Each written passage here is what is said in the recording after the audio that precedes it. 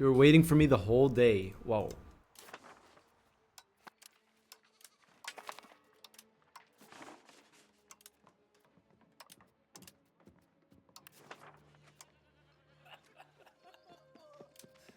How much surplus is here?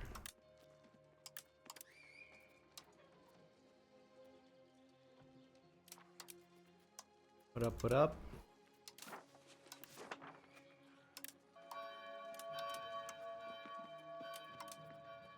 Press all automate.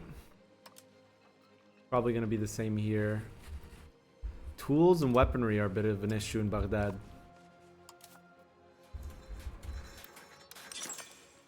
But I think it's the tools and weaponry are an issue because of iron. Let's see if we can build any iron foundries. I mean iron bog smelters. Also, in this town here, we want to build more marketplaces. So we can pull trade from here. Don't tell me it moved. Oh no, it moved to here. Oh god, okay. Do we have an entrepot in Baghdad? Yeah, we do. Ooh. Today is Thursday, no? Today's Thursday. Tomorrow's Friday. MP is tomorrow.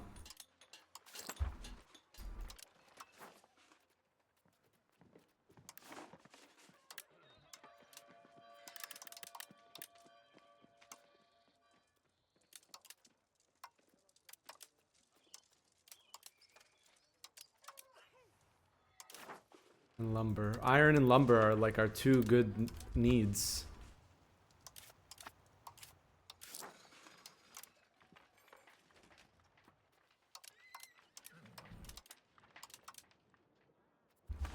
This trades will update. I'm doing good. Thank you for asking.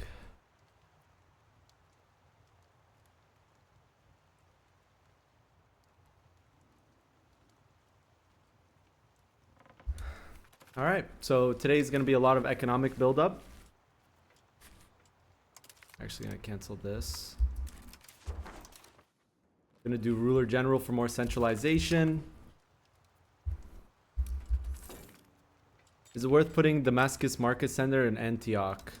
Well, it might be a good idea to make a market center, to remove Damascus Market Center and make a new market center in Jerusalem and a new market center in Antioch. Something like that. Maybe. No, actually, maybe not. Might be worth, actually. I'm not sure. Might be worth making a market center here, a market center here, and then deleting Damascus. Should I wait for 60 stability to embrace? I have 32 right now. I mean, it's like, it depends on how badly you want it. Should probably not go towards, stop going towards traditionalism because it makes stability cost higher. The new patch come out? Yes, it did. It was, in terms of files, game files, it was not that big.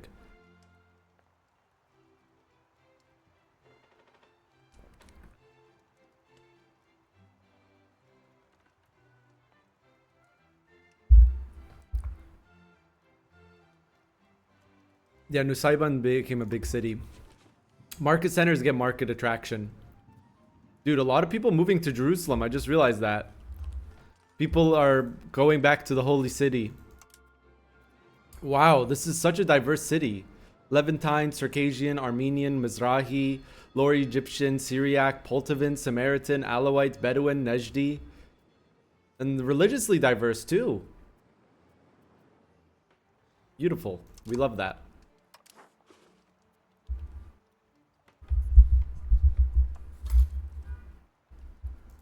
Alright, we can pause now. Yeah, the iron in Baghdad is becoming a huge issue for us. Huge, huge, huge problem. We now need to just save up for paying off loans.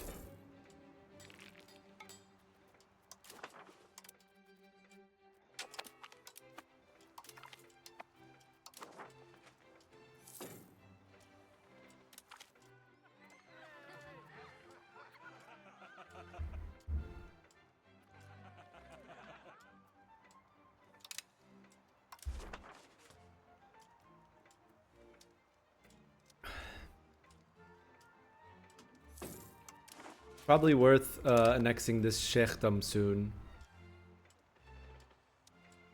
So what? We'll do that one next. We'll do this one next. Just so we have the market center. Possible government reforms. Let's see.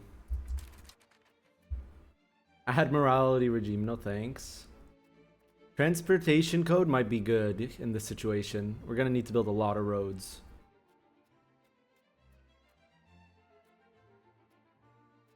Royal Commission's also really good.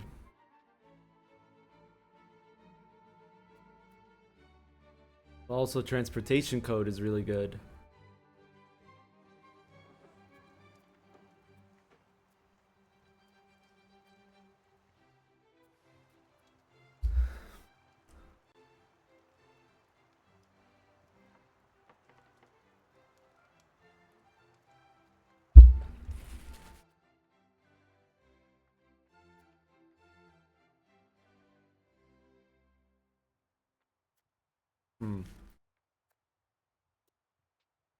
Is deleting urban and making them only an ideal pop capacity location worth it ever? Only time you should ever reduce a location from a town to a rural location is if it's a RGO you badly need or it's food and you're lacking food. The states just build whatever they think is best. And sometimes they build the state buildings, which we don't like.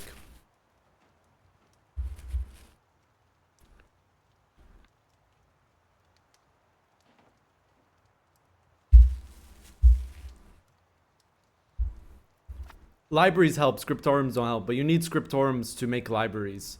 You can also get advances to increase max literacy. You can go admin focus age 2 to get 5% max literacy.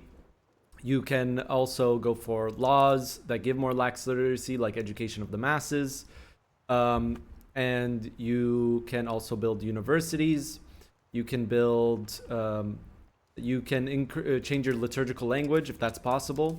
I can't in my case, but it's fine because Arabic is one of the strongest languages in the game. So we like it. Liturgical language is pretty nice. You can also go for different values that give research speed. You can see I have all of these. Am I still in Asia? Okay. If I move my capital here, it's still Asia, as it should be. I'm still debating transportation code or royal commissions. Transportation code would give us cheaper roads as well as trade range 20%. That would allow us to trade with like India later on. Also help us get institutions. But royal commissions will give us 10% cabinet efficiency, more centralization progress. It's 37 crown power and 2356. What the hell? I think you mean 13056. If that's the case, it's really good.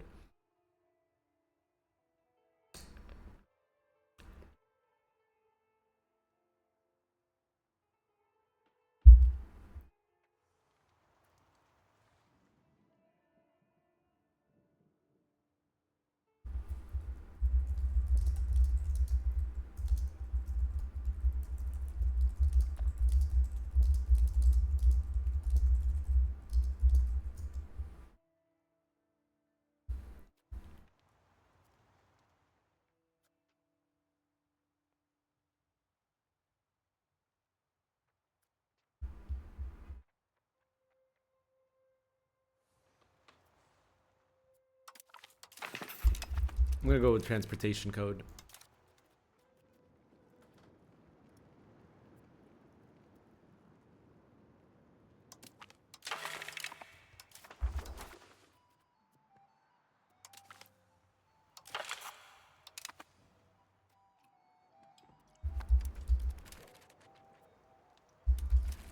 I don't know what your computer settings are, but there's an entire optimization technical thread on the EU5.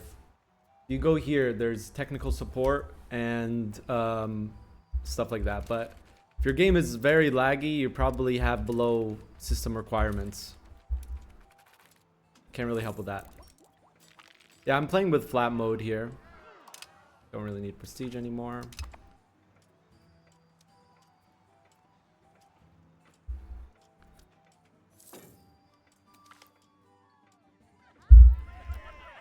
Nice. we go.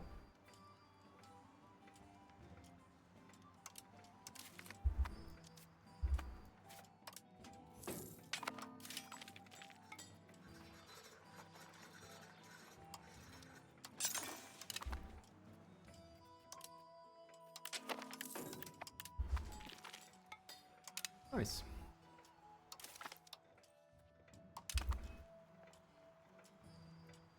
Yeah, scriptorums are very inefficient at building books, brother. Especially if you're spamming libraries and universities. When you get printing press and you get printing presses and you get Bingus Intellectus, thank you for the sub, 17 months.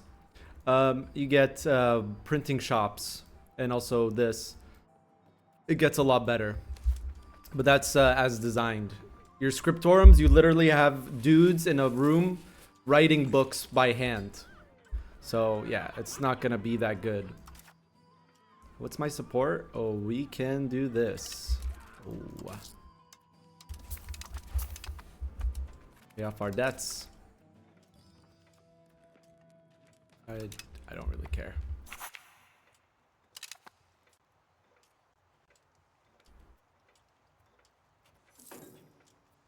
If you're not on an SSD, oh, it's happening to me. It can happen if you're not on an SSD. Sure. Monthly lags on Iron Man.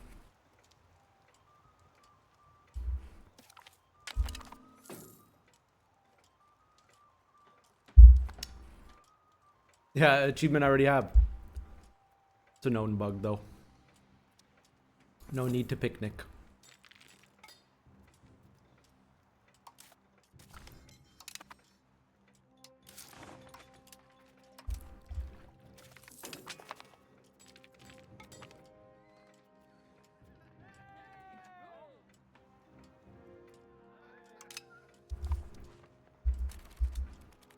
How much do I need to bribe you to play Croatia?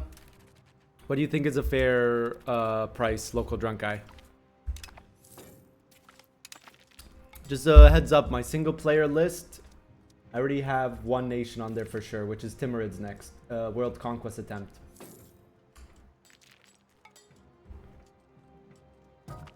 I also want to play Knights at some point. Tell me, what do you think is a fair price to bribe me? $1,000? That seems excessive.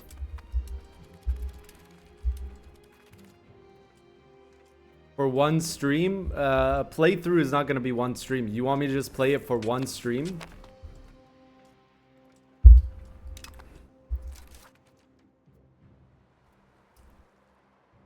New stability cost investment could be really good. Also new cannons, new supply wagons. Some early aquabussers.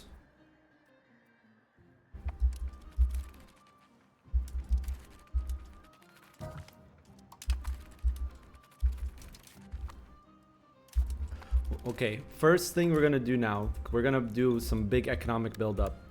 We need to build marketplaces in this market center. Oh yeah, merchant quarters, I forgot. Yeah, we have upgraded building. Boom. It's a really good market center.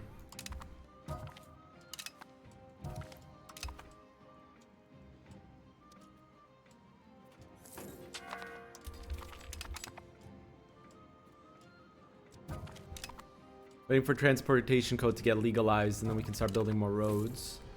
More merchant quarters for now.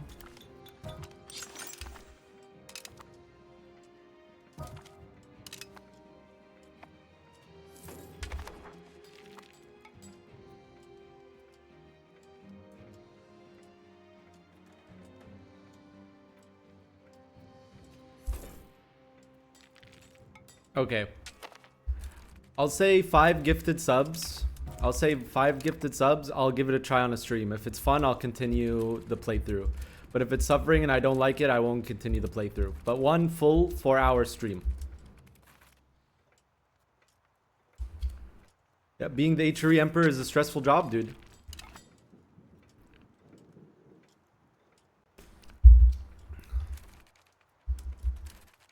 Still lumber issues in Baghdad.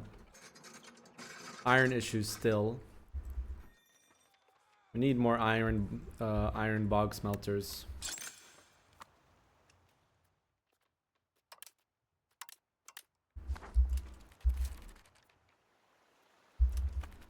And then maybe some more charcoal kins. Thank you for the 5 gifted subs, dude.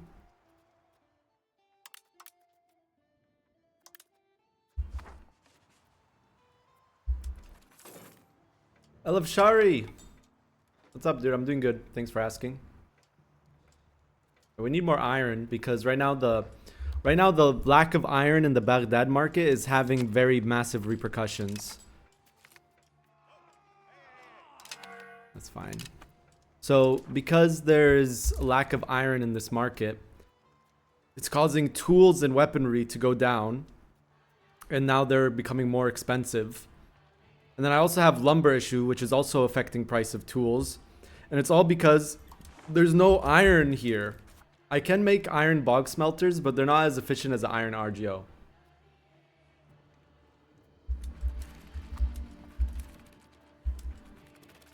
So it's causing a lot of issues. We can build more merchant guilds or merchant quarters and like try to get more iron and lumber through trade. But it's really suffering until we can get more. The problem is it's also expensive in Isfahan market, the one place where I do have iron. I probably should encourage some migration here.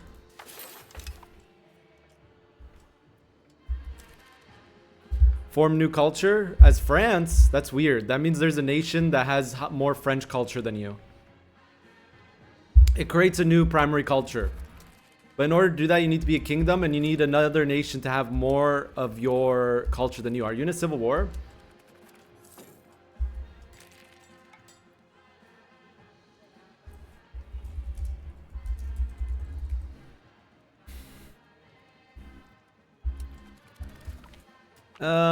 Destroying unprofitable buildings. I mean, destroying unprofitable buildings is fine. There's no downside to that. Wait, I shouldn't have done that.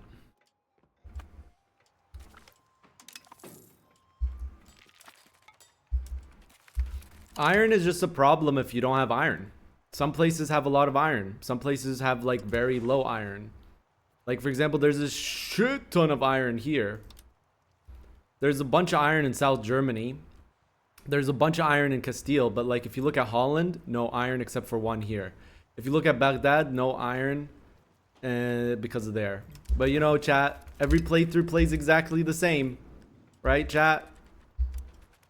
Every playthrough is exactly the same, chat. Yeah, you will have a lack of a certain good depending on where you're playing. There's iron in the bogs. Yeah, that's why we have the iron smelters. They're working very hard. I'm trying to get more pops here to fix the iron here, but that's in a different market, so that's another problem. We should go back to building some more roads.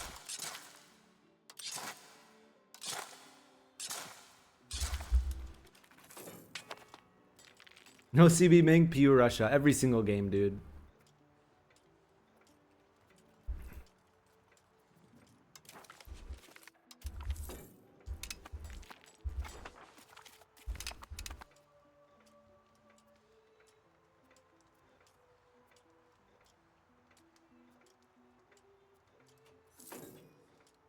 If Timur doesn't, Timur is RNG based. Timurids.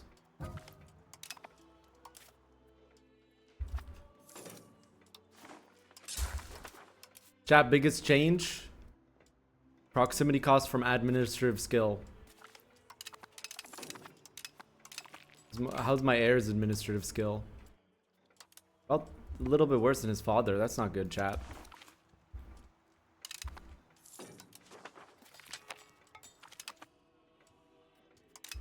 It's an omen.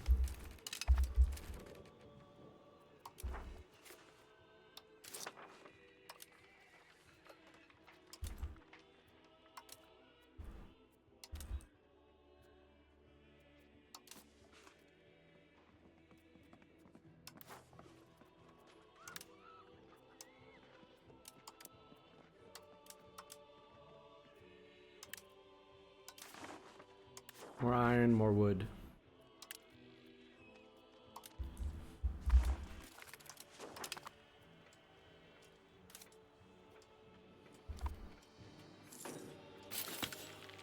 You'll just have unprofitable buildings sometimes. Don't let it stress you out. I have some unprofitable buildings. One thing you could do is do this law later. Where is it?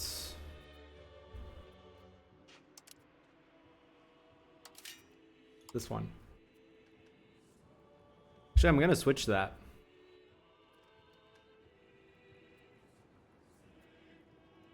Infrastructure, then most profitable.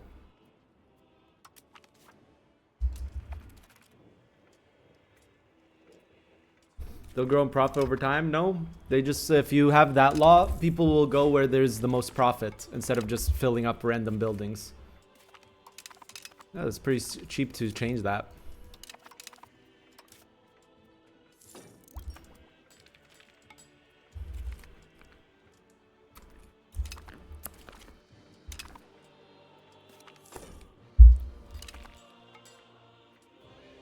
We have to codify that law.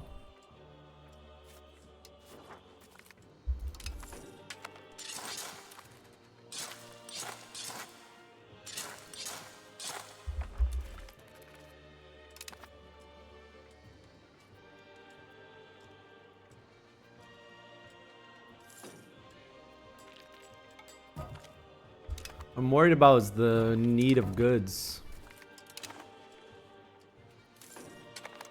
Maybe we can change our tool guilds from not using iron. But they'll be less profitable. I also don't have tin. Stone tools we could do, but it seems to be less profitable. Let's keep just trying to fix our fixing our iron problems.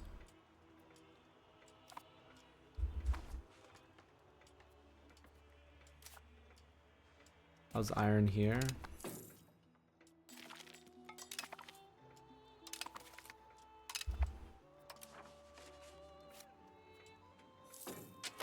This doesn't seem to be doing much.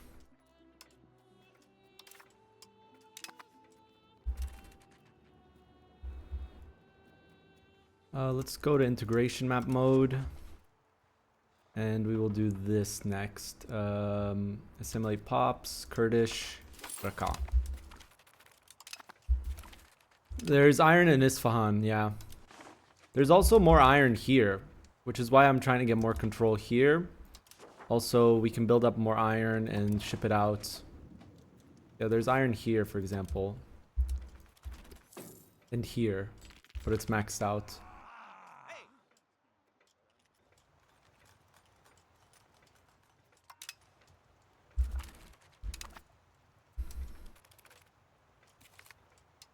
Gonna get a Shiite revolt very soon.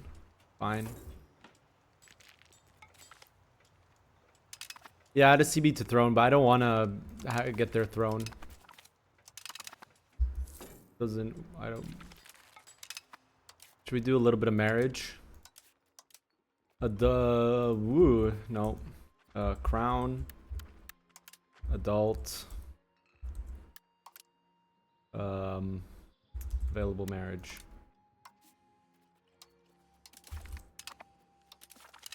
Do it while I'm paused.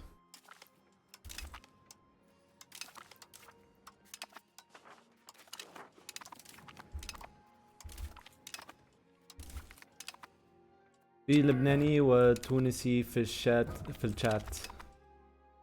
في لبناني وتونسي في الشات. اهلا وسهلا حبيب القلب. كمان في بالشات في سوري وفي حدا من ليبيا.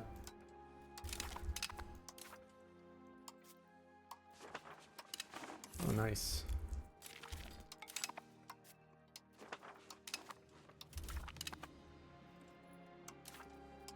Spread.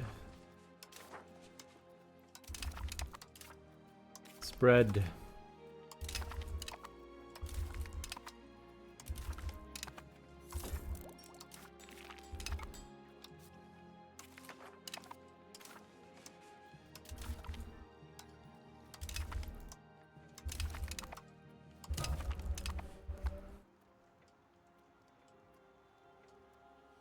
Okay, we're reducing iron need in Nusaybin. That's a good.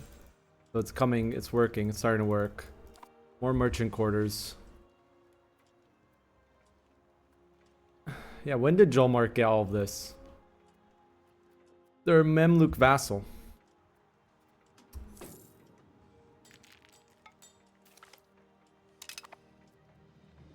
We're just focusing now on economic buildup and control. It's our top priorities right now.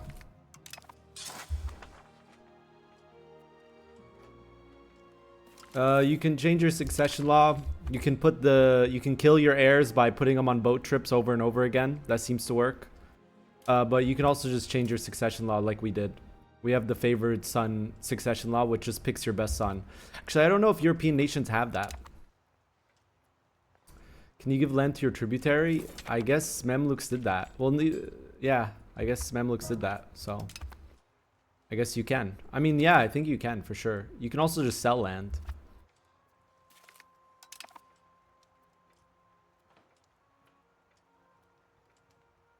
Okay, lumber seems to be more of an issue still.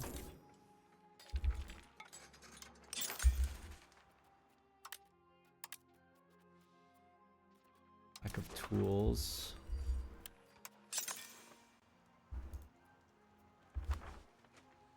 More merchant quarters for more trades.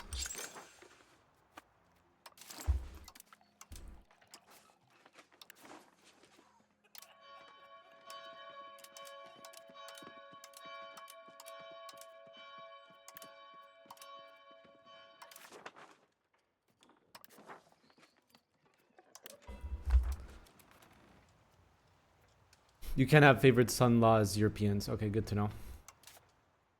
Back to marrying. Oops. Crown. Adult. Available marriage.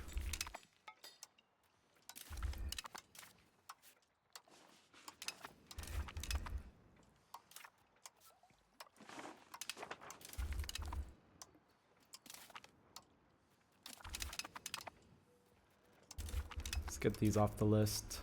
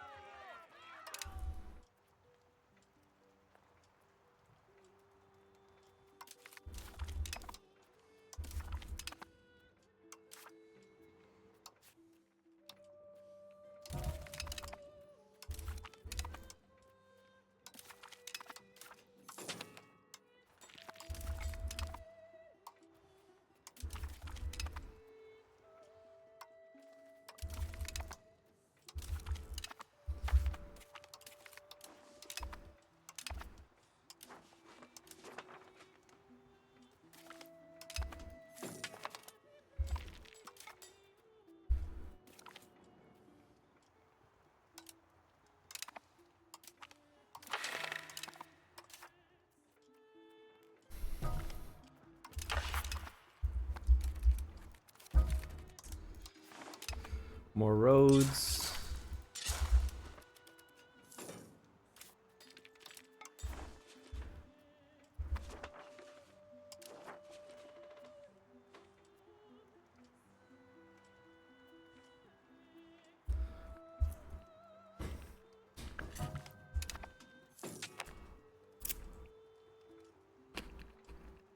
Early game, you're very heavily encouraged to expand through vassals. It's a game design.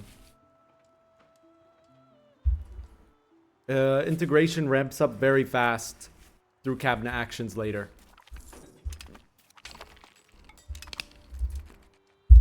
How are we doing towards institutions? Because I really, really want printing press.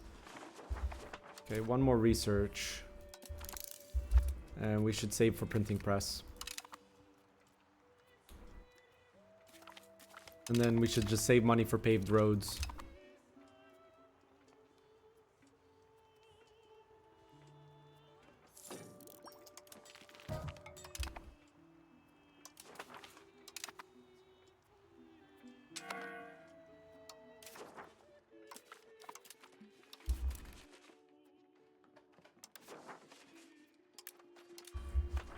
Oh, why am I running out of fine cloth here? Weird.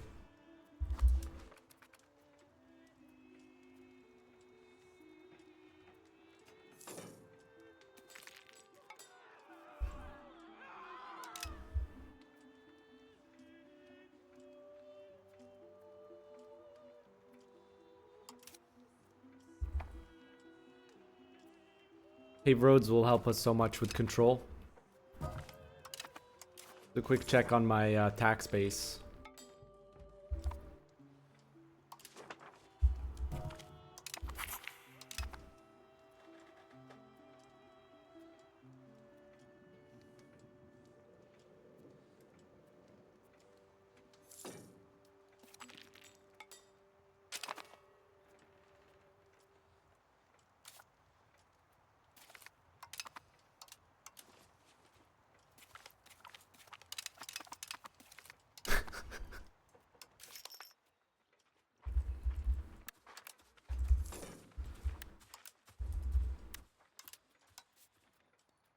Alright, after this, I'm not going to do mass marriages for a while.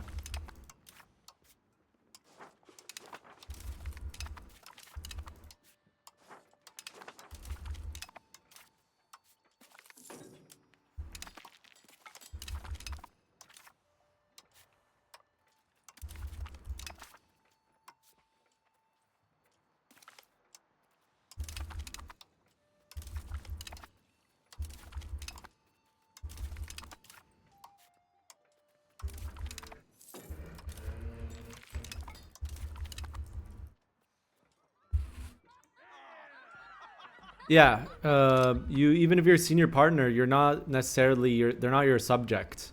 They even start their own wars without you involved.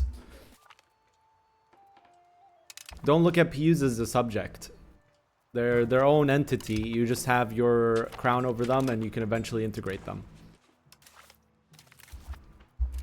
Okay. That was, which revolt was this one?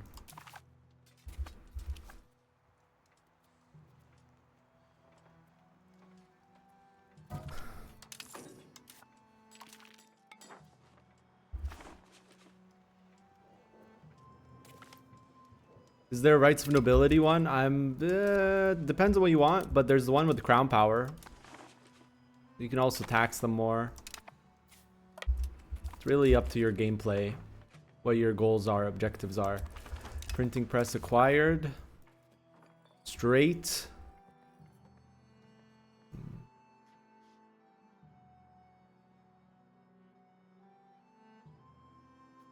Straight to paved road and then cabinet seat. And then we'll decide what to do next after that. Probably institution growth. Paper workshop is really good. Actually, I'll do this. Culture influence. Unique tech. Lumber output. Paper workshop. Printing shop. And then cabinet laws. And then a weapon workshop. We want so many advances here. Jeez.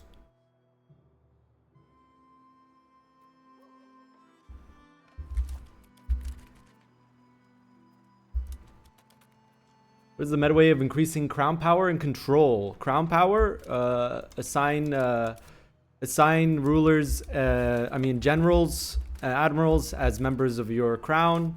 Put a crown member as cabinet and head of cabinet.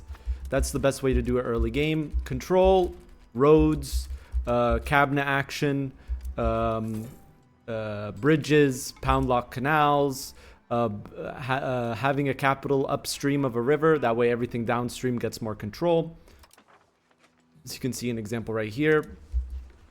All of those help. Good capital location. We've already moved our capital once. When we conquer more of Anatolia and Egypt, we're going to move our capital again to Antioch. Yeah, for sure that one.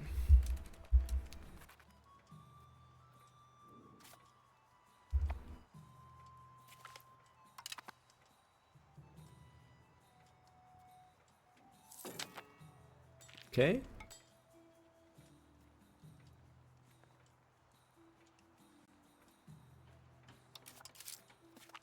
Let's reduce fort maintenance.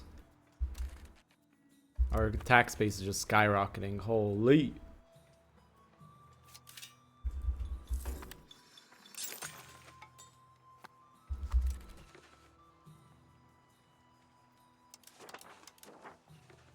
Control not looking half bad either.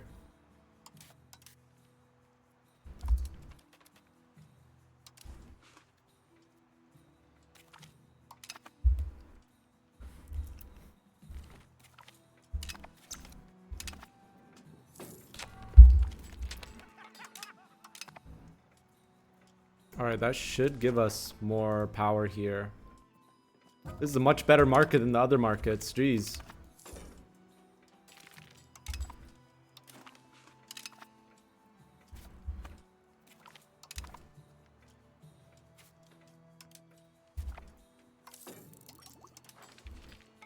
What's the culture here? Alawite.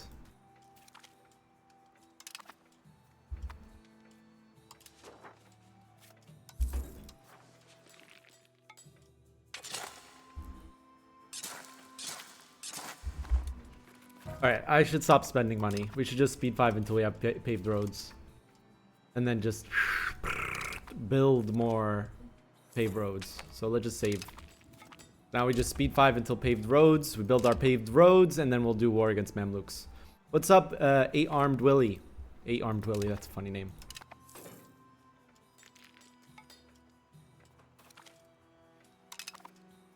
Yeah, I mean, the devs love this game.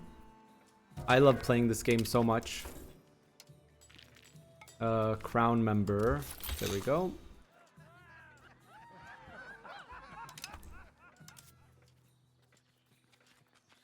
Going heavy into capital economy. That's fine, though.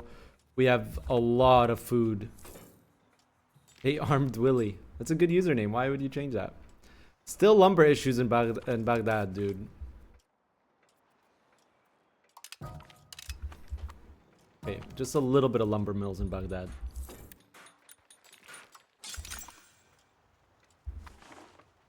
Just a little bit.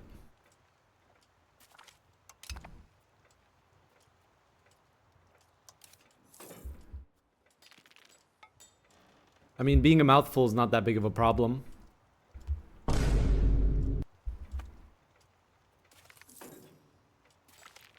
Revoking privileges from estates. You can go more into communalism. If you go very heavy into communalism, it becomes cheap. If not, you know, it's just going to cost you a lot of stability. What you can do as well is wait for the age of absolutism. When you go through the disaster of court and country, you can remove estate privileges for money and no effect on stability.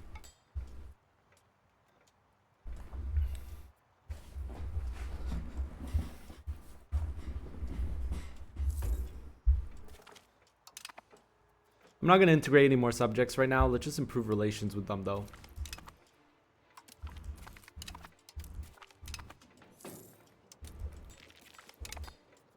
And now we just save money for paved roads. It's speed 5 gameplay until then.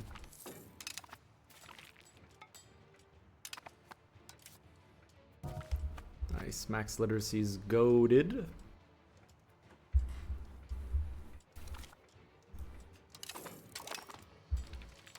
Is expansion too easy? Actually, you know what? I might take this. Let's wait a little bit more.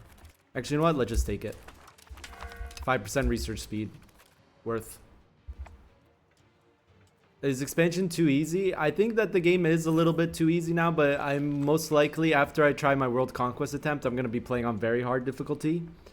But I think for sure that maybe it's not that it's too easy, more that AI sometimes death spirals too easily. That's what happened with this Mamluks. They bankrupted fighting a crusade, and then they bankrupted like twice in a row, which kind of ruined them.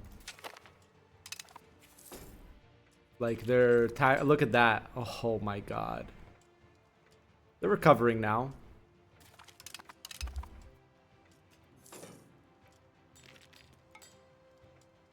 What should you take? I mean, once France, at some point as England, once France is lower great power, you should probably take them into your union, no? Oh, I forgot to do one thing. Mass marry this guy off.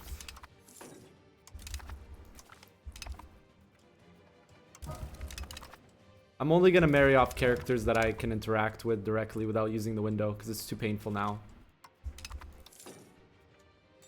Oh, they're like doing their own thing. Cool. Our dynasty spreads.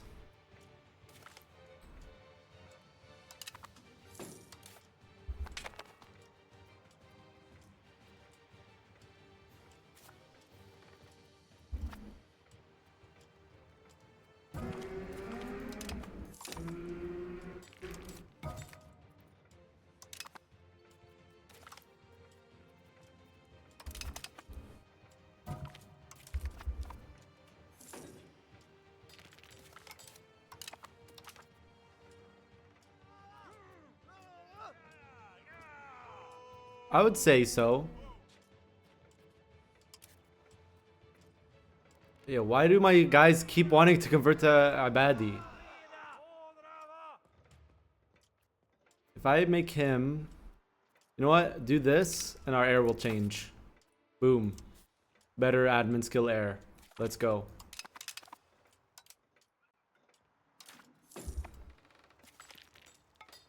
How's Granada in EU5? Check out my YouTube. I talked about Granada in my latest YouTube video where I did a tier list of most fun nations. It's doable though. Ayyubids is very rough. You start as a 2-location miner that is surrounded by a nation stronger than you. You have no unique advances. It's not the worst.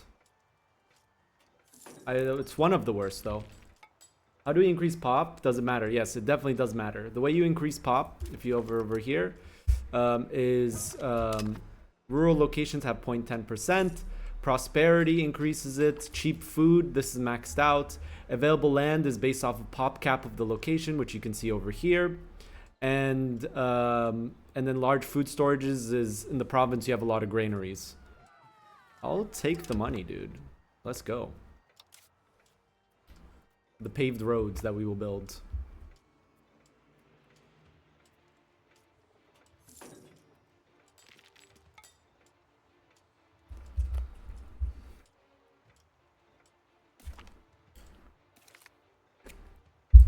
Our advances are going to get cheaper in a bit, in 3 years. What year does the EU5 start in? 1337. Leet. It starts in Leet. You notice that, chat? Ivan. And chat, if you're having a good time with the game, of course, you know, I'm gonna build more merchant quarters in Baghdad. Give it a good review, man. On Steam.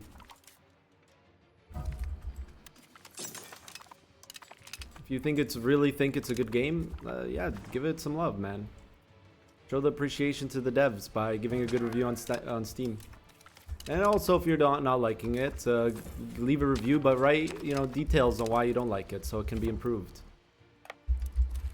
You can also make suggestions on this link right here if you scroll down to here. And just so you know, the devs do look at these. Right here, you can report a bug right here. If you're having technical issues, there's a tech support threads here. And there's also suggestion threads that you can make here. You do need to make a forum profile, but you know, that's pretty easy to do. That's a Shia revolt, right? Yeah, it is. No biggie. Tripoli? What? How can you do this, my beloved city?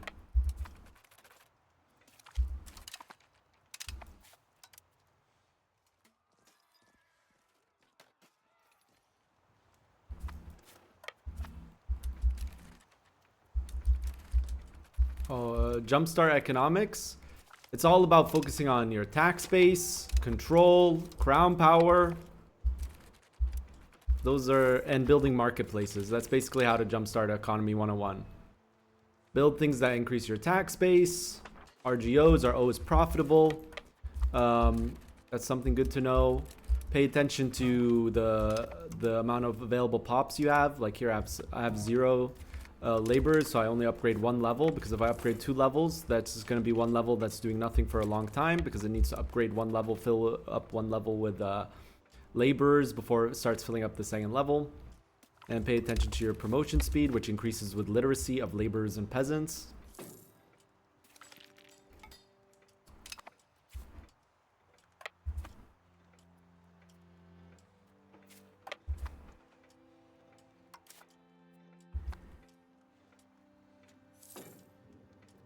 Is there anything interesting Ayyubids get? They get all of the Iranic,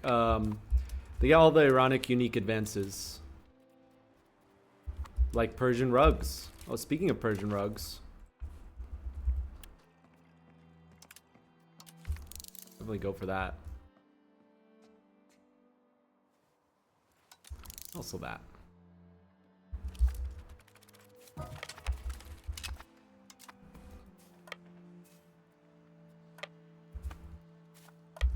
You can also form Persia as Ayyubids, but we're not doing that. I could also form Kurdistan. I could form the Ilkhanate. But I'm not going to do any of that because the whole point is Salahuddin LARP and having big Ayyubid name. Don't you want your peasants always upgrading to laborers? Yes, you do, pretty much. You want your peasants to... The thing is, though, the less peasants you have, the less food you produce, because peasants, just by default, by existing, produce food. But yeah, you do want them to upgrade. But my point is that you don't want to over-upgrade, because I see a lot of people do that, where they will just go like... But you're basically making 3 levels. They're going to be upgrading to 1 level. And they're going to slowly upgrade based off your promotion speed, 15 per month. Maybe some will migrate. But that's going to be like 4 or 5 years before that 1 level gets upgraded. So you basically are losing money that you could have spent somewhere else being more productive immediately, just waiting for promotion speed. Which is why I say just upgrade to 1 level and pay attention to this number. You missed my response? Dude, that was like 30 minutes ago. Did you just ask me a question and walk away? I think that the AI needs to be better, but you know, that's being worked on.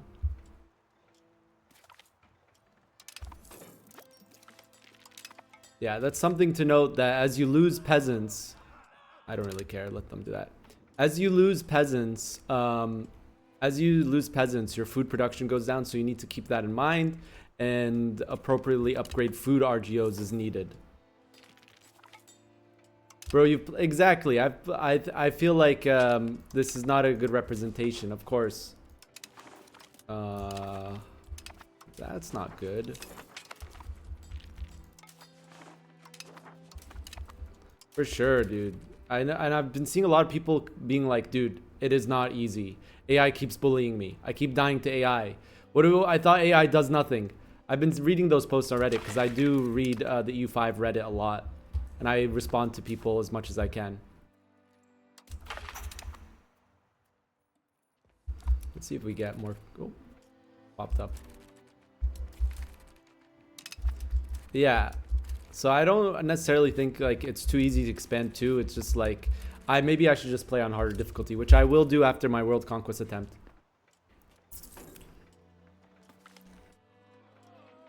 Honestly, 20 hours since release is kind of impressive. Like, you should maybe rest a bit. Talented Mufti. Oh, for sure, that one. Is it optimal to release Finland day 1 as Sweden? I don't know, I haven't played Sweden. But why do you think it's optimal? Explain to me your logic. Oh, we've integrated everyone here. Pog.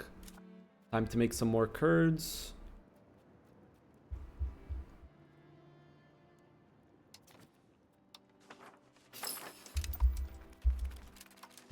I mean, you can accept Finnish pretty easily, isn't it? Also Scandinavian culture.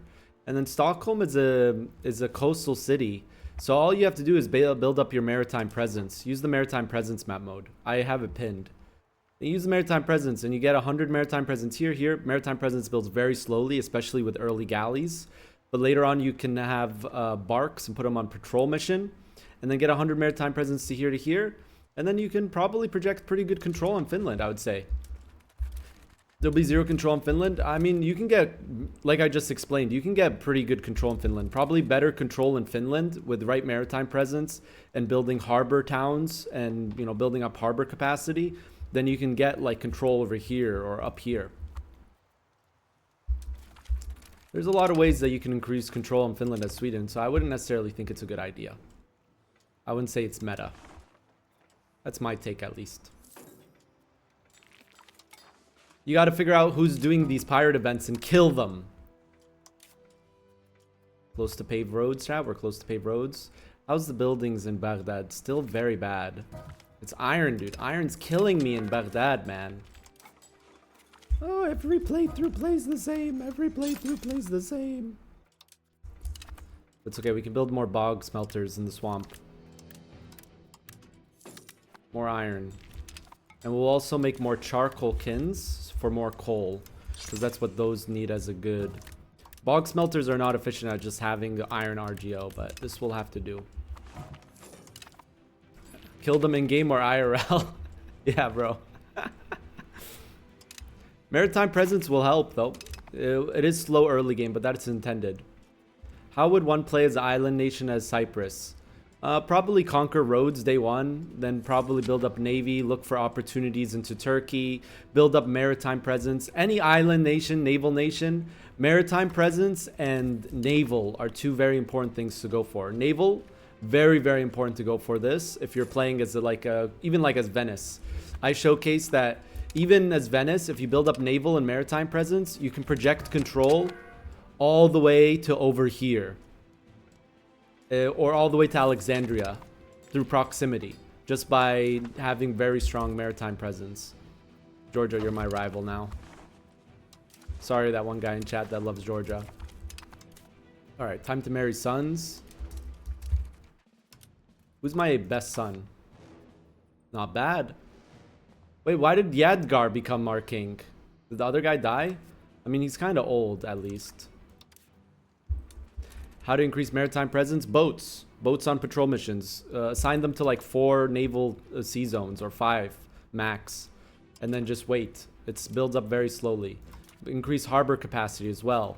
You can see like here we have very good harbor capacity, but this is also a very good natural harbor, which is why we want to move our capital here at some point when we expand more over here.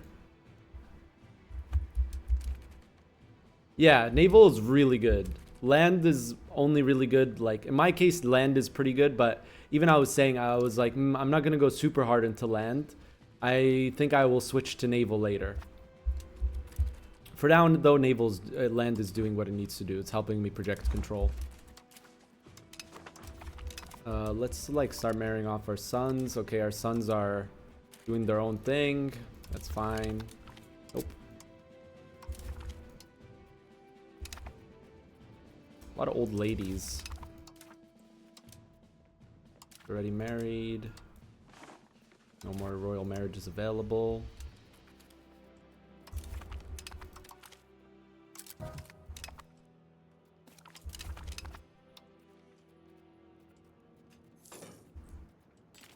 I'd say most cases I would go naval over land.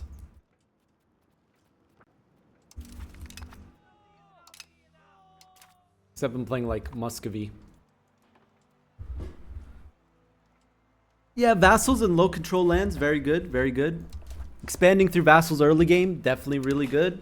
Kind of really feels weird if you're very EU4 brain, but you would do that in EU4 as well, especially multiplayer. You would expand through vassals and integrate them because you're using Diplo points instead of admin points.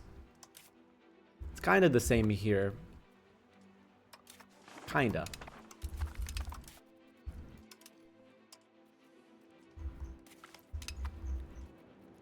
Integration's very slow early game. Can you recommend Paradox make 50 plus unmarryable?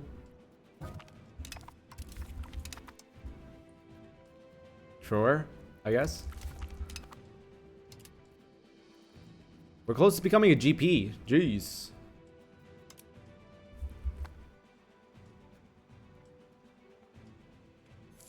Was the AI fixed for when you sell them locations? I sold one location to them. I sold one location for 1,500 ducats. Is that bad?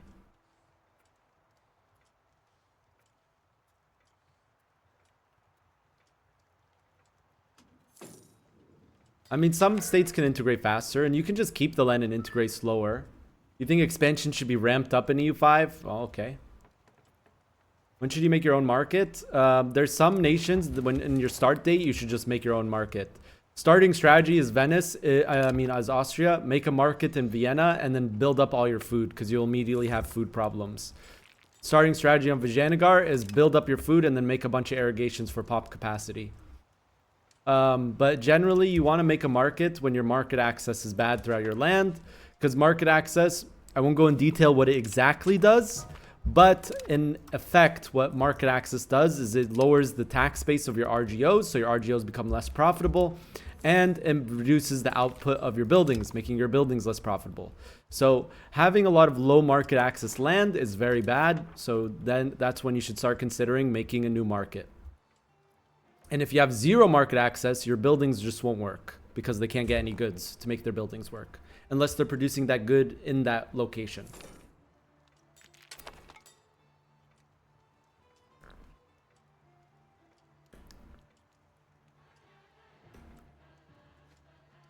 I mean, you can expand really fast.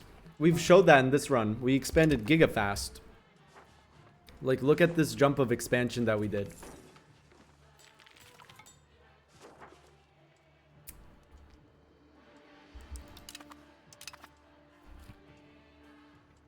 And we have everything integrated.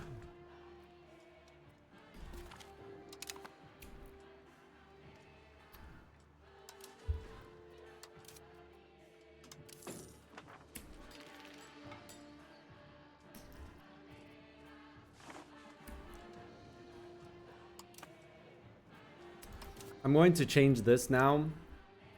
Increase control over here.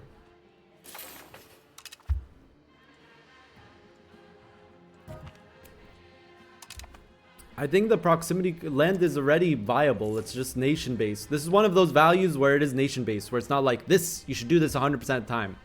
I feel like centralization and innovative are like the only two ones where you do it every single time. Maybe also jurisprudence. But you could also make a case for mysticism. Where on the map does Ayyubids start? Right here. Just like EU4.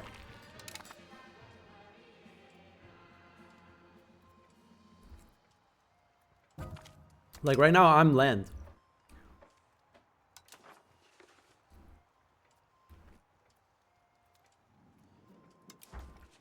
I really need to build up the Damesh market more, but like I said, we're saving money for paved roads.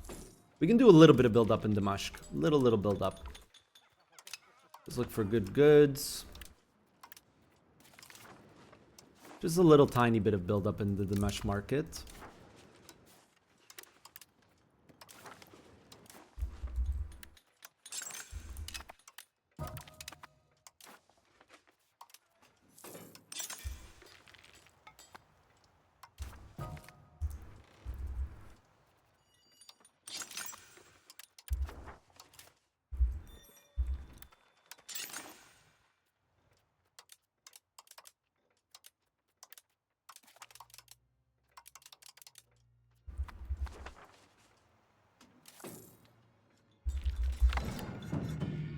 I'll look at that in a second.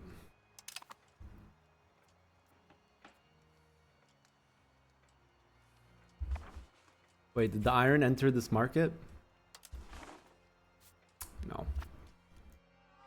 If we could get the iron in Baghdad market, that will help a lot. Alright. Which one are we gonna go for? We can make our roads even cheaper, because we did go transportation code. This is a tough choice. Tax efficiency is good. Income from minting is good. Tolerance of heretics and heathens good. Culture capacity +2. I think we need to go this one actually. Because military does give culture capacity, but it's like 20%, 25%. But given our nation, this would give us more culture capacity.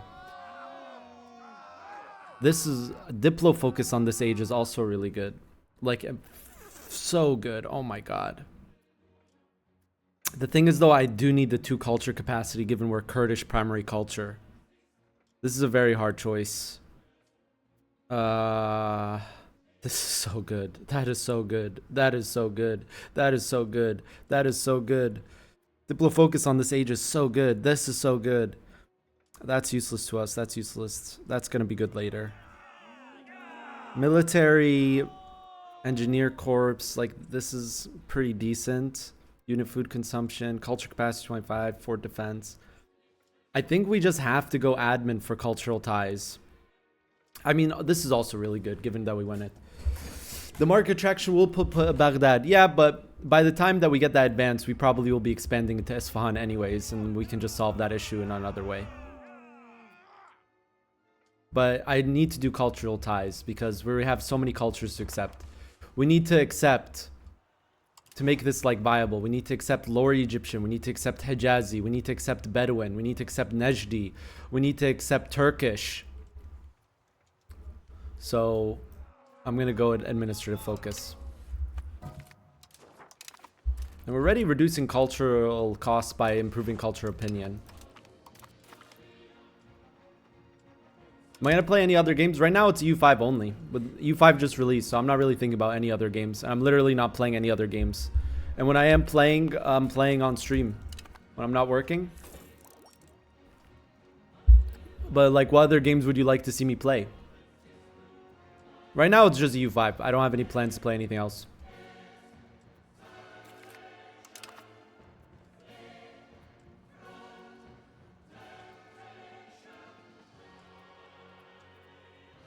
About to get integrated. Let's go. Let's pop migration. Okay, everyone's moving to Damascus. Makes sense. EU1. Start playing EU1. Isn't EU1 more of like an education game? How many hours? I think we're close to like 1,100. But keep in mind, and I still am, been working as a contractor for Paradox Tinto. Right now, full-time. I'm full-time until the end of December. And then after that, I'll be part-time.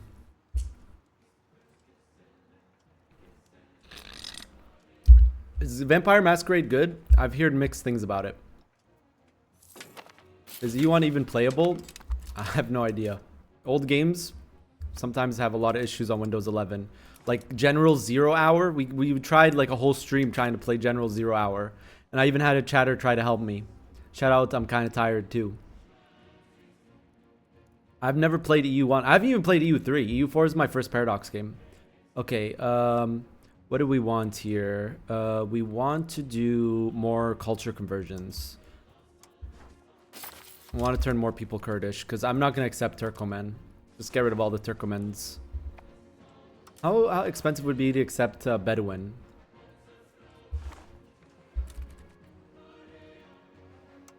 Is there even that many Bedouin people?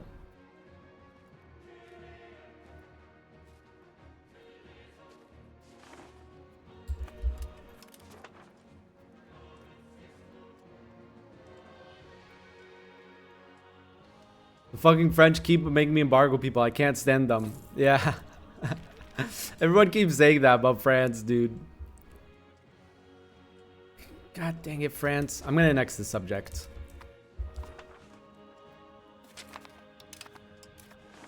You know, we should also start building up a navy. We need more dry docks.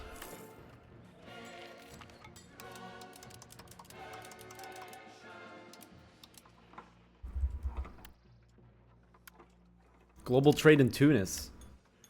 Is it just dock?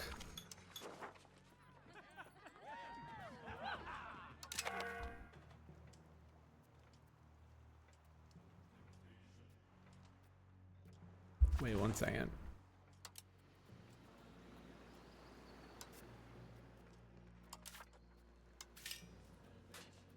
Yeah, I'm gonna build, I'm gonna turn Tripoli into a town. I love you, my beloved Tripoli. Wine. Saida, keep it like that. We have a dock here, but we're having lumber issues. Maybe more lumber mills here. Lumber, lumber, lumber. Who would have thought there's very little lumber in the Middle East, chat? Let's look at building needs.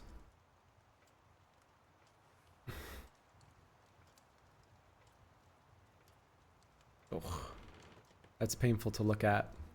More bog smelters in Baghdad. Bog.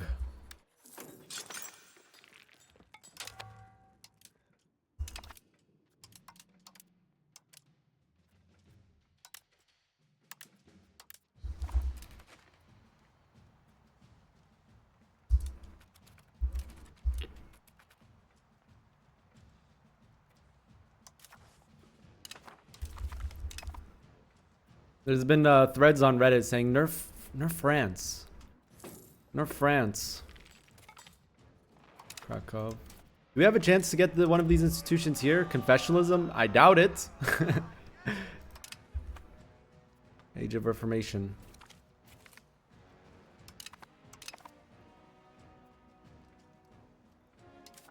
I'm gonna go on a food building spree a little bit.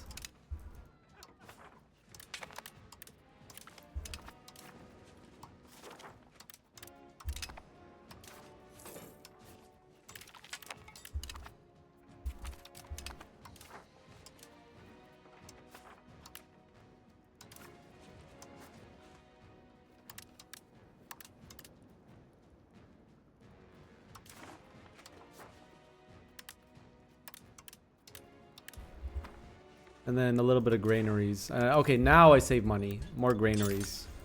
This is increased pop growth.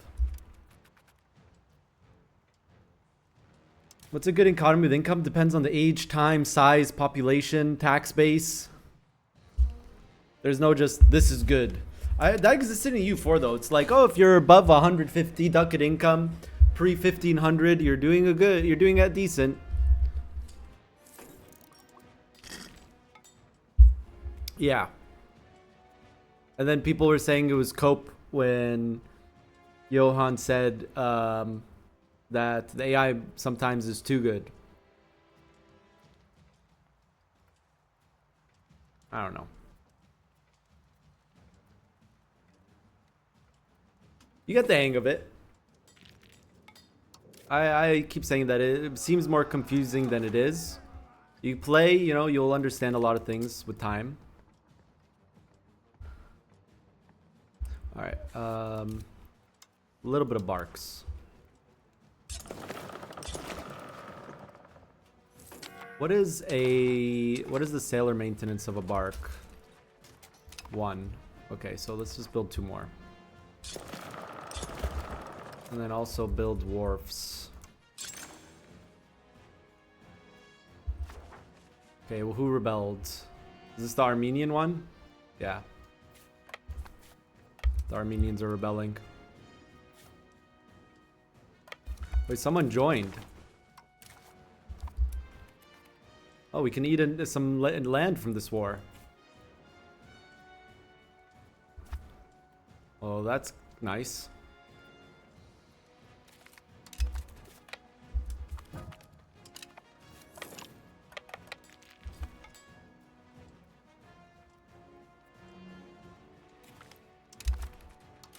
Okay, hit this button to an X and take this land. Actually, you know what? Let's do separate peace deal here.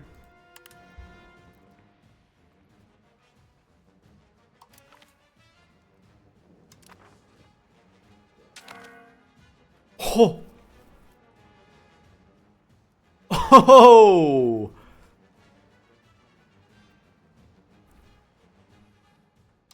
Yoink!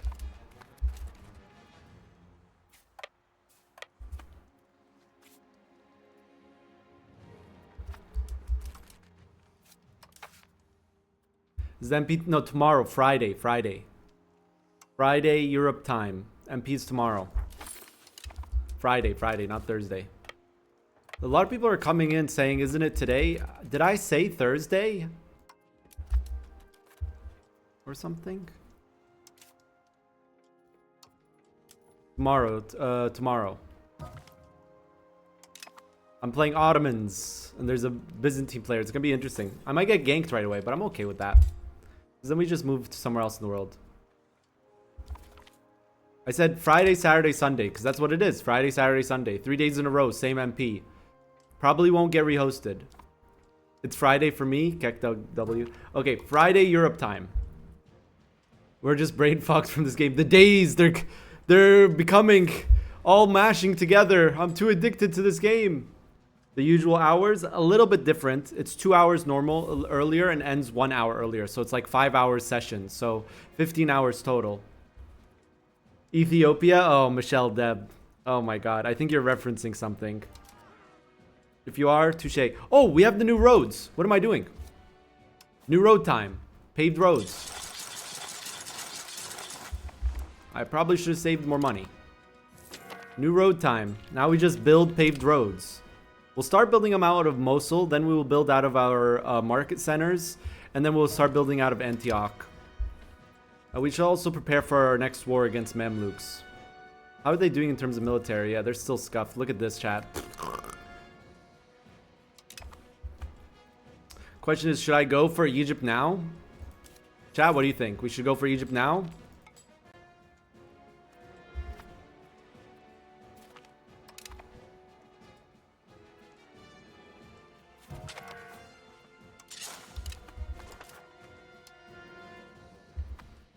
Yeah. We'll go for it as soon as we get our next parliament. These roads are going to help so much with control. Every single new road level is so good. Another cabinet seat. Can I get another cabinet member? Yeah, I can. Every new road helps so much with control. Are you gonna consolidate the Caspian Sea? Our goal is this.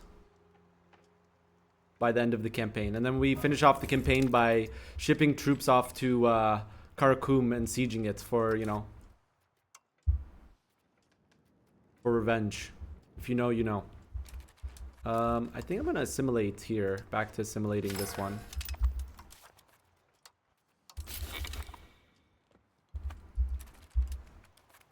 Area of interest mechanic, yeah. Dude, you can make a suggestion here. Should I show again? If you go to this, I wrote this myself. This is player resources. There's a bunch of stuff on here that's really great for you guys.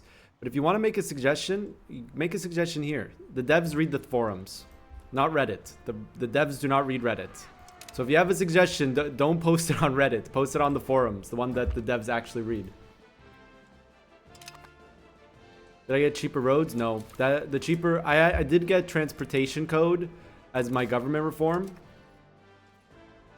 But the cheaper roads are not until Age of Reformation and we accept institution. But, you know, we'll just use those later. Is there any unique advances here? Oh, look, there's cheaper roads here. There's also cheaper roads here. We're going to make our roads really cheap. Well, we have to because our terrain is not good. Do we get any unique advances here, chat? I'm pretty sure we do. Where's our Persian unique advances? Yeah, right here. Also culture capacity here. That's going to be massive. What is this? Confessionalism? We want confessionalism first.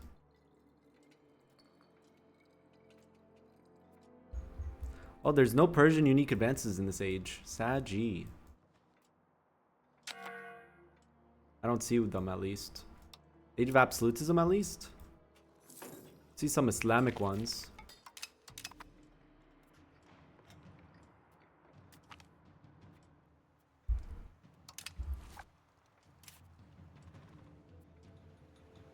Where should put your cannons? The front. There's no back row in this game.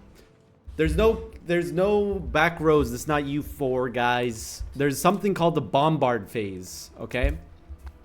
So the new meme, instead of it being no cannons in the back row, will be no cannons in the bombard phase. That'll be the new meme. No cannons in the bombard phase. No, you do put them in the front though, because bombard phase happens first. And basically it's a phase where only cannons can shoot at each other. And if you have no cannons, you basically miss out on the bombard phase. This may be too much. Let's just do 4 sea zones. This is what I like to do with patrol missions. Just 4. Just 4. 4 per sea zone. Some people like 5. Some people say 3. Me personally, I like 4. Is there a force limit? Your force limit is set by your max manpower. Because units have a monthly manpower cost. As you can see right here, army maintenance minus 86. So if you have too big of an army, your manpower will not recover as fast. But as you lose troops, the more maintenance goes down. So the more troops you lose, the faster your army reinforces. Is combat width replaced with frontage? Not necessarily, because frontage impacts the speed of the army.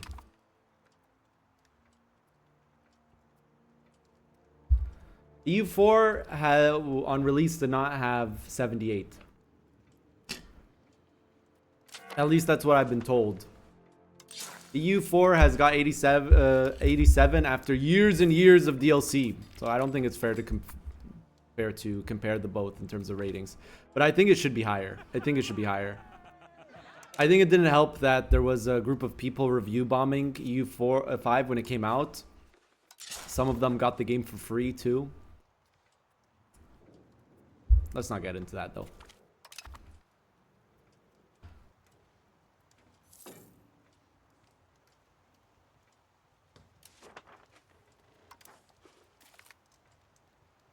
The reviews also don't make sense. I said this on a video. I commented on my YouTube account. I said, I'm not really understanding why there's so many reviews with people with like 2 hours, 5 hours. I would say minimum 50 hours before you like review the game. And if you look at the tech support threads on the Paradox forums, there's a lot of people like complaining about like the game and stuff and performance, and they're below the minimum requirements. I just, the reviews don't make sense. You know, like I think for people that are waiting on more reviews to buy the game, I'd say wait at least like a week or two, maybe even a month to get an accurate representation and more reviews from people that have more hours in the game.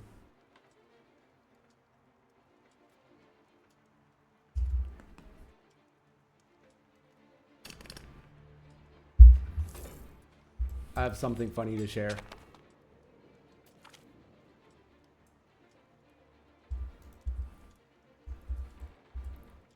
I have something very, very funny to share.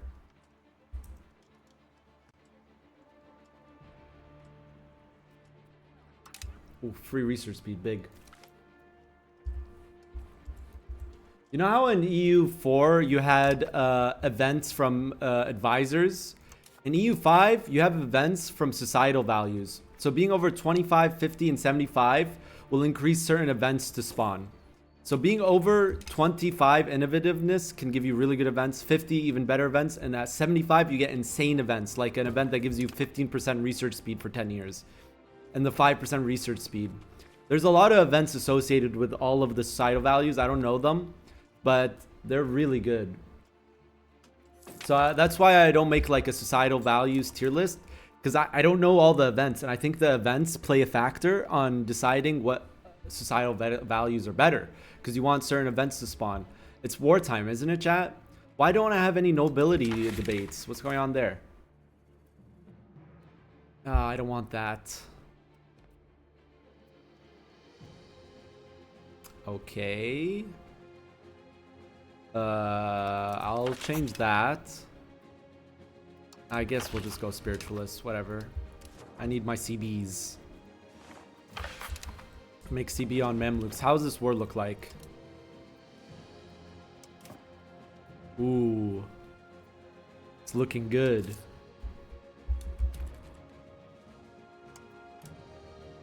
Let's get our army maintenance up. Drill a little bit. Upgrade our units a bit. Drill a little bit. Get some more lancers.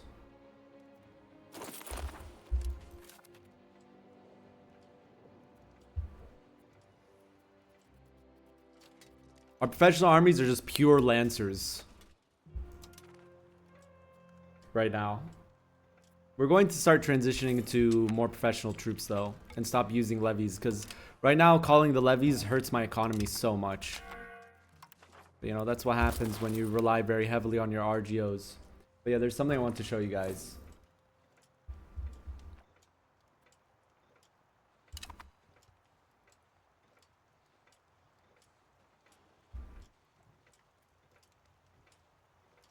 Sorry, around the world, around the world, around the world. Your boos mean nothing. I've seen what makes you cheer.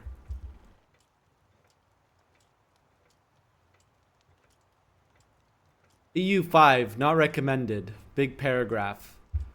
Yogurt, some hentai game, recommended. Futa fix, dick, dine, and dash, recommended. Same person.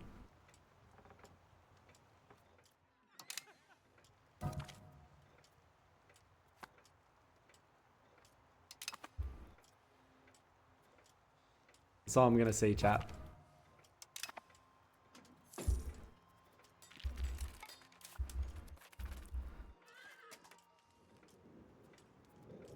No shaming.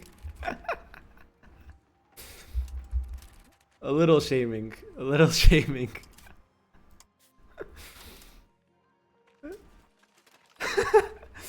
We need to send an insult to this guy.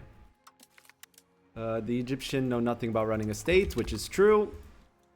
Just look at their tax base graph. Very true. Barely even an insult. There are boobies in EU5. You just didn't play enough to realize it.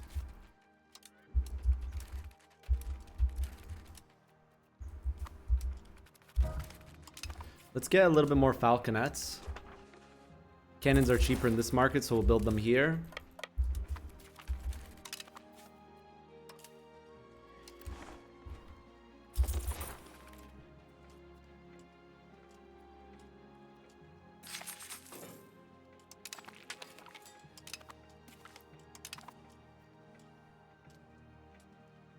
That was just really funny to me.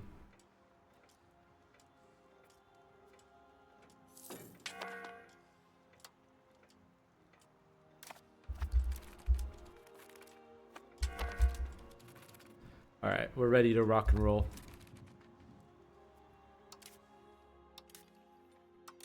We can claim their throne. Do I want to integrate this nation? It will take so long. No thanks. Let's just eat them. We have the cabinet slots.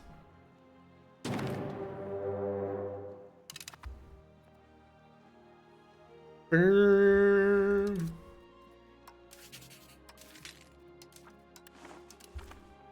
51k levies. Oh, this is gonna hurt. This is gonna hurt. Time to tank our tax base. Oh no, my navy. For now, let's just keep assimilating. Assimilate more cultures. That I don't want to assimilate. Maybe over here. Oh, we're gonna have to assimilate here because there's too many Armenians. In game.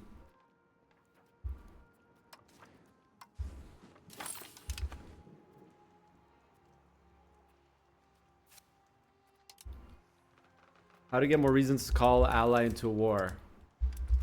I think if you increase trust and diplomatic reputation, which also increases trust.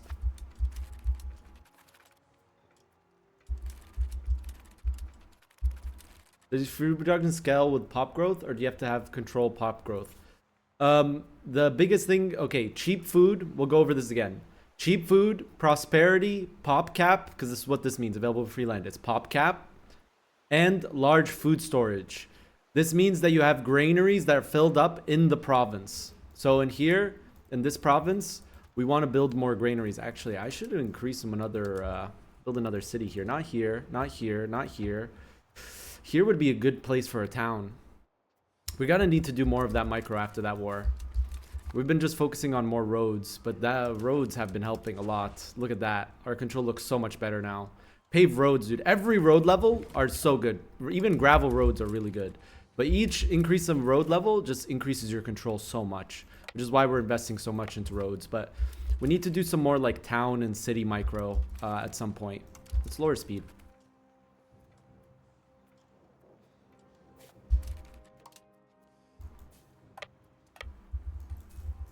Let's be real though, Armenians got the short stick of history many times. Poor Armenians, dude. Same with the Kurds.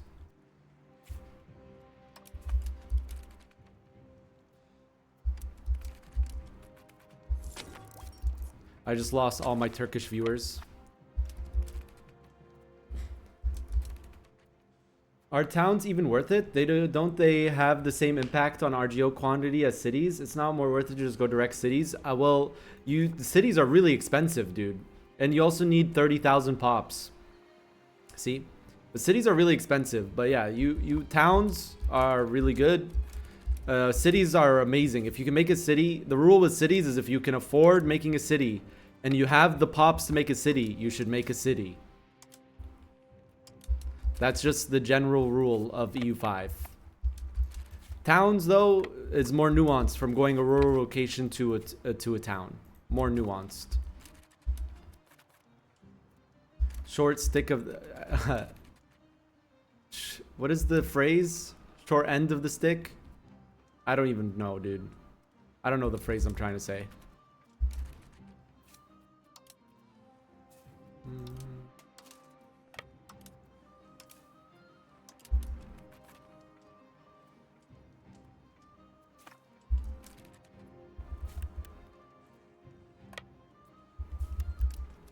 Our armies are ready. So that's like been my general strategy with professional armies later on, early game. You use your professional armies purely for heavy cav and cannons and supply carts. Your front line is filled with levies. And then this is around the time where we start transitioning into a full professional army. Just so we stop calling our levies. Because look, it tanks our tax base. But yeah, every province you call a levy from, you get 20% RGO growth from there. Or RGO output. So if your economy is very RGO heavy, which mine is, you will see a huge impact from, what do you call it? Oh wait, I did the wrong thing here. Crown generals. Yeah, crown generals only. We only use crown generals in this chat, in this game. How many association with more than 50% of another culture that are slaves? It keeps me from coring a location. You can accept one of the slave pops that immediately frees the slaves of that pop. So let's say in this game, I had a bunch of Syriac slaves. As soon as I accepted the Syriac culture, all the slaves went free.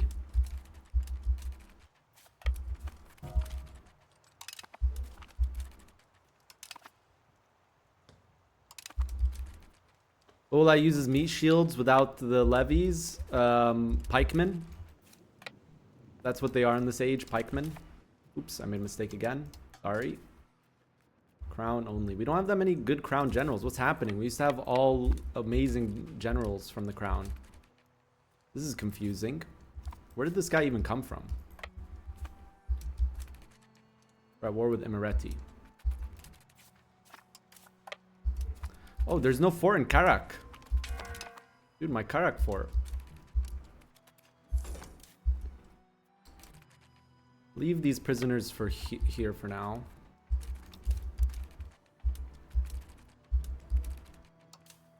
Oh, we're low morale. We should be fine though. The cav will carry.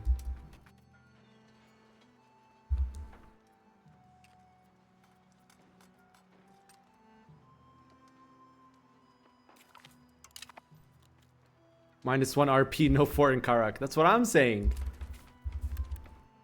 Let's push forward here. Let's see where the province capital is. It's right here. Luckily, there's barely any forts in Egypt because he deleted all of his forts in bankruptcy.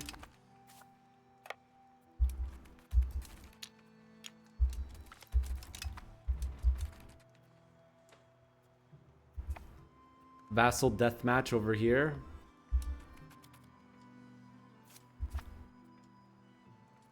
That's the fort from the movie. Funniest chatter yesterday is like, Salahuddin, like the guy from the movie? We need to start naming all of our sons Salahuddin. But we don't have control over their names because we keep giving them too many kids. You can run into food shortages for sure. Especially during the little ice age situation, which starts in the age of absolutism. That's when you will probably feel the most food shortages and lose pops to starvation. But yeah, that's what I was saying is if you peasants by nature produce food. They're doing like sustenance cultivation. So they produce food. Okay, so as you convert more peasants, you will produce less food and you need to boost up your food RGOs more. Which is why I go on like sprees of building up food every now and then. Also, more granaries. Granaries are very good for pop growth. You want pop growth? Mass build granaries. And yes, pops are very important.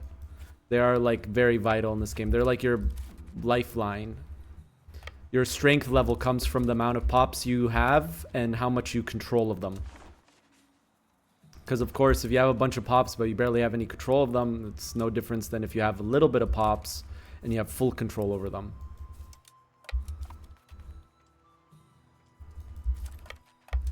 That. I need a fort in Karak though.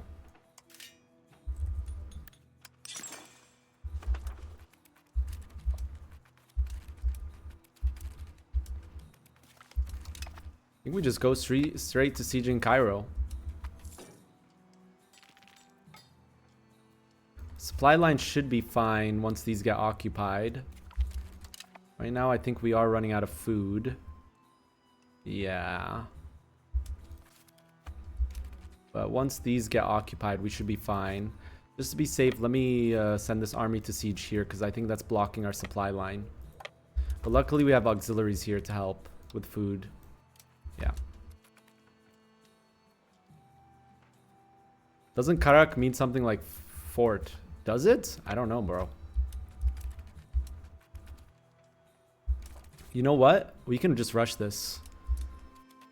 Just send them all to die.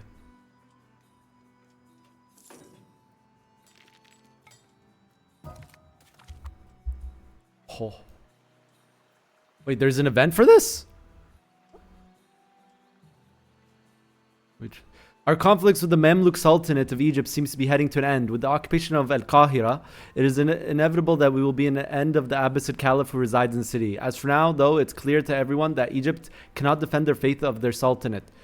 Perhaps we can use this phenomenon in the future, but for now, we shall bathe in the glory of having the gates of Egypt open. Does that mean I can become the Caliph? That would be so cool, dude. I didn't even know this existed. 10 prestige, offensive, jurisprudence. I hope that leads to an event chain that lets us become the Caliph. That would be very cool. Then we would be the Abbasid Caliphate.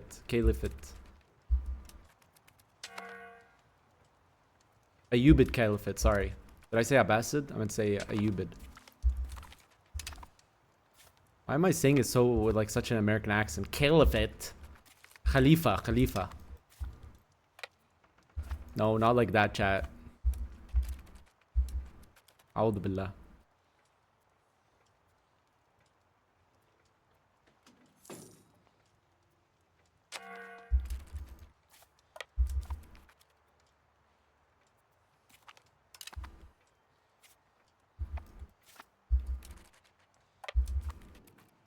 No, chat.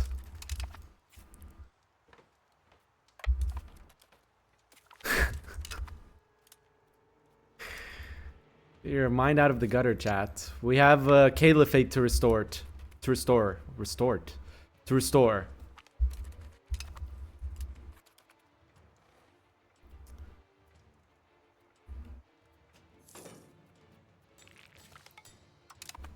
A lumber output, huge. I have like no hand gunners in our army. Gunpowder? What's that? Well, we do have some cannons, but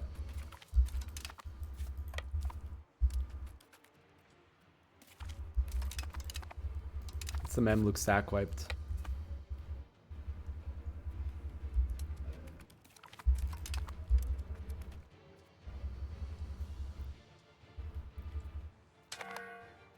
Oh, you mean like the weed smoking guy?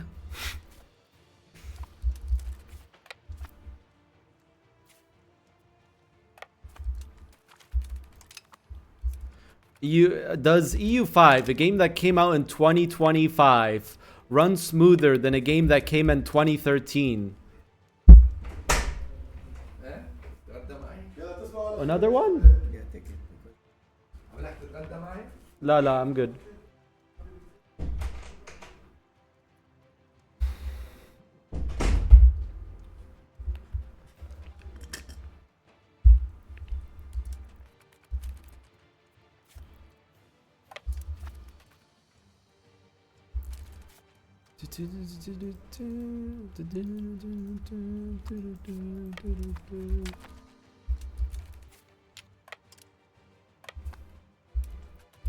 How much control does Trebizond have on Cyprus? I mean, probably 0 unless they accepted the culture. Oh, not bad.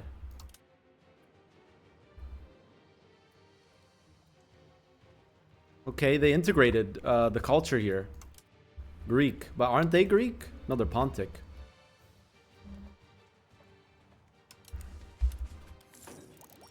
The human eye can't see more than 8 FPS. What do we even take from this war? I think we go for Alexandria. Like we go like this. Remove some of these. Like that. Something like this.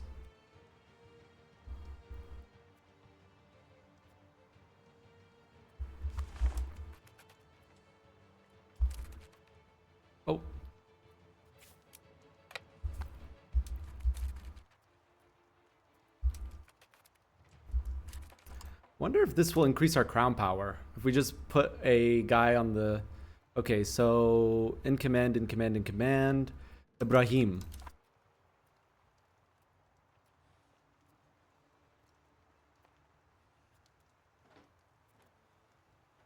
Yeah, it does. Barely. Nothing. Okay.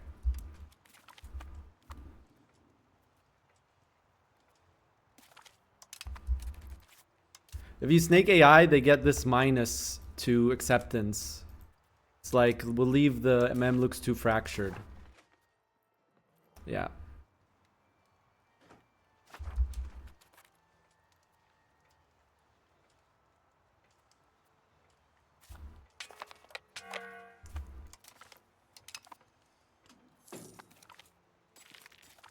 Control, shouldn't snaking be really good? Just take the provinces with roads. Yeah, it could be really good. But remember, this is something not a lot of people know. Control roads go through your territory. So even though like I could snake him, but if there's roads, they still use those roads. But if you leave him really isolated from his capital, then yeah, that will go really badly.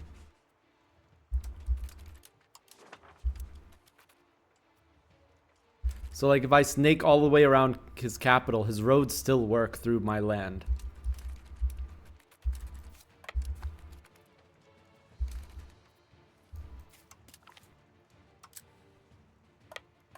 It's still a good strategy though.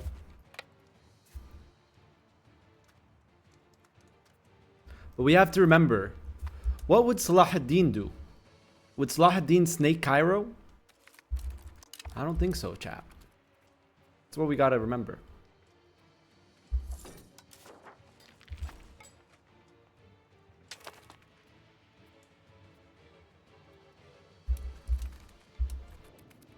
Our next campaign is a world conquest attempt, and we'll see how it goes. I think that it is possible though. Be very annoying and hard though.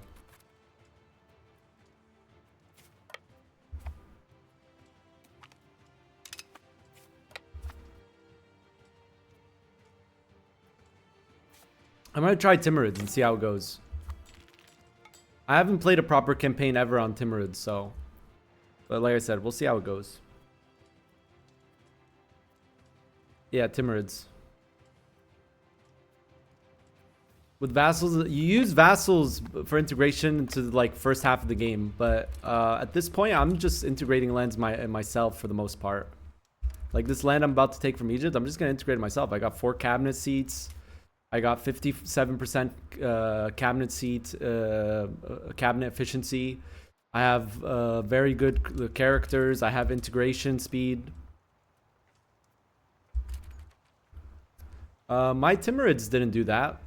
I don't know if it's a bug, but but yes, Timurids is very RNG. I'd say it's like a 5% chance you'll see a big ass Timurids. Is that the dude whose name's Saladin? Saladin? Yeah, dude. Gibraltar. It's Jebel Tariq, bro. What do you mean?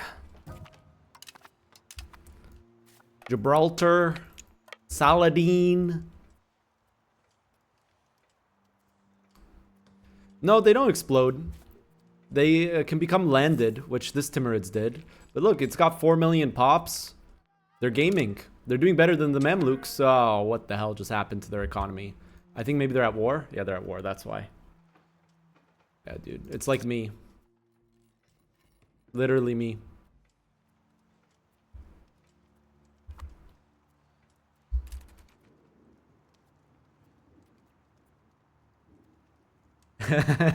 I'm Portuguese. It's not El Garb. It's Algarve.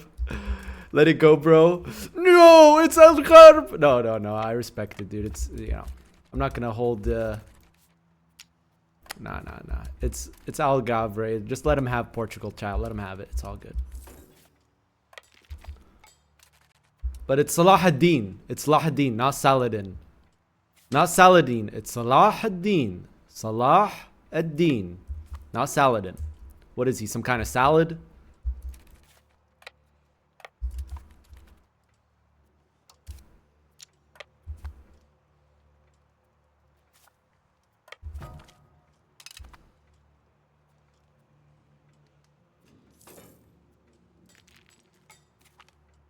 Salad inn. Is it some kind of inn where they serve salads for room service? Why is our food bad? There's no towns nearby. Our army's starving. Okay, well, at least just assault. R.I.P. Okay. That's not good. Will EU5 remain the default new player start nation at EU5? I have a list of recommended nations that you can see on this post. But I definitely think that Ottomans are a good beginner nation. But one thing to keep in mind when playing the Ottomans have a lot of buffs. And depends on how you want to learn the game.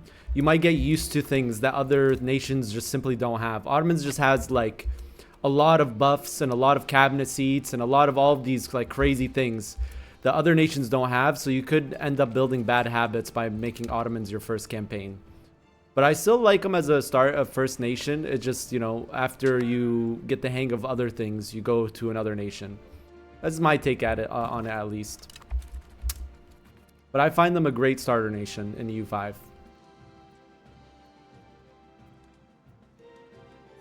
Trying Holland. Holland's another great starter nation.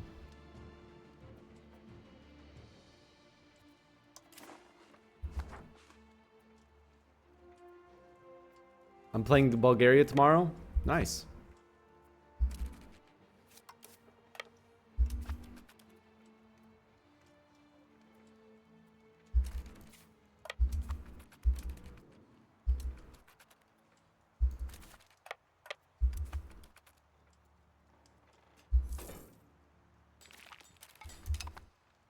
You can refund. You can refund.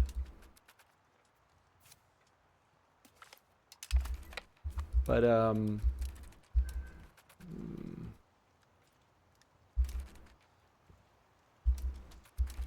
it's AI passive. It doesn't form nations. The Netherlands here. Pretty big Novgorod. Poland's struggling a little bit. Bohemia always takes weird-ass land. Wolgast. Oh my god. Big Wolgast. Wolgast. Big Timurids. Big Punjab. That's a formation.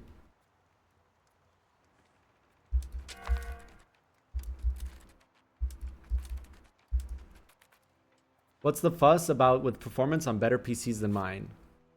I don't know, dude. Is there fuss? There is no war in Ba Sing Se. There's no war in Ba Sing Se. I mean in the Mamluks.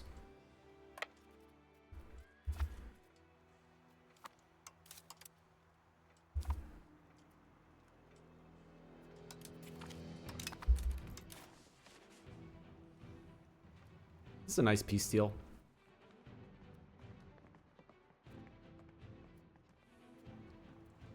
Yeah, definitely AI enclaves too much. I agree on that.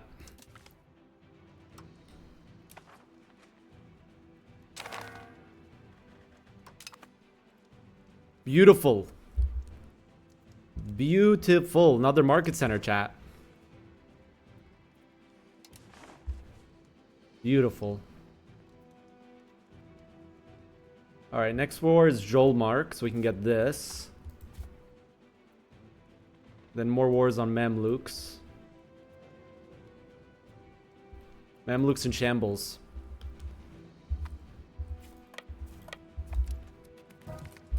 Actually, wait.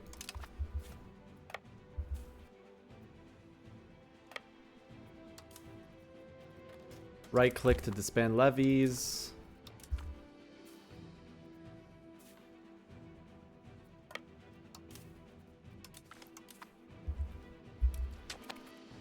What happened to Ottomans? They got cucked by Aydenids. They had like Giga Alliance chains. But their Alliance chain is less now. Ottomans should go for them. Come on, Ottomans. I believe in you. No one believed in you. I believed. In this campaign, though, Ottomans got ran down by Mamluks 3 times. Aydenids sniped Constantinople and then got like a bunch of allies. There's no levies here. What is game smoking? Is it easy to deal with AE? I mean, you can improve relations directly, but it's just like EU4. You don't want to like spread your AE everywhere.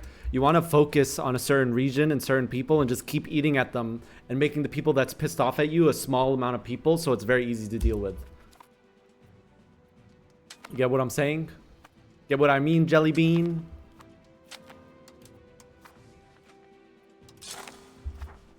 Building over mountains is so expensive. Dude, our burgers are just going ham on the roads. I appreciate that. Let's take a look at our control. Very nice. Looking very, very nice. How's the population here? Kurdish on the rise. Yeah, Ottomans were doing really good, and chat was like, whoa, whoa, what's going on with this Ottomans? And then, out of nowhere, Mamluks did 3 wars in a row on Ottomans and just completely ruined their build-up. I'm just gonna fully automate. I'm too lazy. There will be some certain good trades that we'll need to do, though. How are we doing on, like, building needs? Okay, game. Where are the levies? Tell me. Not here.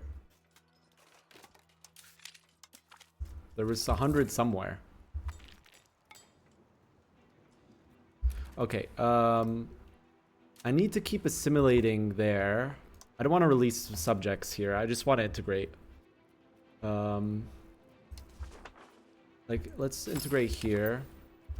What? You know what? I will release a subject here. Let's do a vassal. Give it to this lady. Let's integrate here. And then can we can accept Lower Egyptian super cheap. Look at this. That's because we did this. We improved culture opinion twice. And that means that we can accept Lower Egyptian right away, which means this is all going to be in cord once we integrate it. Very nice. How do estate buildings work? Is it like private sector in Vic 3? Yeah, kind of.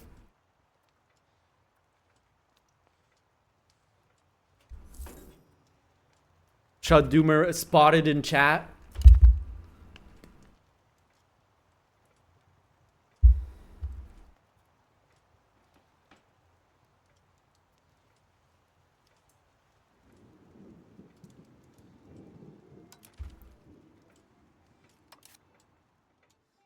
Paper workshops time.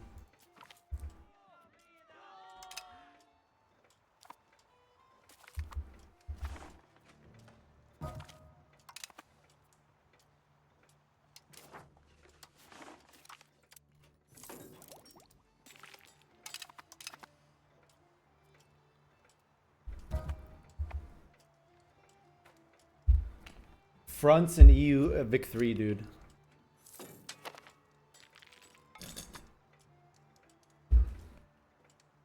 I think that's a meme. That's got to be Rage Bait Conqueror, and I think it worked on you. Well, I got another fruit cocktail. Thanks, Dad.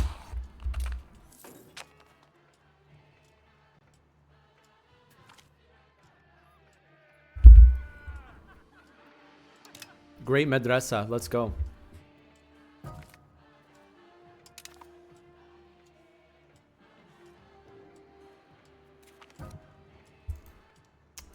That's weird. Oh, that's why. I have so many children. When I hover over this, the game lags. Oh my god. Let's not look at that screen. Let's just right-click it. I'm getting a lot of throne cost bellies because I keep doing royal marriages. La la la la la la la la la. You have done well in the war. Have 4 wives.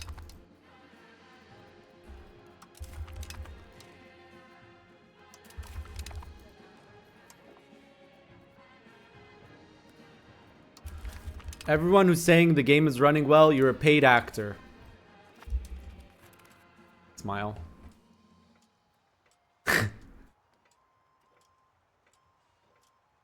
Yeah. That's settings. Where is it? Map. Country names on map. Always short. There you go. And that will just give you the names like EU4. Where's my money at then? DM Johan on Twitter your PayPal info. Don't do that. Don't do that. No, stop showing. I just keep spawning more children. No! Just don't cover that.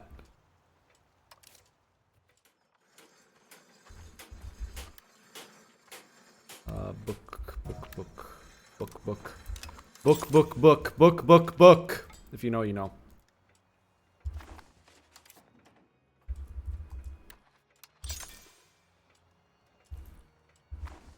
Do states have investment funds or something? Yeah, states have money. And the amount of money your states have actually impact the amount of loans you can take. See?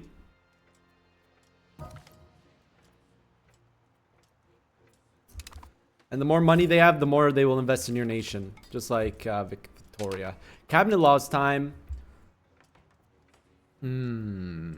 Definitely dynastic administration, for sure. More crown power. And I'm already doing that. Dynastic, yeah, very dynastic. Oh yeah, I forgot to marry. Right now, I'm not going to go full family maxing because we're going to be just spending half our game time just marrying people. So I'm only going to marry the crown characters that I interact with. And that should give us enough character pool to do what we want. So every general, every admiral, every cabinet member that we're putting as our family member will get 4 wives. And that should give us enough characters. I really want that money though. Do we have a noble insurgency incoming? It's fine. Give me money.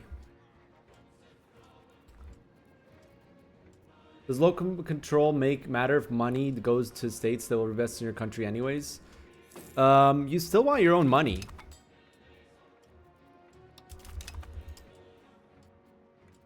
And what they build sometimes is bad, especially if they build estate buildings. Estate buildings are very bad.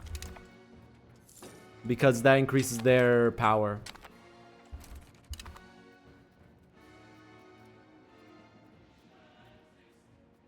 Why are they all old? I'm sorry, buddy.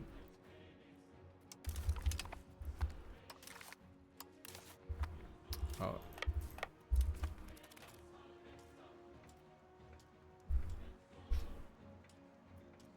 I thought they only build estate buildings when they hate you. Yes, that's how it works. But like, even if they don't, like, they're building an estate building now.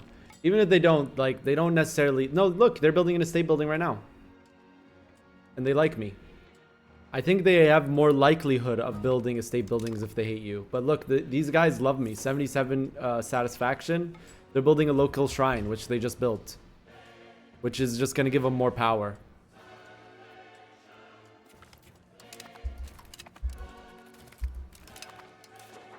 We use the revolt to farm a little bit of money. How similar? I'd say warfare is one of the more similar things, except for army organizations. But like actual moving your units around and fighting, I'd say it's pretty similar to EU4. The sieging is Empire to Rome. That's just Empire to Rome sieging. What's going on here? Oh, Memluk's getting beat up by Lamb.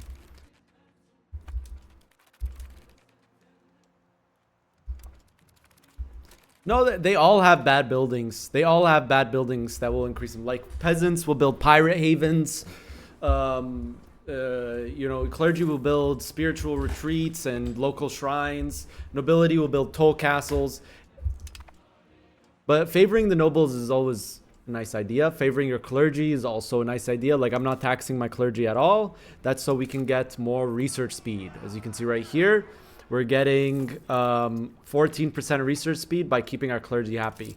Even on religions that can tax their ulama, I don't do it. I don't do it.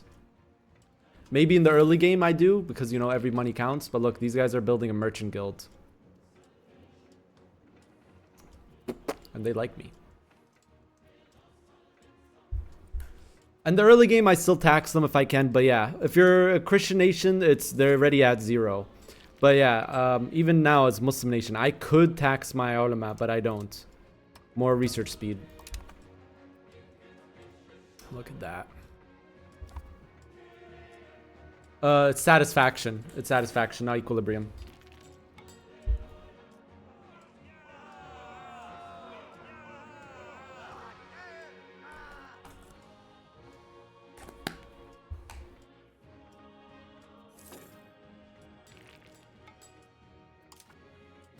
Oh, dude, we're getting global trade very fast. Very nice.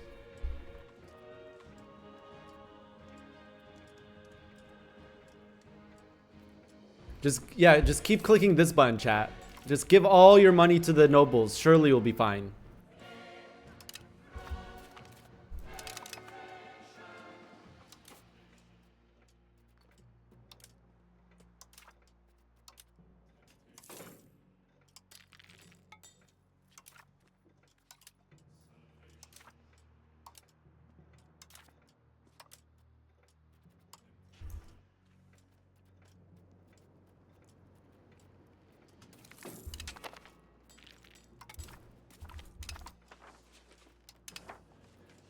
Chat, is that Austria? Hey, yo, I made Austria. You don't look very Austrian. Expand our armories. Promote urbanization. Jeble. Ooh, I do want this. I also want to conduct a census.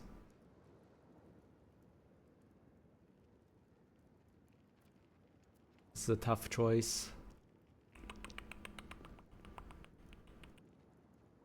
Jeble will also be nice. I do want more ports on the Mediterranean. Speaking of Tripoli, we should build a temple here. Also build a wharf. Also build a dock.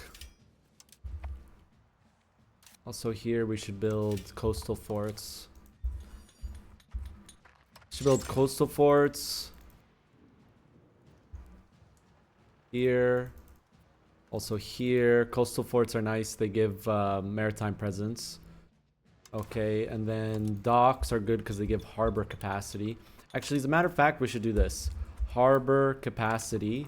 Maritime presence. Should do both maritime presences. Maritime presence to owner. Okay, and then we should just build all of these buildings. Protected harbor, bunch of protected harbors here. Okay. Docks here, wharfs, build wharfs here, build wharfs here. Remember, we have to rebuild Egypt from scratch because Mamluks bankrupted. We need the dry dock research. Here, dry dock. And we also want... What are they called in this age? Caravel? Caravel.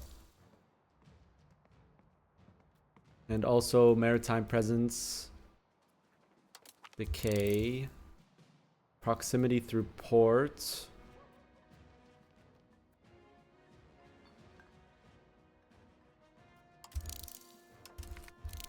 And then proximity through maritime. And then iron output 75, and tin output, and copper output. It's a lot of things we're queuing up.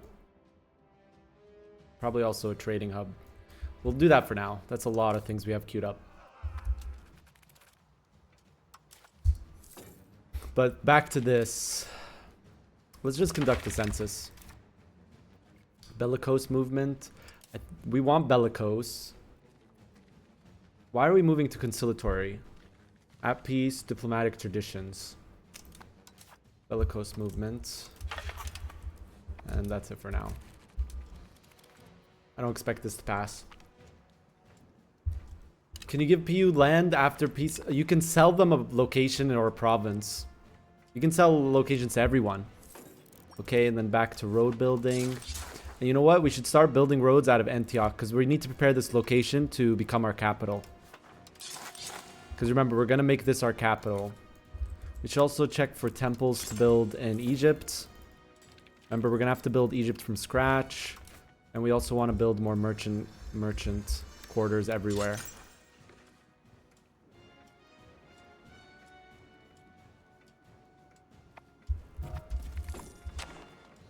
Another road from Mosul.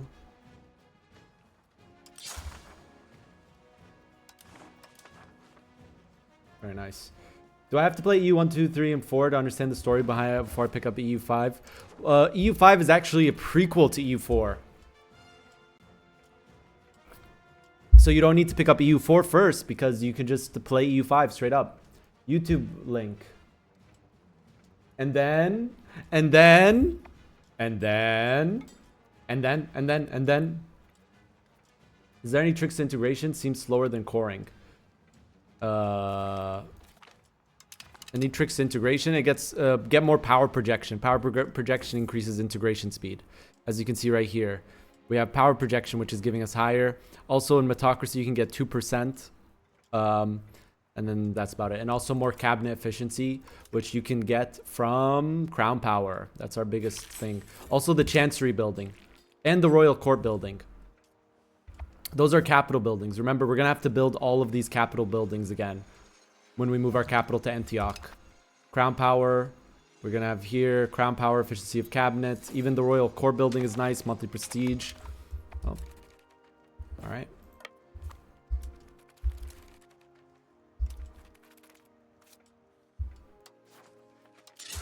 Yeah, Chanceries. You also get another level of Chancery when through Renaissance, Age of Renaissance. In the Renaissance Institution. Having tin issues, dude. Who would have thought, man? Middle East just lacks raw materials? When do we get oil? That's my question.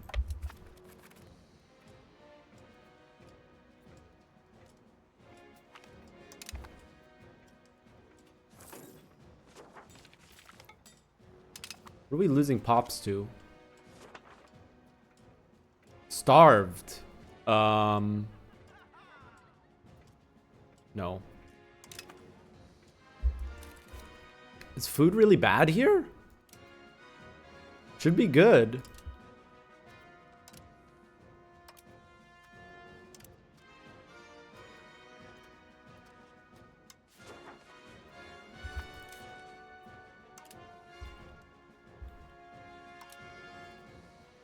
The people who eat sand.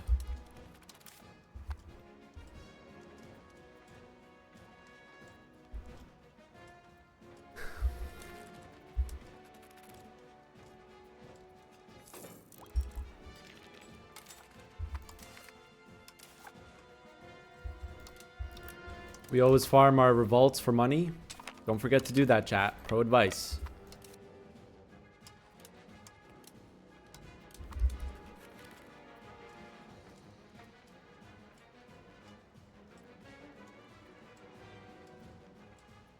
Why are pops starving there? Yeah, it's all Egypt. Pops are just starving.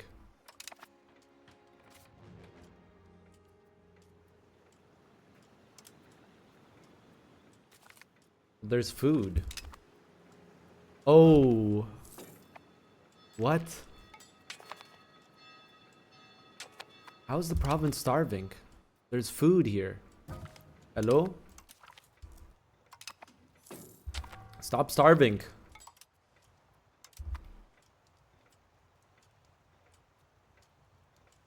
How do you see the Great Power list? You can see Ledger. And then you do this. But it only shows nations you can see. Duchy of Württemberg doing pretty good. What the hell?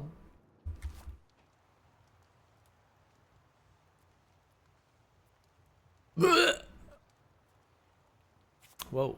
Duchy of Württemberg. Oh, he's the emperor. That's why. I think. No, he isn't. He's just popping off. Oh, no, he is. Is it because Mamluks provinces are starving? No, they also have food. I'm confusion here.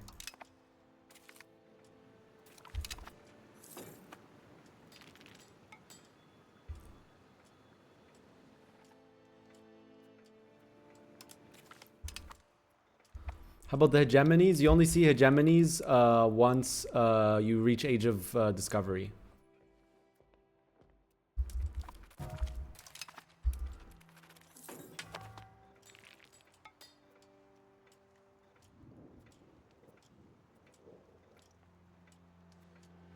These Netherlands are don't have a coast. They have a little bit. Pulling a bit of a Bosnia.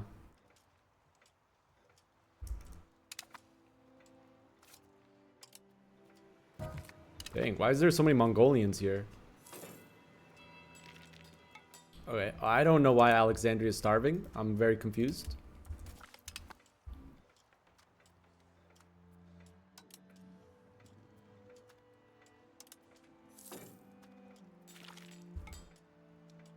Well, maybe there's no food in the market.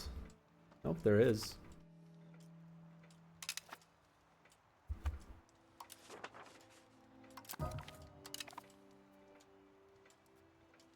From 1500s is Netherlands. It really depends on your manpower. I'm actually a bit lacking on troops. I think it's time to start building some more.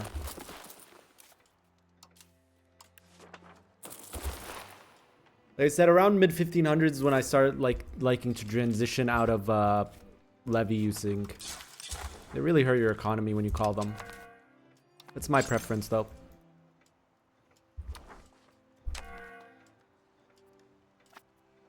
What's our next rebellion? Mesotarian Zealots. Okay. Oh. Those are all fine.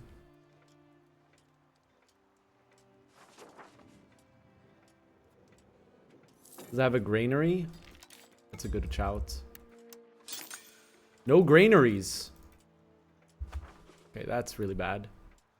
And the nobility are building a bunch of toll castles. Okay.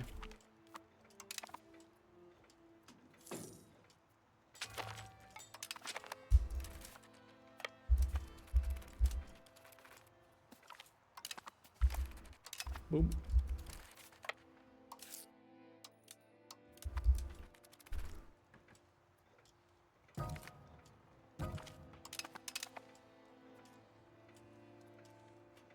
I forgot there's like no buildings here.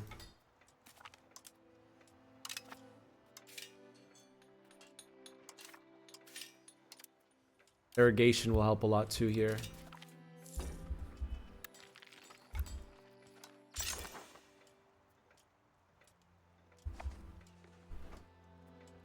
A lot of pops.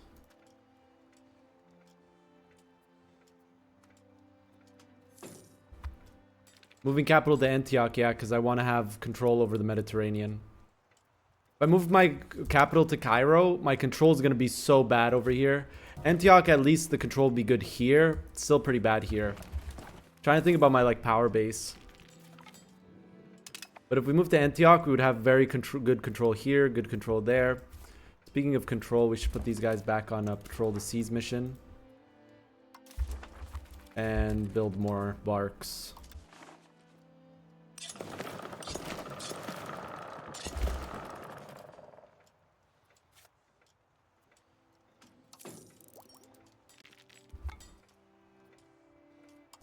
Library here would be really good. In Tripoli, my beloved. What is... Beirut, also a good town. There's also a town I want to build somewhere over here. Stop asking me for estate privileges.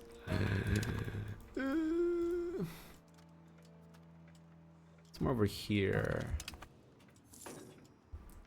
Here.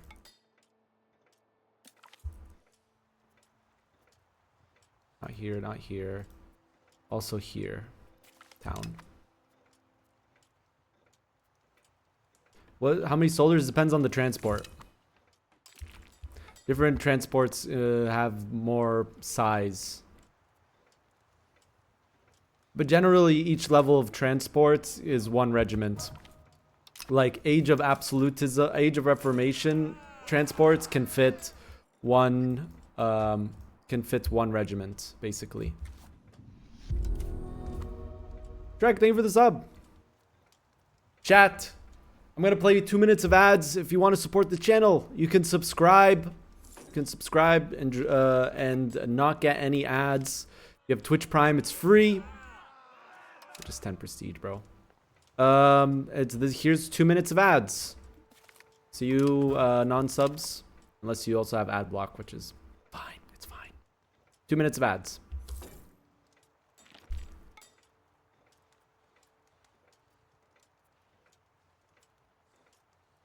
More granaries in Alexandria.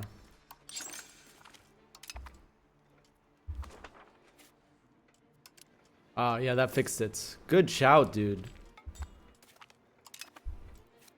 Thank you. They're still starving here.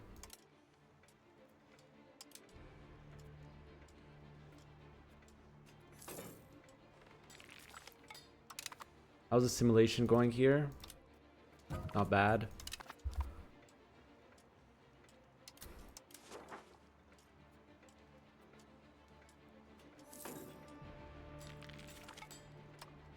Persian rugs, 33 cloth output. Let's go.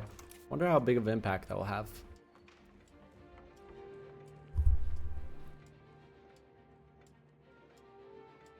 Hindu is a pretty busted religion in the EU5.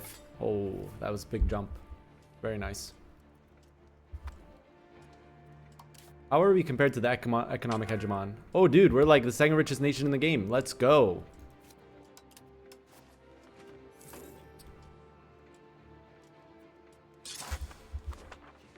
More roads out of here.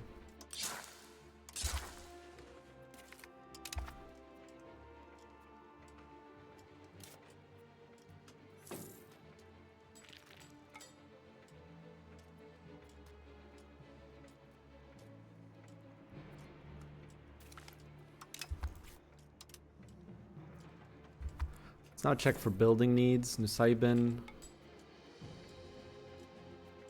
Paper.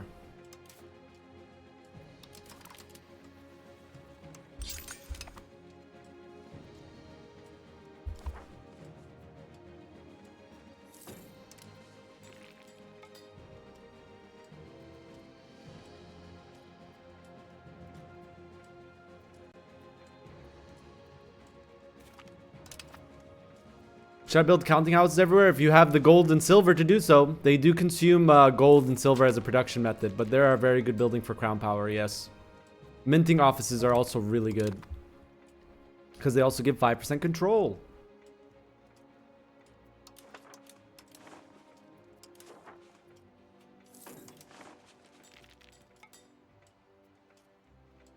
Is lamp free? They are. Nice.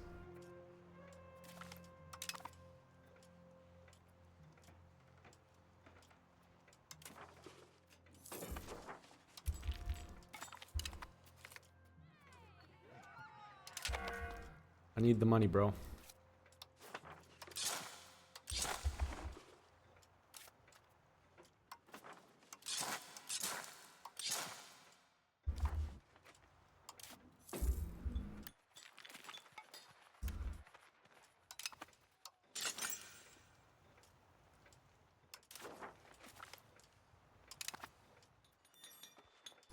Schools is a big problem.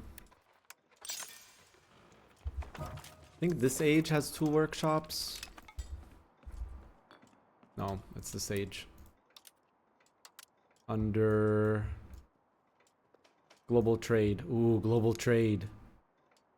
Ooh, ooh.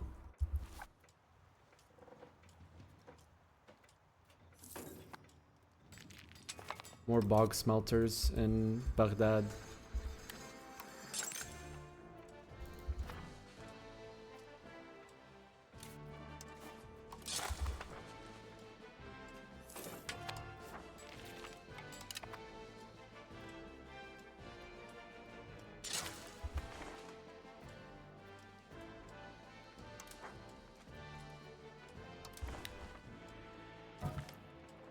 Why no 3D map? I just like the 2D map.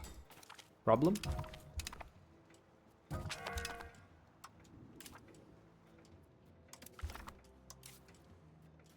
When will Ibrahim arrive? Gotta give all of the characters we interact with wives.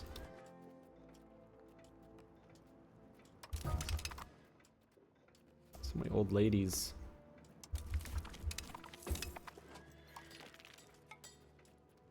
Oh, there is a 3D map. I was playing with it the other day. What was the starting country? The Ayyubids.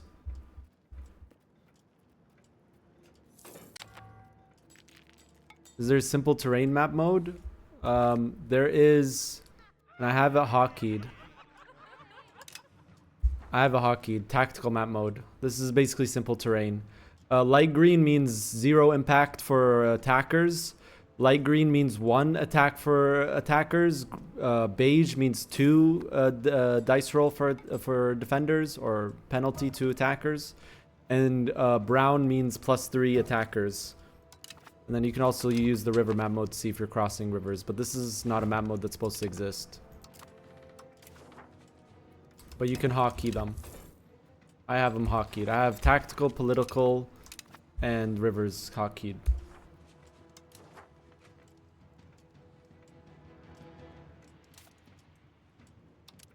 People no longer starving. Good.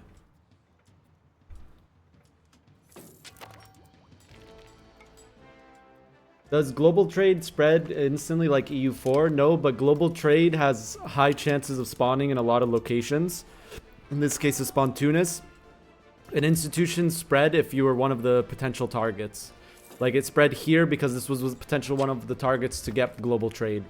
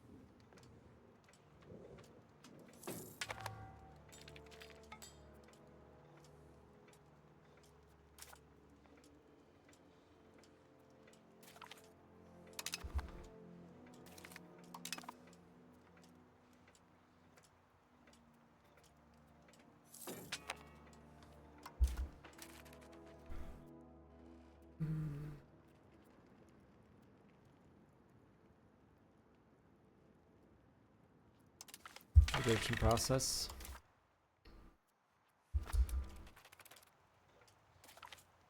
Is around 35 defensive good for 1500? I mean, it's fine. Are we playing MP that the guy announced a few hours ago? Yeah, I probably will be.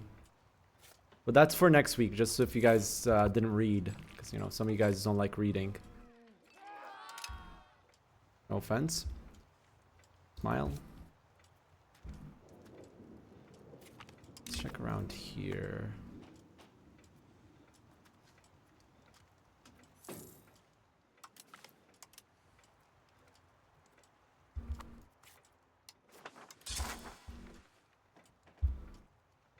My MP experience has been positive so far.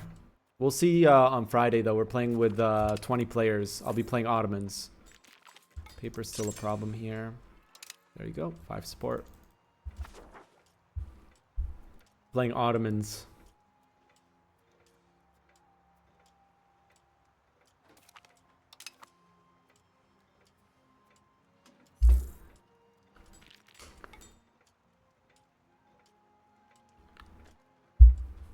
Doesn't taste right. I feel bad wasting it.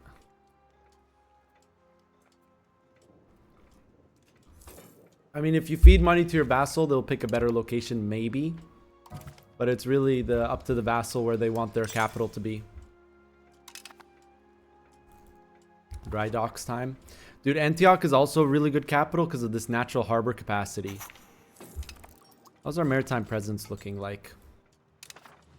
Looking very nice. Good. Very nice. Let's build a secondary bark fleet. I'll start with 1.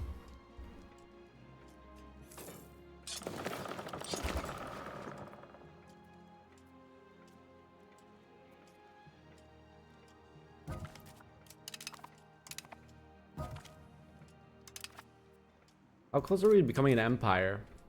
Don't click that button. Oh, we have to become a GP and we need 70 prestige. Nice. I think it's a little bit of a bridge time.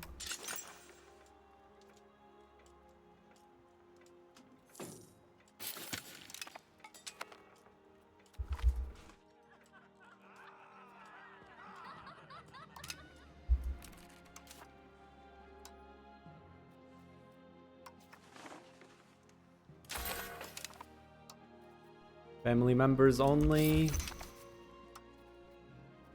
Welcome to the council. Here's your 4 wives. Oh my god, so many old people.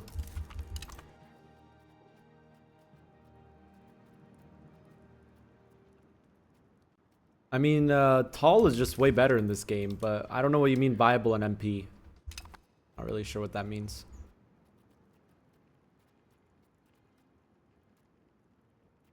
I mean, playing tall, because the reason why I say that is because you play both tall and wide in EU4 MP, so it's like that's just how you play. Don't know about EU5, but EU5 just playing tall is just better than just expanding vast because of the way that scaling expenses work. And control. I mean, whatever. There you go.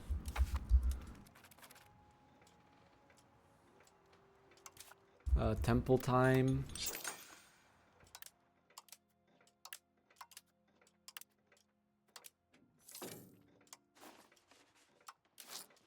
How's the trades looking here?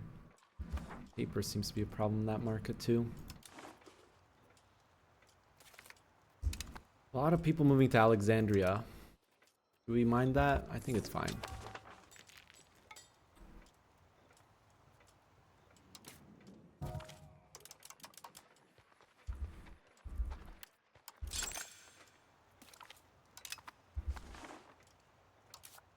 More merchant quarters. Why are you lacking paper? More paper.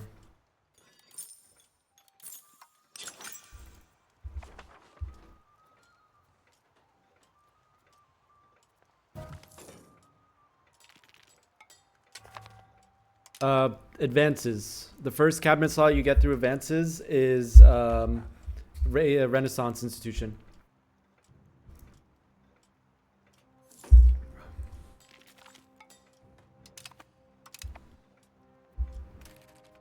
I'm contemplating starting some explorations.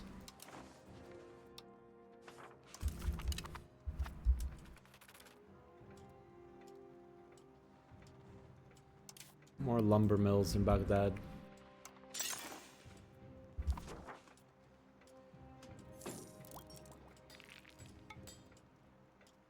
Any advice on how to break free as a subject? Well, this is any subject. You go in here and you do the sow discontent cabinet action. You start an international organization of independence movement against England, improve relations with England's rivals, and then they may join your independence IO. Independence Movement IO.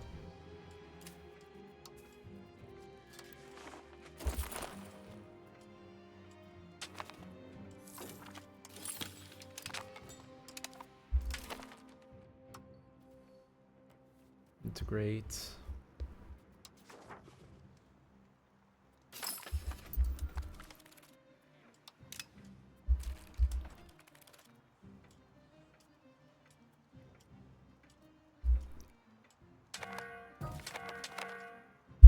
New ruler. Nice. Very good ruler. Ajar.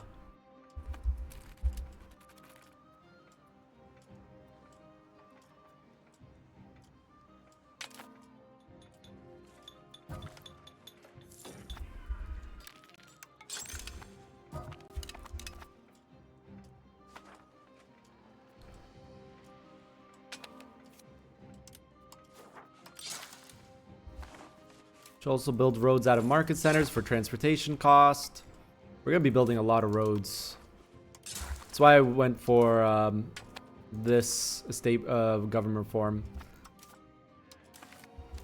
How close are we to accepting global trade? We're almost there, actually. We need a new cabinet seat. Welcome to the council.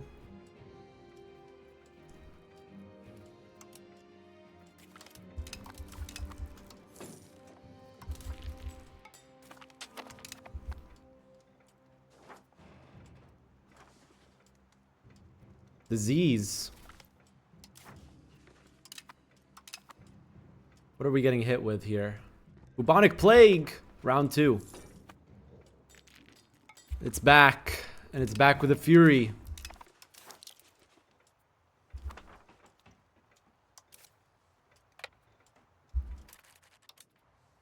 That's gonna kill a lot of pops. I'm gonna split this in half. This other fleet in Alexandria. So I'm gonna split into thirds. Actually, I'm gonna split into fourths. Alright, and then we want to give crown members.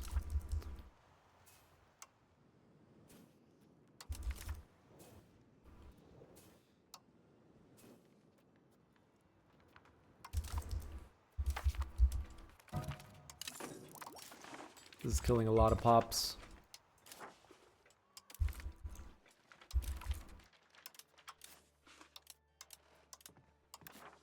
Iron's still a problem.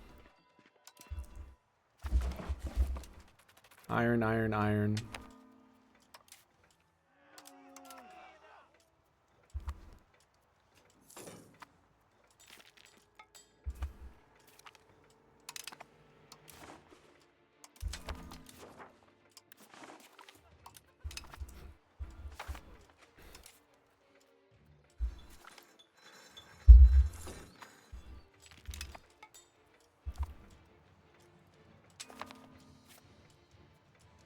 Mamluks, they collapse in other ways.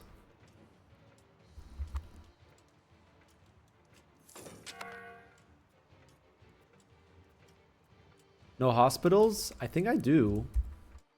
Just not that many. Yeah, I do have hospitals. Just build more. It's okay. Purge a little bit of pops. Real talk is, how's this impacting my tax base? It's impacting it pretty heavily.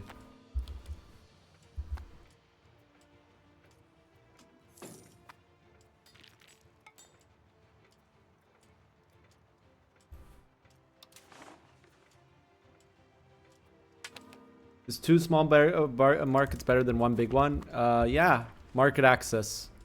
You can see here the darker shade means lower market access. And what market access does is that it lowers tax base of RGOs and lowers outputs of buildings. The lower market access you have.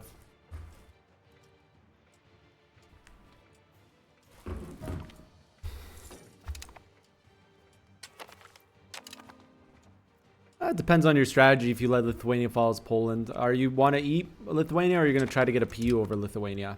In my opinion, it's better to just eat them. Integrating through PU just takes a very long time. It's good when you like get like a bigger country, but Lithuania, I think maybe it's better as Poland to just eat them. I'm not sure though.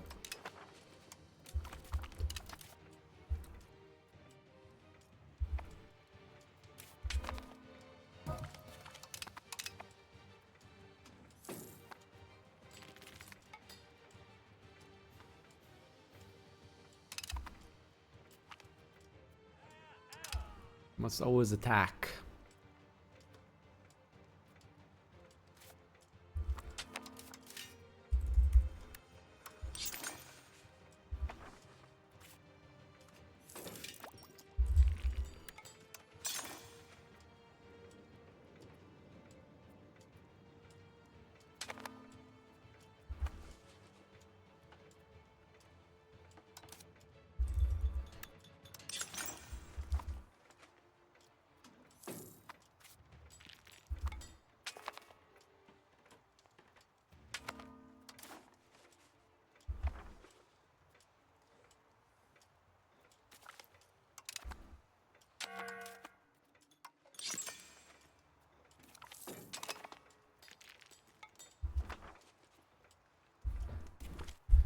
Is it really much longer? I mean, it's 50 years to get to the max integration level, and then it takes like, well, Lithuania, depends on their size, will probably take like 30 to 40 years to integrate. I don't know. To me, in my head, I'm like, well, you can just eat them up, integrate through subjects and land. I don't know. When I played Poland, that's what I did. I just ate, and then you know, through subjects and stuff, rather than trying to get a PU over Lithuania. Do you do much traveling around Lebanon or to Cyprus? Right now, I don't do much traveling around Lebanon, but I plan to do some next year. And next year, I also want to do a trip to Turkey, maybe a trip to Egypt, because my wife wants to see the pyramids. Flippy144, thank you for the prime, dude. Low countries, a pro tip. If you're playing Netherlands, it's good to move your market capital from Bruges to Antwerp. I think Antwerp is better than Bruges. Bruges has natural harbor capacity 0.25. Antwerp has a natural harbor capacity of 0.8. It's better than even Holland. I think Antwerp is a good spot. So moving your market from here to here, I think is a good idea. Yeah, I really want to go to Constantinople, Istanbul, and I also want to go to Adana. And tickets are very cheap to go to Turkey from Lebanon. Right now, I haven't been doing much traveling. I've been very busy with work. Next year, I'll have more free time. I'm actually going to take a vacation in the beginning of next year. Well, I did Amsterdam. Well, Amsterdam's fine too. What's the natural harbor capacity of Amsterdam? I like Antwerp because it has a big river here that goes, I think goes, no, this is downstream, huh? Well, it also has more access to like roads. Holland's fine though. Amsterdam. I mean, what's the natural harbor capacity of Amsterdam? Amsterdam's good too. Yeah, if you go to Egypt though, pro advice, I used to live in Egypt. Pro advice, if you ever travel to Egypt, get a guide. It's one of those countries that you should always get a guide. In my opinion, if you're traveling with family especially. But it's, you know, you just get like a guide that, you know, has good reputation, is an honest, trustworthy guy. He'll help you not get scammed. He will help you take you to all the places. Yeah, but in my opinion, I mean, you can be like those. If you're traveling solo, if I was traveling solo, maybe I wouldn't get a guide.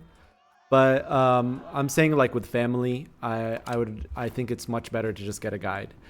Even when we would do trips to like Hurghada or Alexandria, we would get a guide. And we were living in Egypt. There's a lot of scammers in Egypt, unfortunately. From my personal experience.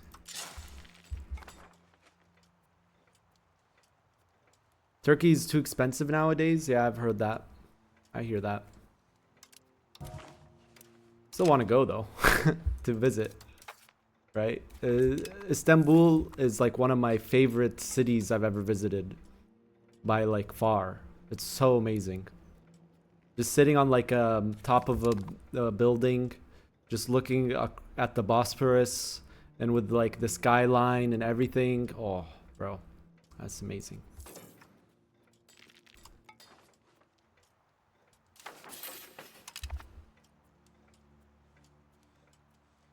How do I move so fast between the different maps? I have them hotkeyed. You can hotkey them here. Settings, input bindings. And then you can put your own hotkeys for everything.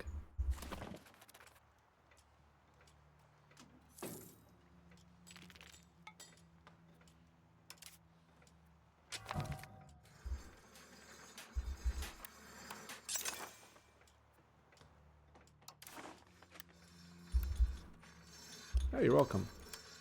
I'm here to answer any of your questions while I play my campaign, chat. Hopefully I'm answering all of them. Do conquistadors work or they're still bugged? I mean, before they weren't bugged, they were just undertuned. I wouldn't say they were bugged. I would just say they're undertuned. Like they're just, you just need to like help them and you need to feed them money and you need to like send an army with them. And Great Pestilence, when I played it, has like RNG, either like kills 90% of the pops there or kills nothing. I don't know how it is now because I haven't played Colonial recently, ever since I played Portugal. But I'm not sure. But yeah, Conquistadors are definitely undertuned for sure. I don't want this road. I hate that it shows that. I wish there was a button here to only show roads in your own territory. I should write that down.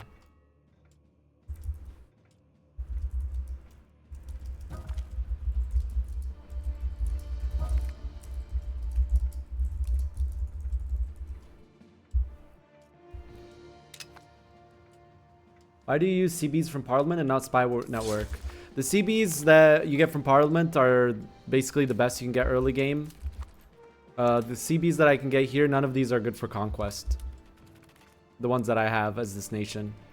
I could use CB against, like, for example, Georgia of Religious War. And then what you can do is I can also do Unify the Ilkhanate here, which is actually quite good. Now that we've claimed the Ilkhanate. Unify the Ilkhanate. This one's actually really good. This is better than the other one. But I only recently became a claimant to the Ilkhanate. Have you played Muscovy? Yeah, and I actually have a video for you.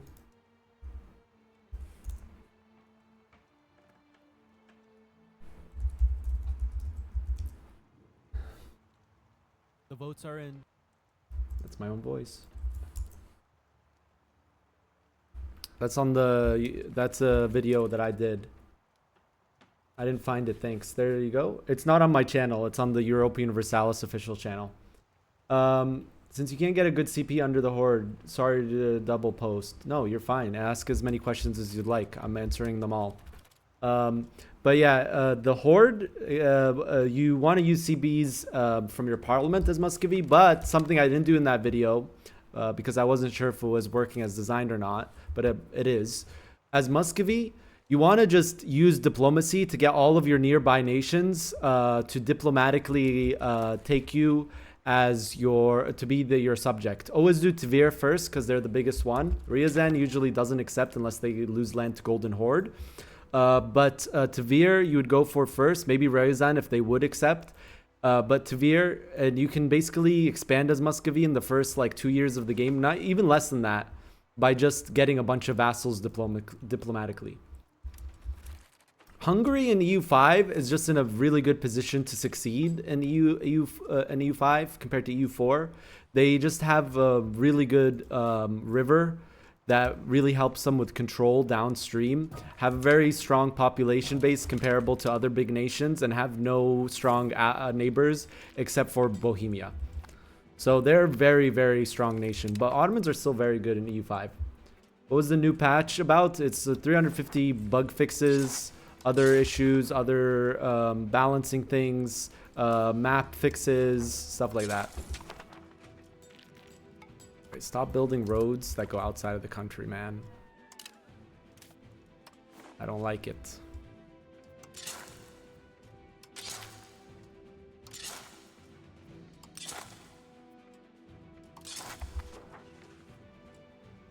All right, you guys should have been healed by now. Let's start doing our patrols. 1, 2, 3. I'll do this one 3. Patrol. 1, 2, 3, 4. You know what? And split this. Go like. Actually, no. I might need this navy for doing something else. And then patrol C's. 1, 2, 3. Then patrol C's with you guys. 1, 2, like that.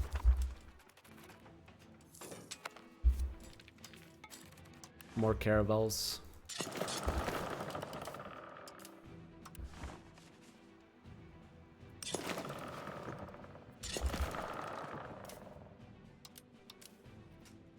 You know what determines if the Emperor defend you? Not sure. I've only played as Emperor of the HRE, and I don't know what it is.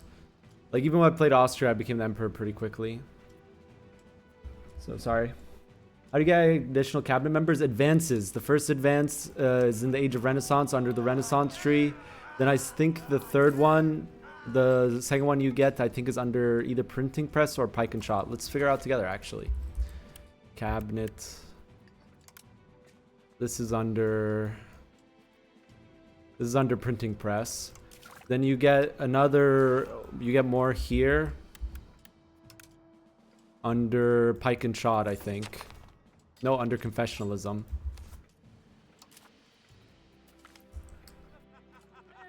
Yeah, keep up the holy shrines.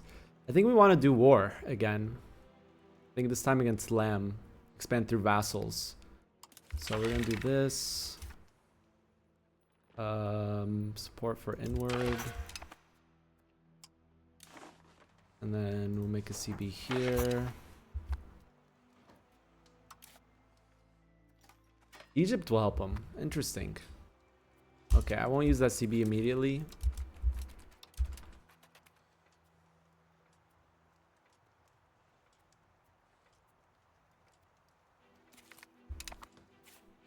Yeah, HRE is super complex in EU5. I need to explore the HRE more. That's one thing I barely played so far. But I'm sure there's gonna be like Playmaker loves playing in the HRE. Probably he'll be doing a lot of videos on those. Good shout.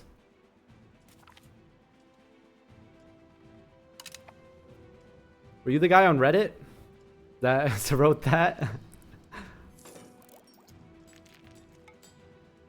Is there a way to get Kingdom rank HRE? No. I don't think so, at least. Maybe forming Prussia?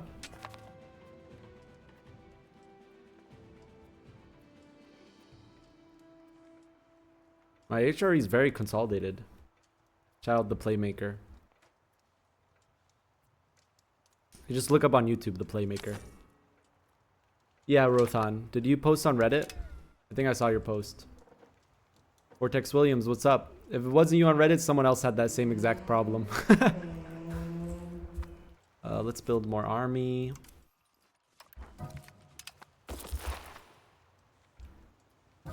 Also, we should go around here, make sure all of these guys are married.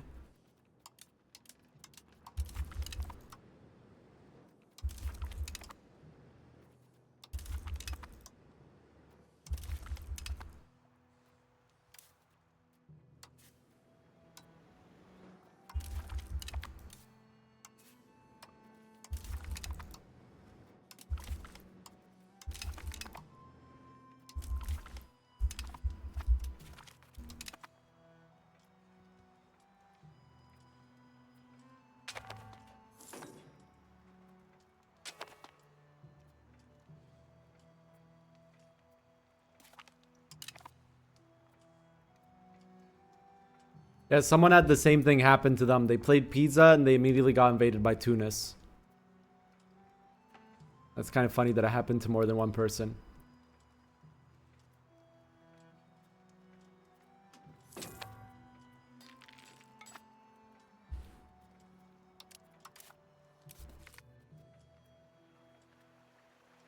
Lebanon gets rebellious people. That makes sense. Lebanese people are very rebellious by nature. Immersion, 100 right now.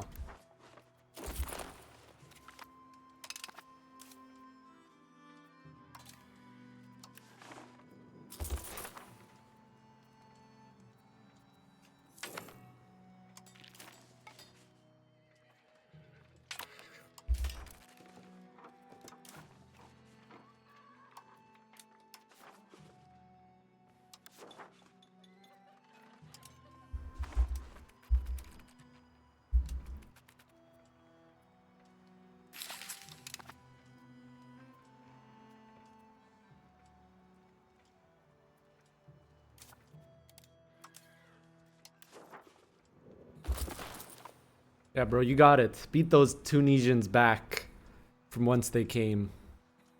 Is that the right wording? From where they came?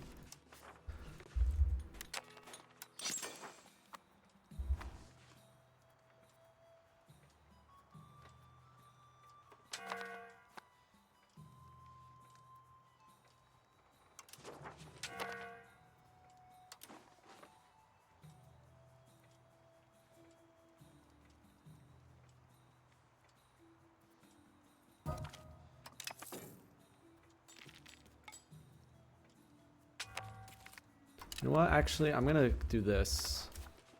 I'm gonna split up my army into 4.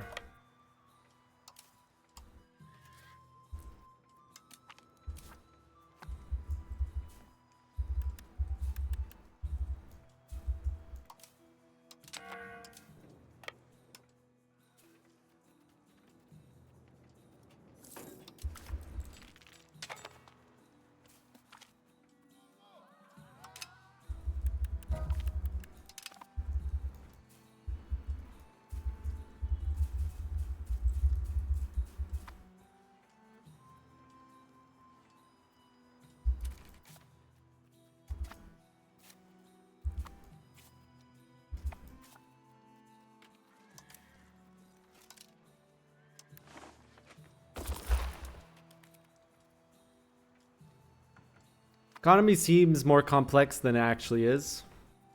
You can just build things that will make you more money, deal with your building shortages, and you'll should be fine. And deal with control. And also do this and that, and then. Let's make sure all of our generals have wives before I send them off to war. Good.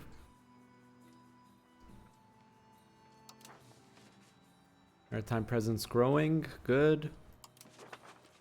Let's build a little bit more caravels. We have the sailors for it.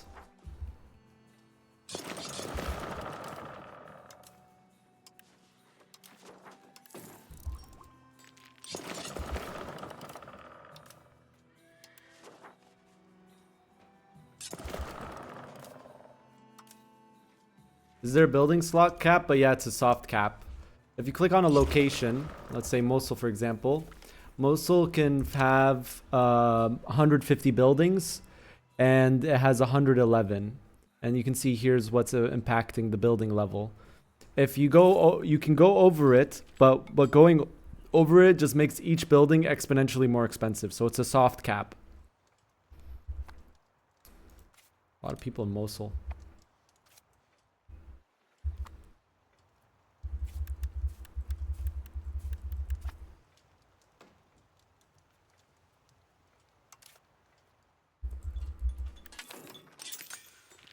A little bit more merchant quarters.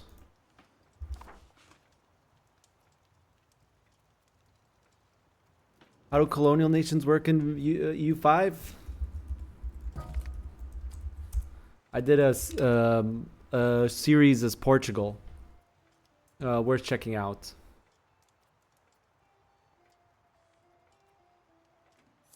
But you spawn them.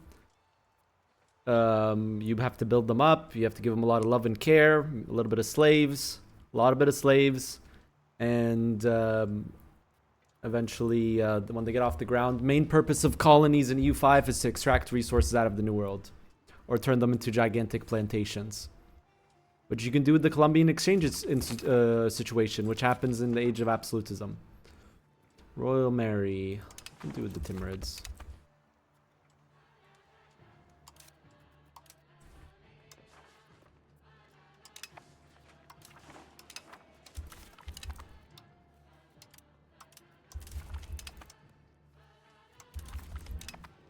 Can I send you a photo of my playthrough? Sure. Imgur links are fine. You upload it to Imgur. Alright. I think we're ready for war.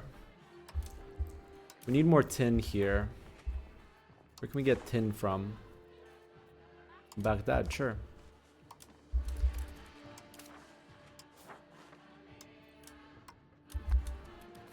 We're gonna still have to call levies here. We're not ready yet to go full professional armies. A lot to do in our build up here. How to increase pop growth? Well, if you hover over pop growth, you can see what increases it. Prosperity, cheap food, so just make your food cheap. Available free land, that's pop cap. Large food storage, that's granaries. So granaries are very good for pop growth. You can scale that up to 0.1, I believe. So actually, I'm lacking granaries for pop growth, but I've been just focusing on economy. But once I get the economic ball rolling better, I'm going to just spam granaries everywhere.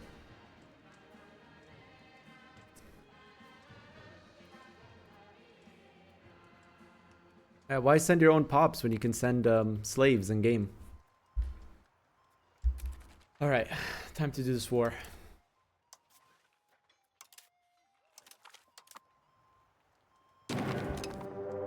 Our forts are ready, right? Yeah, they're ready. Okay, good. Alright. Time to raise levies. Be careful with our navies.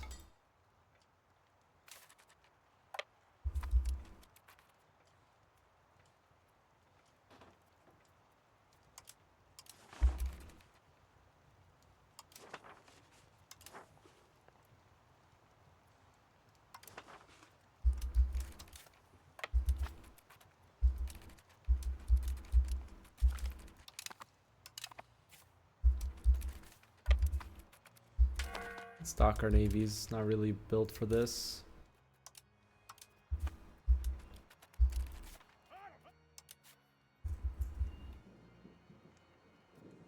I'm the king to Egypt. I think I might need to restart my game. I'm gonna quickly restart my game. I sent to you on Discord? Okay.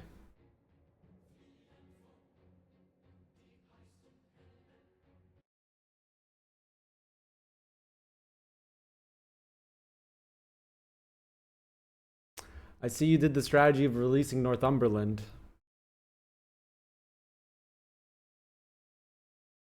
Ooh. Not bad. Also not bad.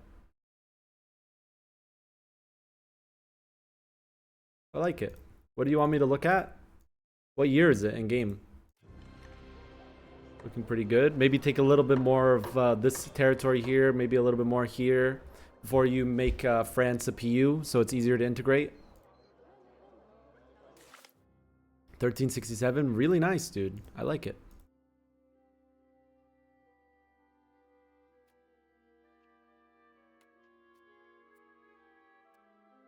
How do you get control on remote territory? You can build the bailiff building. It acts as a... There's a bunch of ways. You can build temples. You can accept their culture or assimilate to your culture. But though, as you're saying, you are Milan, so accepting Corsican should be cheap. Should cost like 15.015. And then also maritime presence. Maritime presence, very important for island control. So you wouldn't need a bailiff there. If you control Genoa, you should, if you get 100 maritime presence, you should be able to project control into Corsica. Maybe make a town there, build up its harbor capacity with buildings that increase harbor capacity, maritime presence, stuff like that. Do you lose their integration of provinces if you release them? No, you don't actually. I can't have any more vassals, so how do I expand in France? Take land, integrate some of your vassals, and take land. There we go. Game's running a lot smoother now. Nope.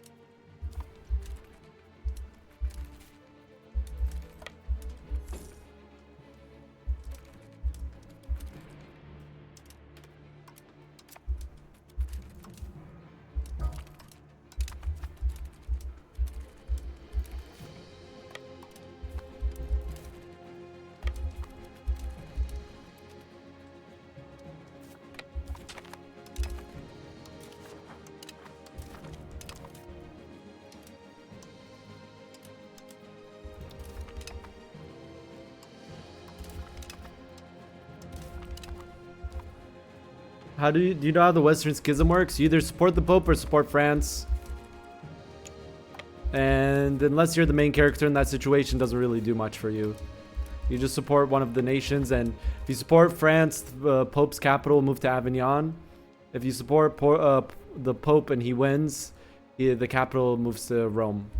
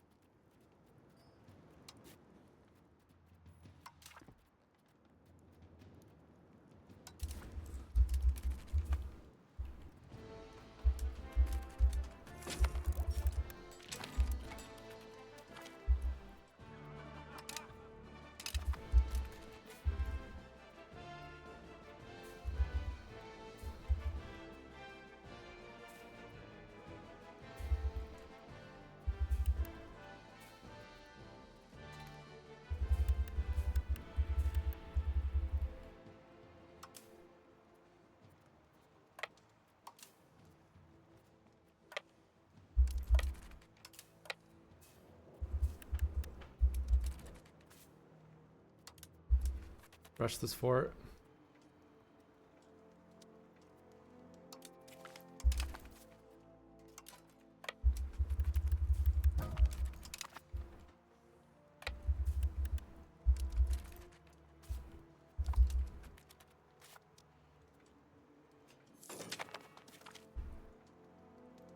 What is the benefit of a defensive league? Nothing until you pass the defensive law. So when you make a defensive league, make sure you go to the policies and you choose the defensive law you want, like guaranteed defense, or the other options.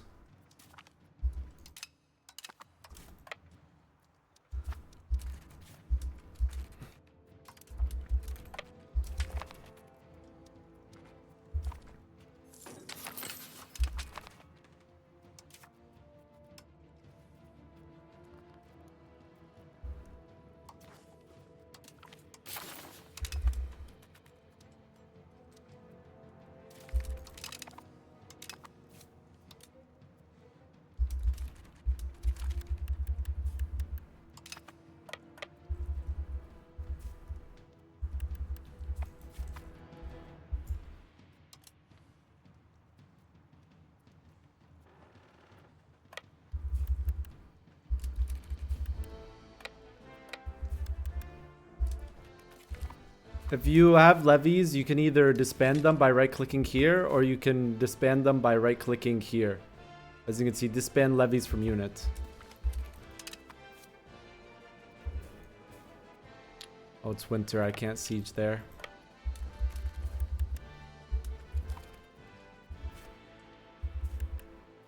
You're revoking the privilegia already? Nice, dude. Very nice.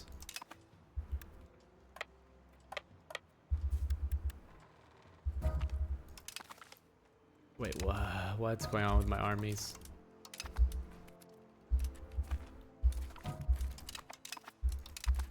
Assault ability.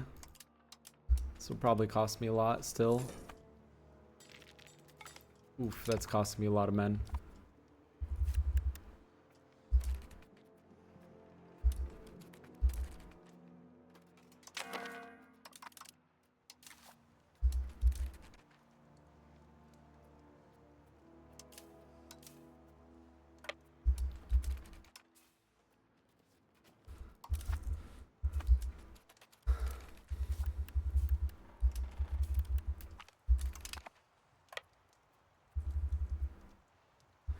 Where's this hotkey getting messed up?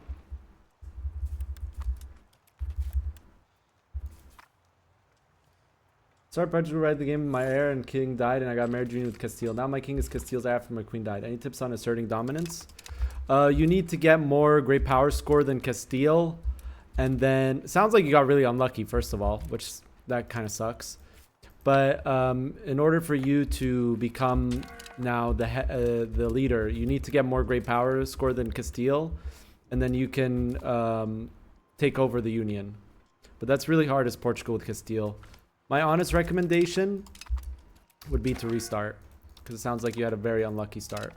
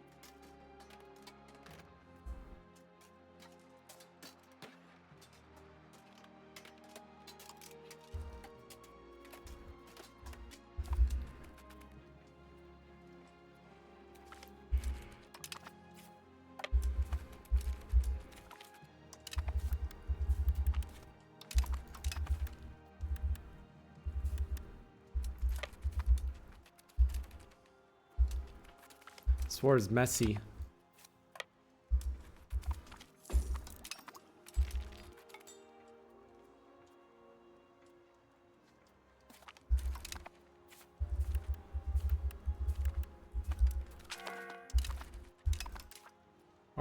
Oh, prisoners. Sell them back for antagonism reduction.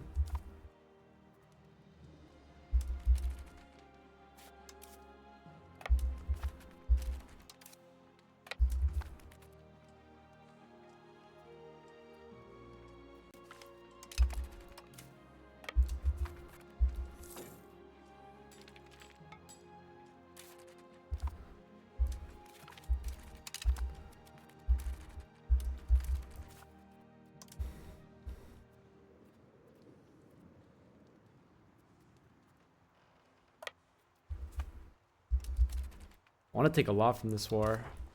I want to take this. I want to take land from the Mamluks. Probably this. Maybe this. And then I want to take land from Lam. Can annex this guy. I'm going to do that. This is Iron Man? Yeah. Stop going out. Stay in the harbor.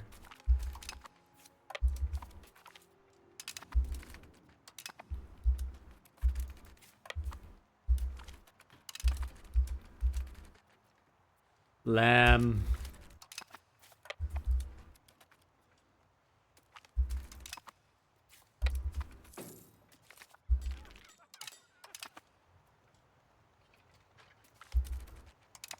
Cavalry so powerful. Any crazy achievements for this game? Not yet. I imagine more will be added soon, but I have no idea if they will or not. But yeah, right now there's not that many crazy achievements. They're pretty basic so far. That's how it usually goes.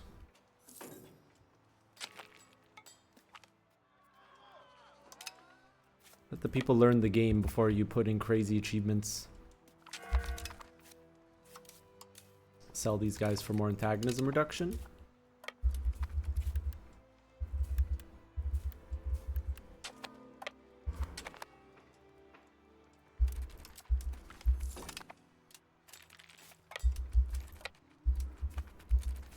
Timurids really want to ally me. I'm in the middle of war and he's trying to ally me.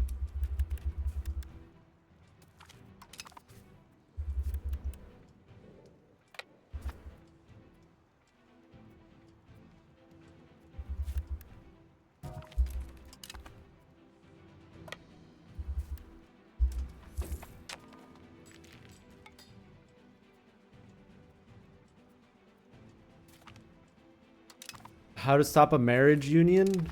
Wait for the characters to get older, and then you will have just a normal union. Or you can divorce, but I don't think you can divorce as Catholics.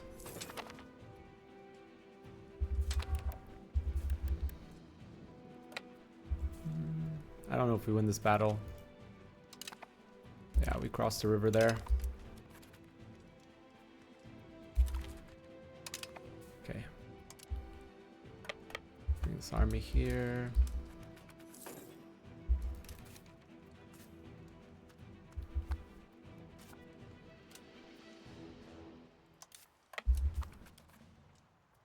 Henry VIII tried. True. Armies here.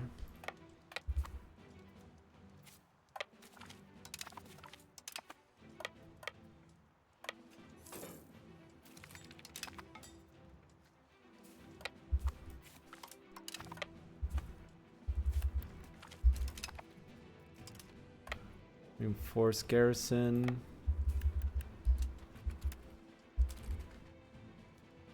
Send this army down south to deal with Lamb.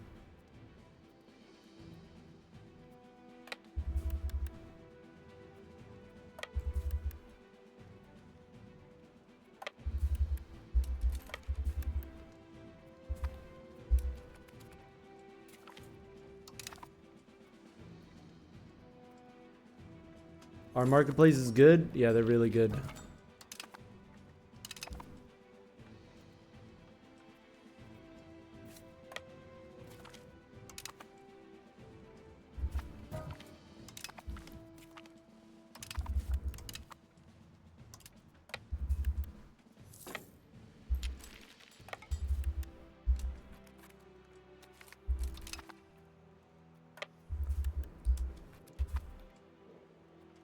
What's the best starting tag for World Conquest? I'm not sure.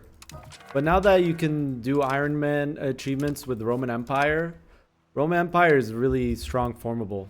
I mean, you need like all of Europe for it, but I'm thinking Timurids for my first attempt. Let's see how it goes. But probably the HRE Emperor is still really good.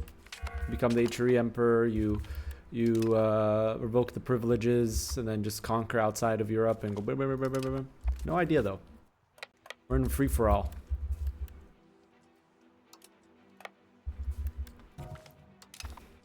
Lamb, come back here. They're hiding in the desert.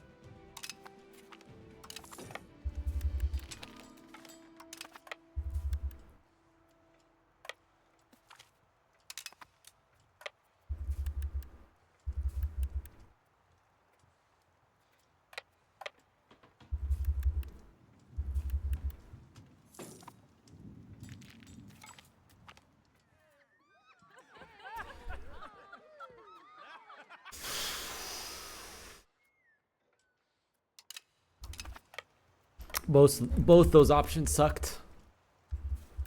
It is what it is.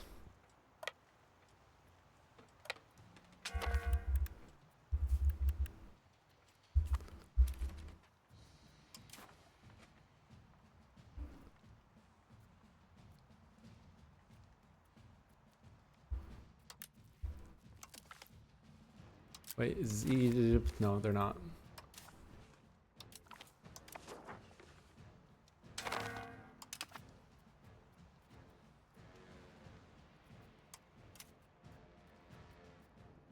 Integrate.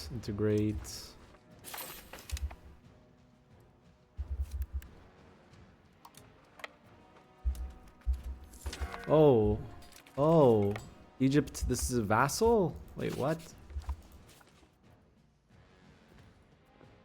Tributary, they still joined the war, interesting.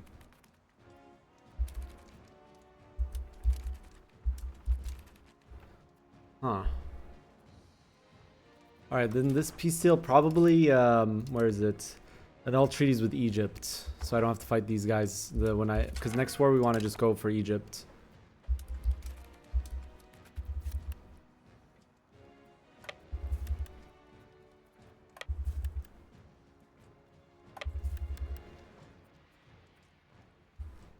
Yes, you should build settlements if you can build them. That reminds me, we just had a big disease. Do I have anywhere for settlements? Whoa, what's going on? Food in Baghdad.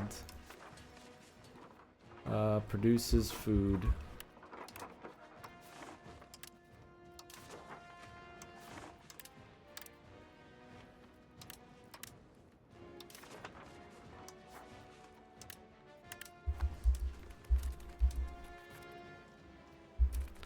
So some irrigations. Probably should micro this. Okay, here, irrigation. Here, irrigation.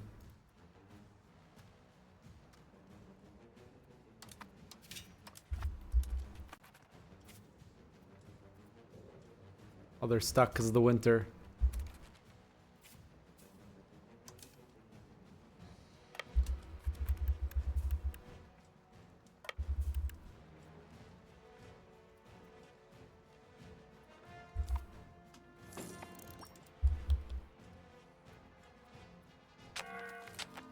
Does it discourage expanding? I mean, early game you can expand through vassals. That's what we did in this run.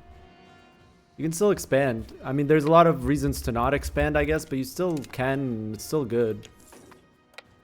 It's not like EU4 where it's just like, oh, just expand. You'll get 100 autonomy there after you state it. Lol.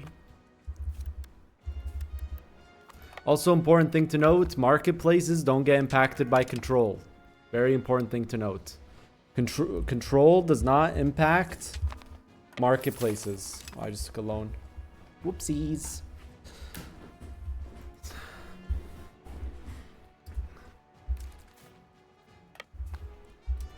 I miss the music player. Yeah, it's because there's dynamic music in EU5.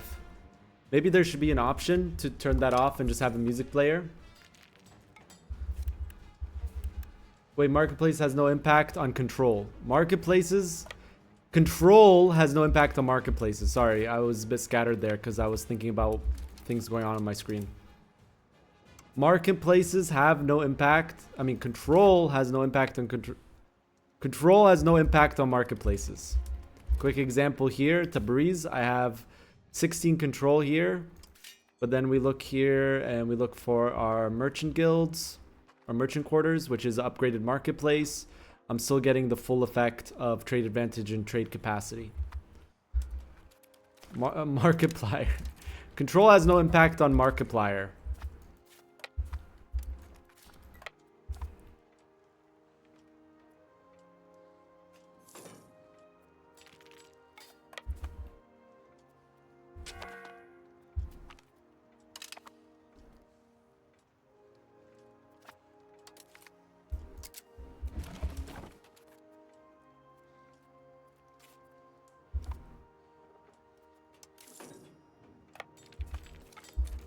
What do we want to take here?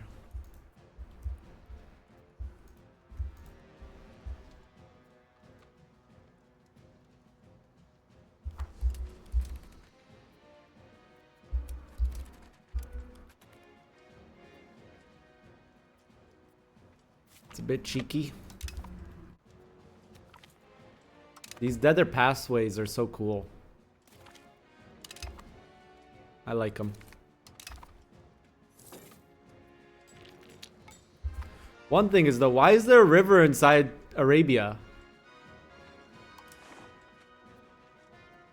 Is that real? Thought there was no rivers in Arabia.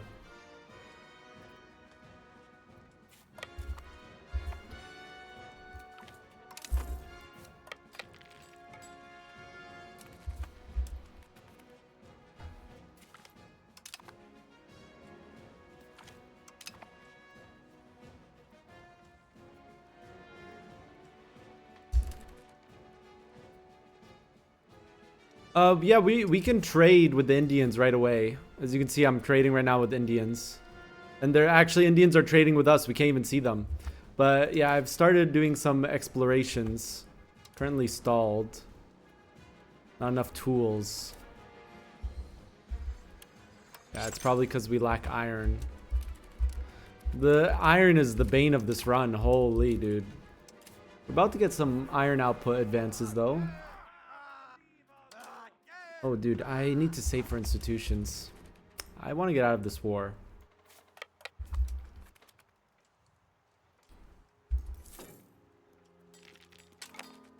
How does Riyadh get 8 million without water?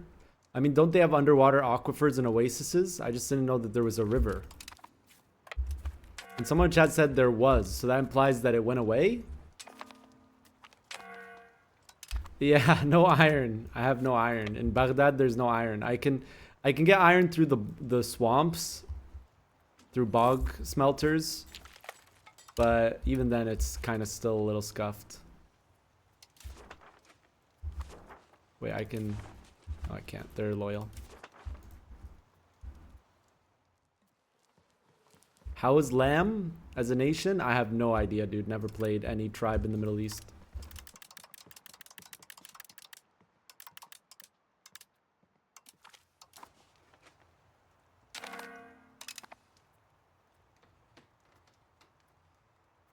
That's weird.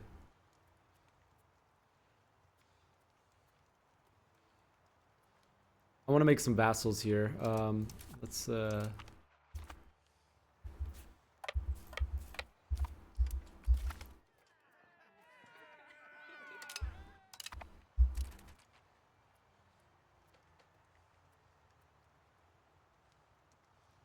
yeah, I did have coloring there and then it disappeared. when I took land. Did you see that? Interesting. Subjects. Vassal. What is this character? Oh, there you go.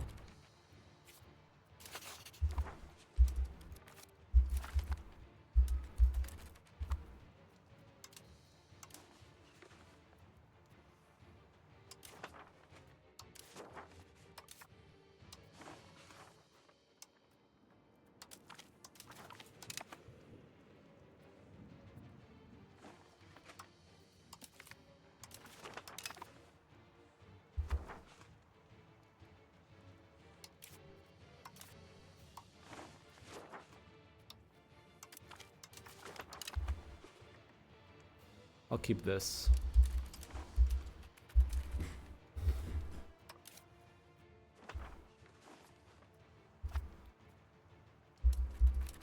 Yeah, the new change with proximity cost from admin. Amazing.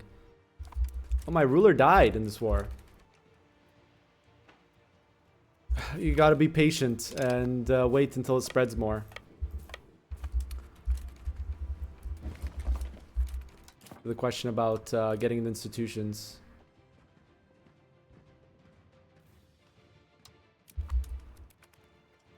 I need to get institutions. I think under global trade there's something we really want. Slitting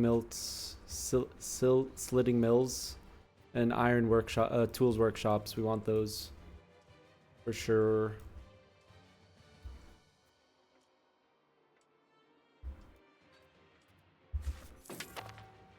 This game is too woke.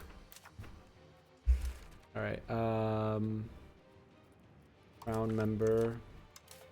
All right, back on your patrol missions. Patrol the seas, 1, 2, 3. Patrol the seas, 1, 2, 3.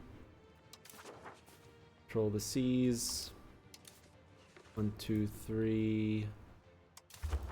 Patrol the seas. Oh, we also need one here.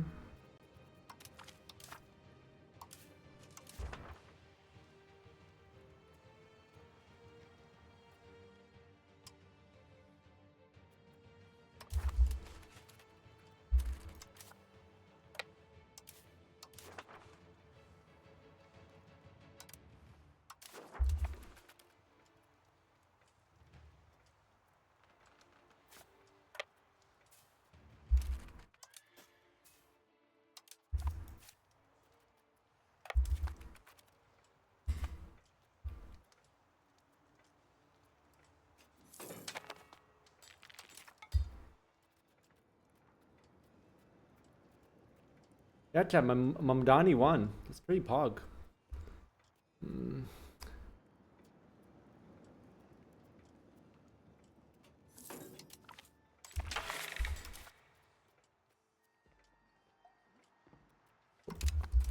I don't think this is gonna pass.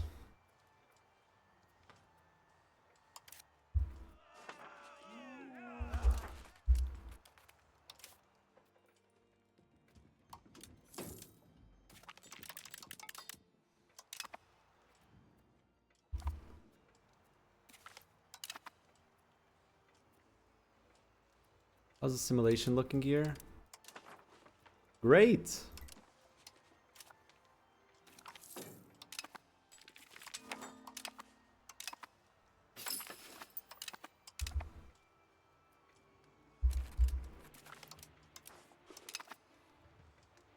Wait, what's the culture in Alexandria? Coptic? Libyan. Interesting.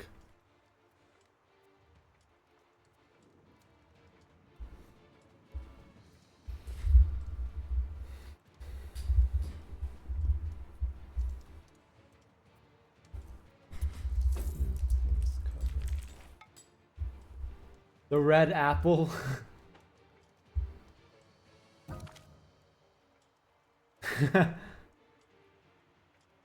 On your marks, get set, Zoe. Socialist Mamdani wins the race for mayor.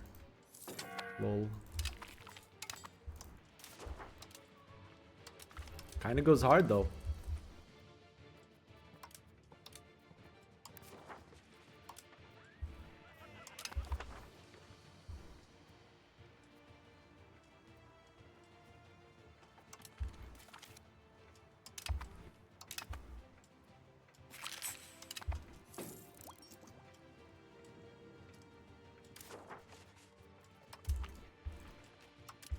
Does nowhere have iron? Is there no iron in this world?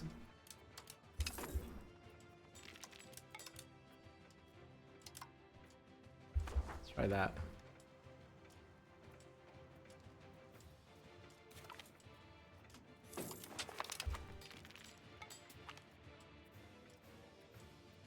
Ooh, the money. Ooh, but the research speed. Stability.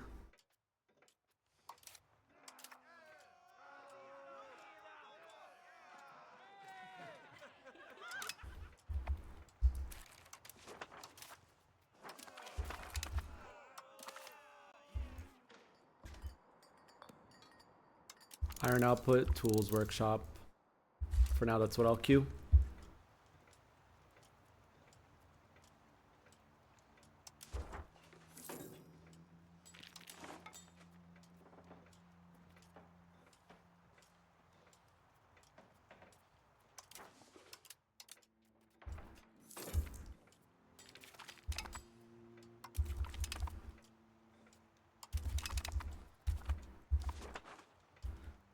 Okay, make sure all of these characters are married. It's a rebellion.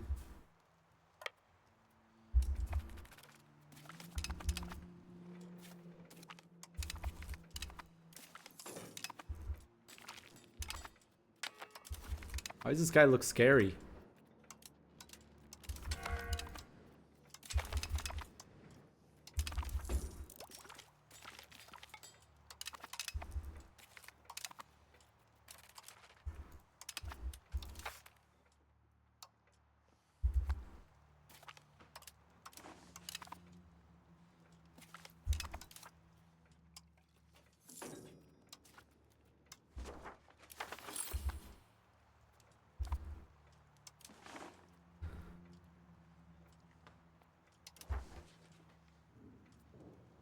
Was the vassal I just integrated?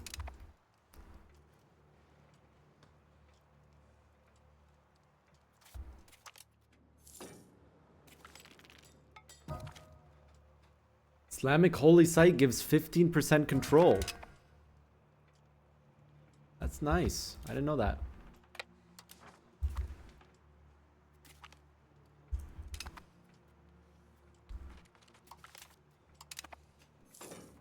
Okay.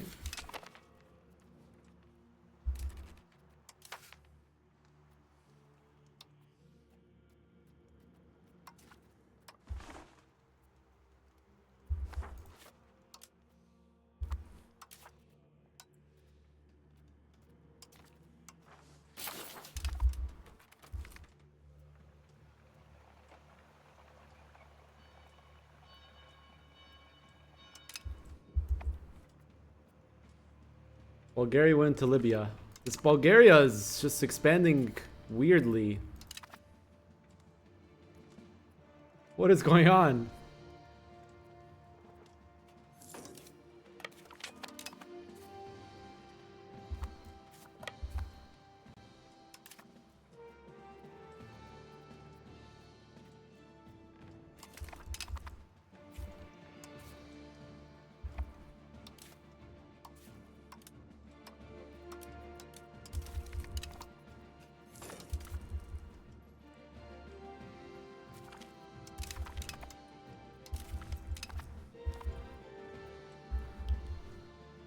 What is going on with Bulgaria, chat?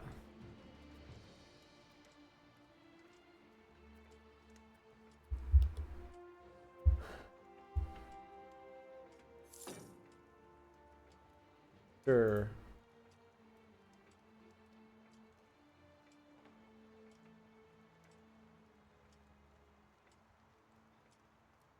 I added the meow.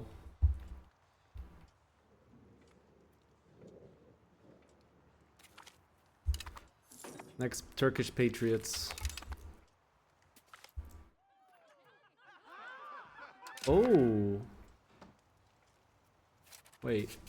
Azerbaijan joined this war? Ooh, some free expansion? Don't mind if I do. How many troops does Azerbaijan have? Not that many. Don't need to raise the levies. I don't want to raise levies anymore. Costs me so much every single time. Show Europe, please. There you go. Big Wolgast. Big Württemberg, that's Emperor. Big Netherlands. England seems to be doing alright. Border Gore in Iberia. Burgundy is over here. Hungary having a strong game.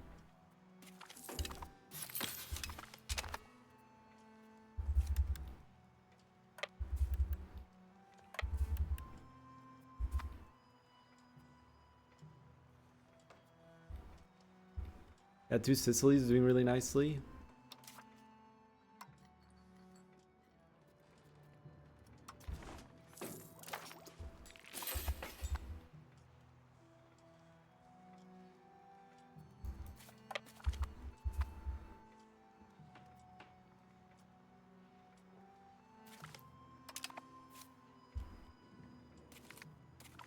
What's up with this vassal's flag? Oh, it's winter. My armies are stuck. Long Qatar. Oh.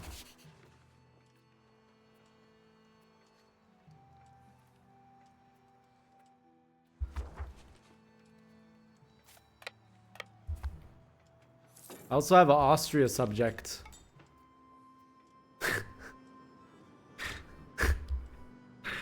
It's Austria.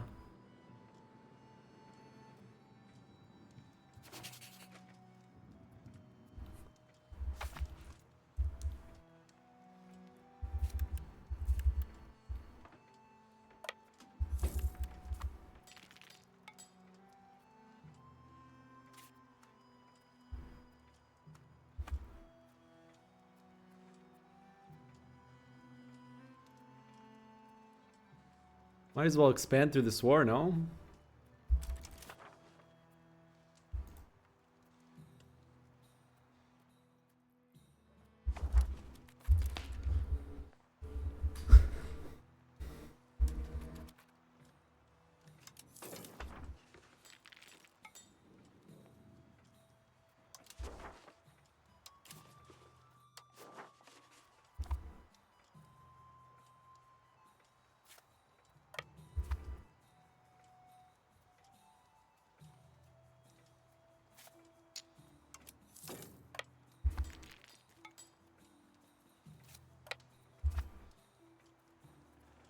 It just starts in a really rough position and has no content. That's why.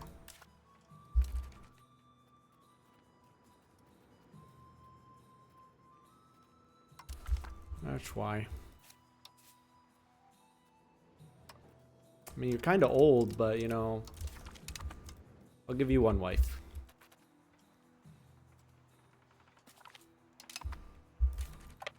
The old man needs love too, chat. It's never too late.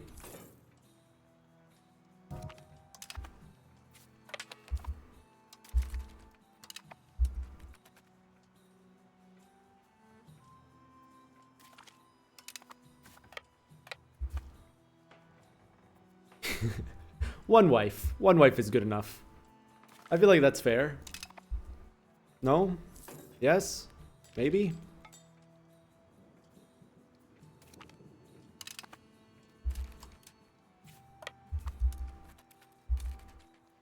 Is there a 30 years war? Yeah, it's a religious war.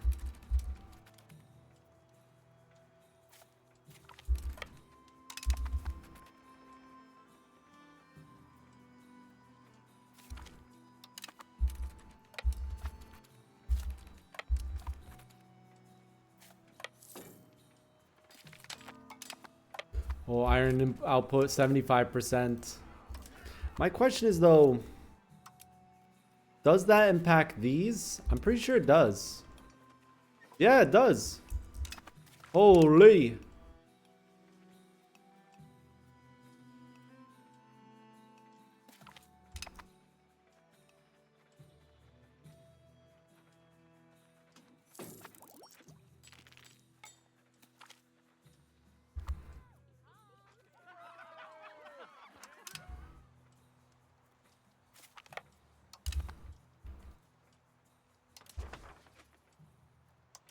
Iron better than gold? Well, given our situation, iron is very tough to come by. Should actually help a lot. Still kind of rough. Let's build more iron bog smelters.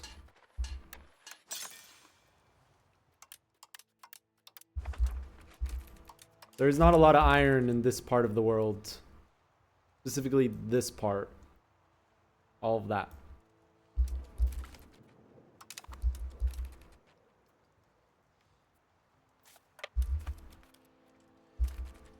National ideas are just national advances, and I think they're much better than national ideas. Because instead of France getting, well, that got changed, but like, example, Prussia, their like strong military bonuses are in the age of absolutism and the age of revolutions. Instead of just like, oh, you finished 3 idea groups, which if you're playing properly is like 1501. You finish 3 idea groups like 1501, 1504, and EU4. And you get all of the like unique national bonuses. Instead, you have to like get them through advances in the time appropriate. So I think national ideas are done a lot better. Missions, on the other hand, they're supposed to be replaced by like events and situations. I think those need more. And, you know, of course, they couldn't get it for every single nation. But I think that I said this yesterday, I'll say it again. I think at first, when I first started playing EU5, I missed mission trees. But the more I played EU5, the less I missed them. And it made me like realize that an EU4 mission trees kind of like limits you and makes you like want to play certain nations because it's like, oh, I don't want to play this nation because their mission tree is small, or oh, I want to play this nation because their mission tree is big. Instead of just like playing a nation and having unique content based off their like situation, based off of, you know, other things. And there's also insane power creep that got introduced with every single patch of EU4 with missions. I wonder if this guy will accept this peace deal. No, we're gonna have to keep going. Actually, I haven't checked. How's the antagonism? Not bad. Maybe we take more.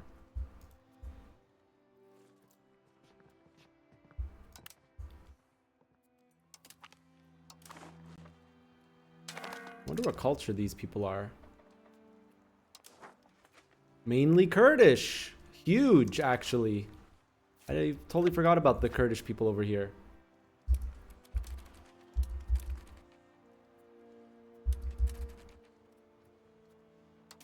And then chat, remember to always farm revolts for money.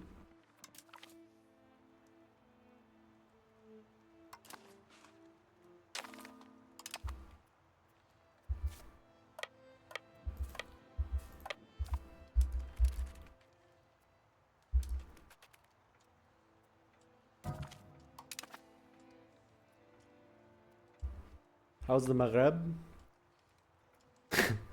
Castile and Morocco are trading land, it seems. Castile, go for this stuff so you can form Spain, dude. Oh, we got a gold mine. Wait, we got a gold mine. Where? There's a gold mine here? Regulated export, I think, chat. I think we do regulated export. Or do we ban exports of gold and silver? Ban the exports, actually, in this nation. Usually I would pick regulated export, but actually in this situation, I would do export ban. The thing is, though, chat, I always take this. Does this mean I can't ban... Does that mean I can't trade the gold in between my own markets? That's something, actually, I don't know. Does anyone chat know? So can I still trade the gold from Tabriz to here?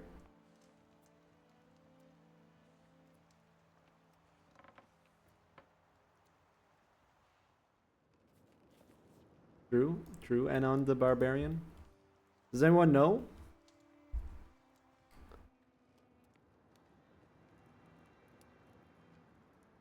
Yeah, the text says all markets that a country owns. Because this is not my home market.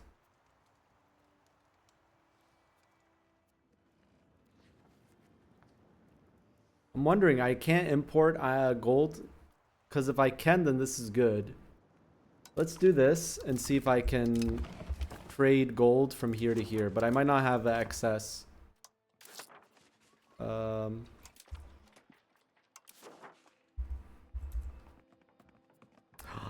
can't. That's not good. So I guess that's only good if you have a lot of gold in your home market. Destroy Tabriz market? No, that would be scuffed. The market access would be so bad because of these mountains. How much would that cost me to change the law?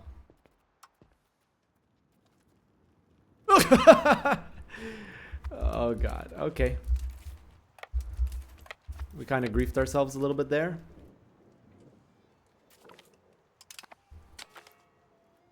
Sure. Speaking of that, can I do this?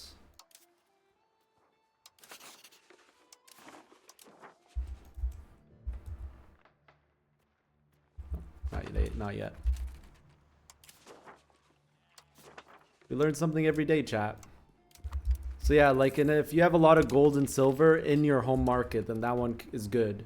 If you don't, it's not good.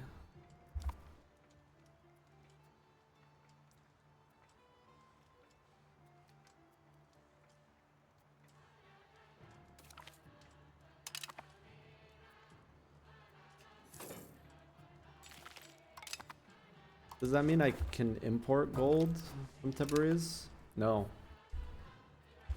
I can't bring gold around. Oh god.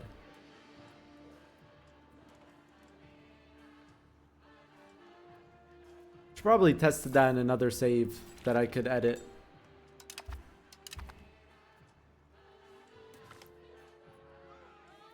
Serbia doesn't start with their own market though. But I guess it's probably the play as Serbia to make your own market day one. And then doing that option.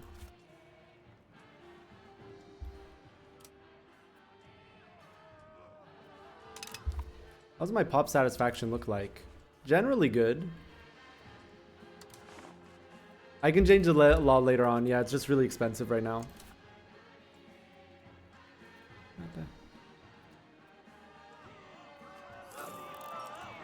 Get the Mercury patio now to increase the gold here.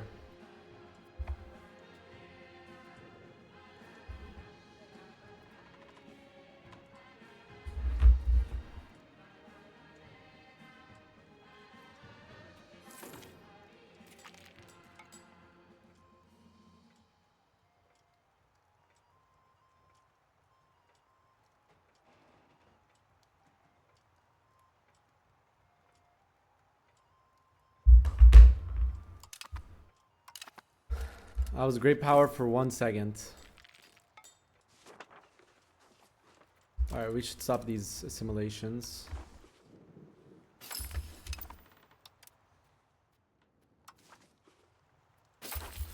I'm just gonna integrate all of this since it's Kurdish.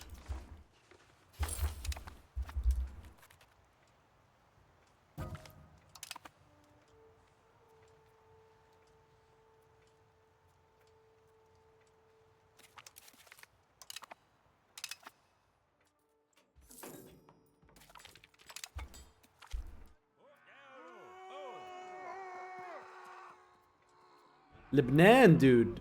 Again. For some reason, I keep getting events of rebellion Lebanon, man. They are rebellious people, as I said earlier. Local autonomy.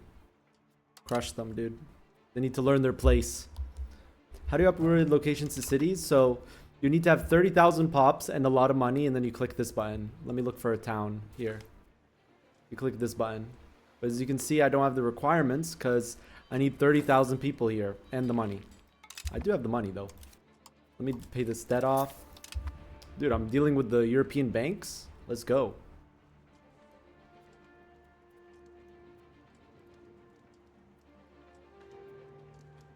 If you claim throne, are you senior by default? Nope. Unless you have already have a union that you're the senior in.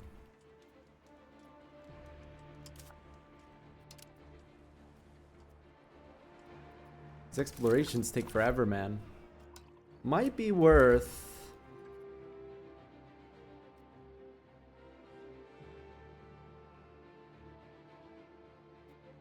Max literacy for clergy is good. Conversion speed.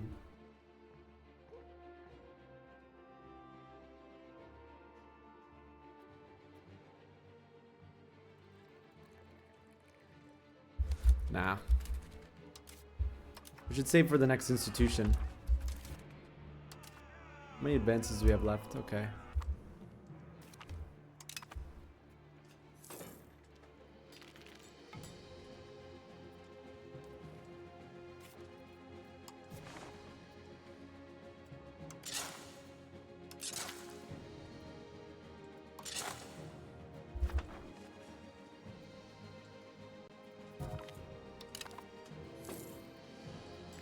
The temples, you want temples everywhere. Speaking of temples, we should do a temple check.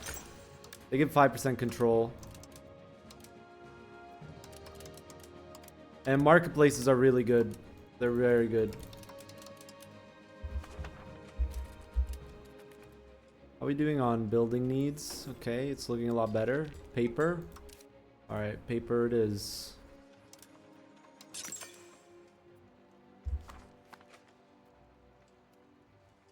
Yes, you should establish seniority in a PU. If you plan on integrating them, you need to go through all the laws before you can integrate them. It's not just by default 50 years you can integrate them. Should prove relations with this one as well.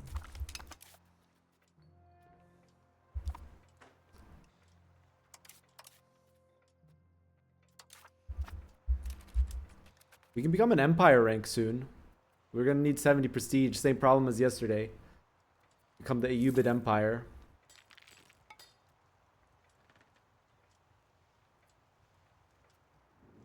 I understand how Mark works in our lands, but I'm lost on how to sell our stuff to other regions. So you need a surplus in order to sell stuff. You can see surplus here. That means I can sell, then I can click export, and then I can go and I can export.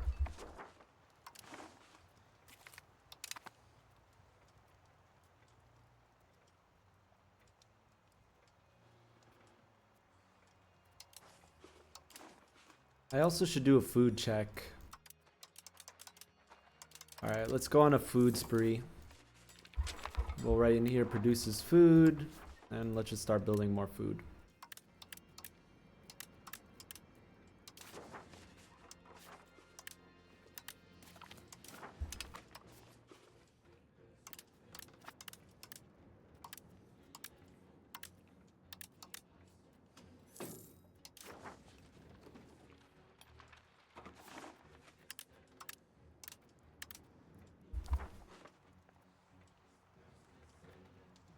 Go speed 5 for a bit.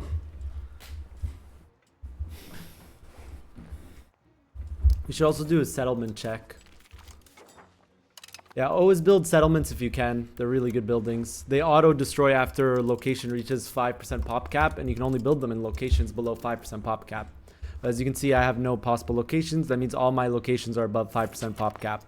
But the Middle East has very low pop cap in most of its locations due to being in the desert. You can see desert has an effect on pop cap. It's lower than other locations.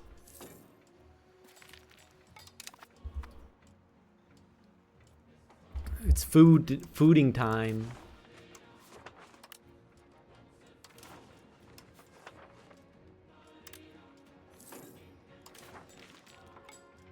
Right in here produces food.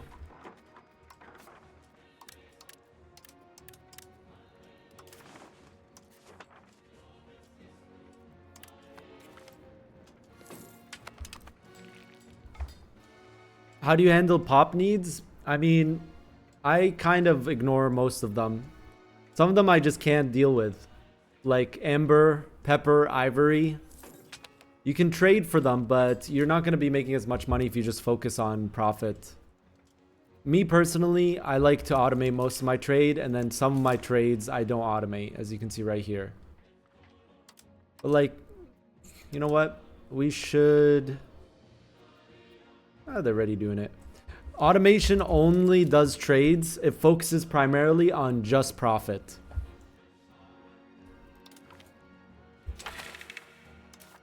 Let's just do integration process.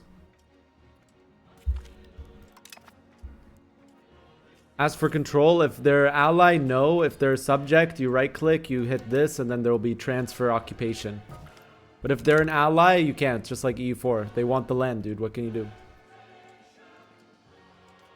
In this game, there's no nations that can declare on me now that I would be very scared of. But we've reached, like, we're pretty powerful. We're like almost a GP. We're like the strongest nation in our region. But early on in this campaign, I was quite threatened by some AIs, specifically Mamluks and the Ottomans, and some of the bigger Persians. But at this point, no. Yeah, there was just a chatter coming in saying that he keeps getting attacked by AI. But like right now, I have like no bordering threats. I could get targeted by a crusade, but I think crusades are disabled now.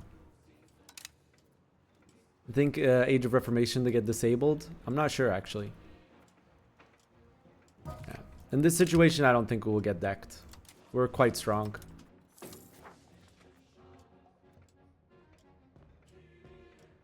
Oh, dude, we're back to being a GP.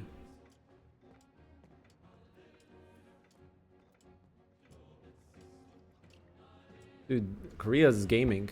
Oh, we're the culture hegemon. I just realized. We're the culture hegemon. Not anymore. We're about to get surpassed by Majapahit. More libraries.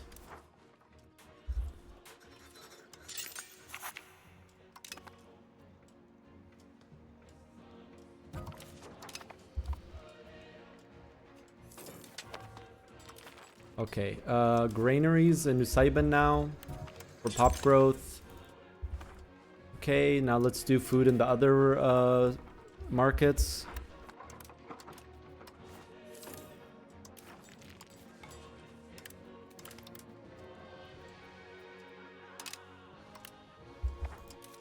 Closer we to getting the next institution. We should save for that.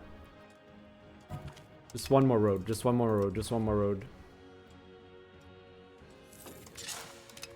Great power status lost. Yay.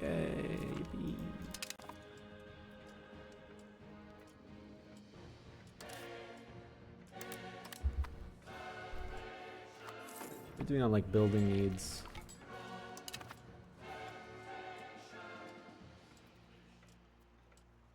Paper. Oh, wait, more paper, more paper, more paper. Is world conquest possible? I think it is, but I have no idea. Because I haven't done it. Or have seen someone do it yet. Okay, and a little bit more tools in Baghdad. Iron should be less of a problem. Still is, dude? Are you kidding me?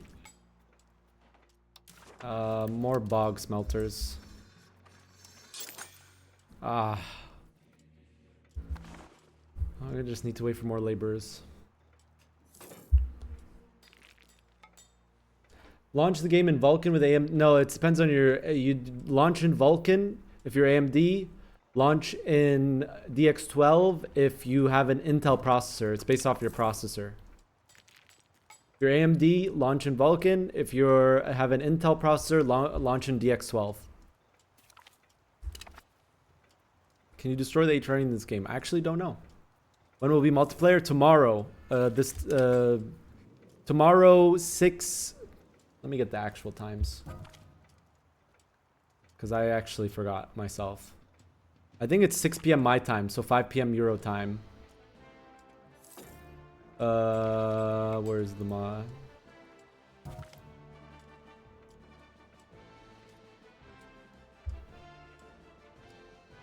You guys read German? I'm playing on a German server. Auf sind für das Event folgen Sitzlots versungen. Friday, 6 p.m. to 12 a.m. 6 hours. 30-minute pause, 8:30. Okay. Saturday, 4 p.m. to 2. Holy, 8 hours. 7 hours Sunday. Oh my god, dude. Yeah, I'm Ottomans. There's a guy named Hateful on Byzantium. There's a Mamluks player. Shadar. I can't do diplomacy until tomorrow. There's also a Serbia player. Endmar. And there's also a Georgia player.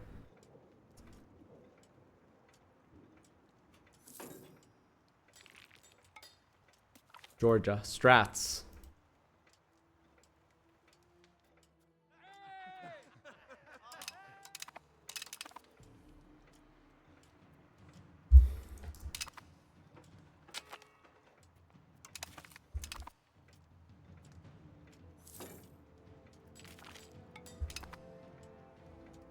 Depends on if you have cores, I believe, to be able to fabricate claims. In the HRE, from my experience, I just used my parliament for claims. What will be my strategy in tomorrow's MP? I need to see my diplomatic situation, but I think it's just going to be...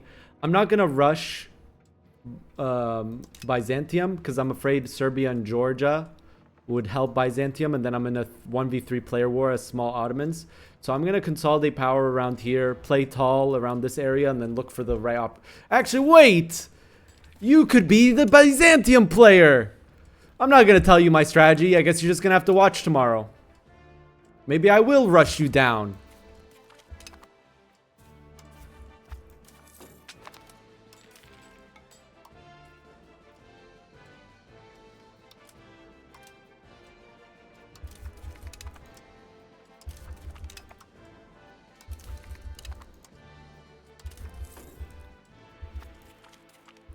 Oh, more iron output. Oh, god.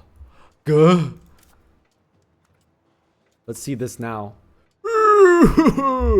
Alright, iron should no longer be a problem. Right, chat? Iron should no longer be a problem.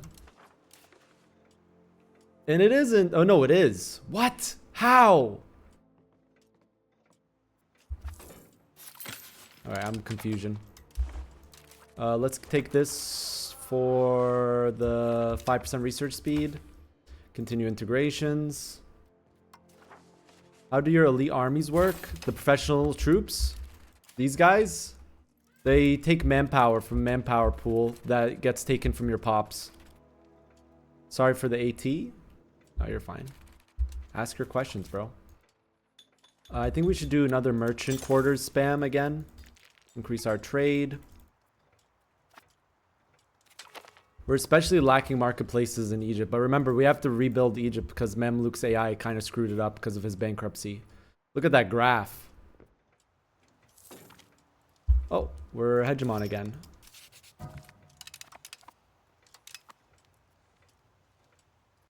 Yeah, it's kind of meta to spam cavalrymen. I'm not as rich as Flory, but that's because the Middle East is just not that rich, except for Egypt and Anatolia. Maybe a little bit of Syria. But like, where we started our power base, Iraq, is not a very rich area. Are building slots rare? Food is usually an RGO. I don't really use the buildings for food. I just use the RGOs. Speaking of food, we should check our food again. I don't like it. There should be more. I'm a little worried. Here is good, but what we can do also in Alexandria is we can build some more granaries.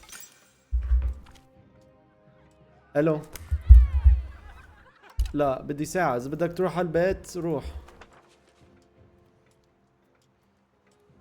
اوكي ماشي الحال. روح نام.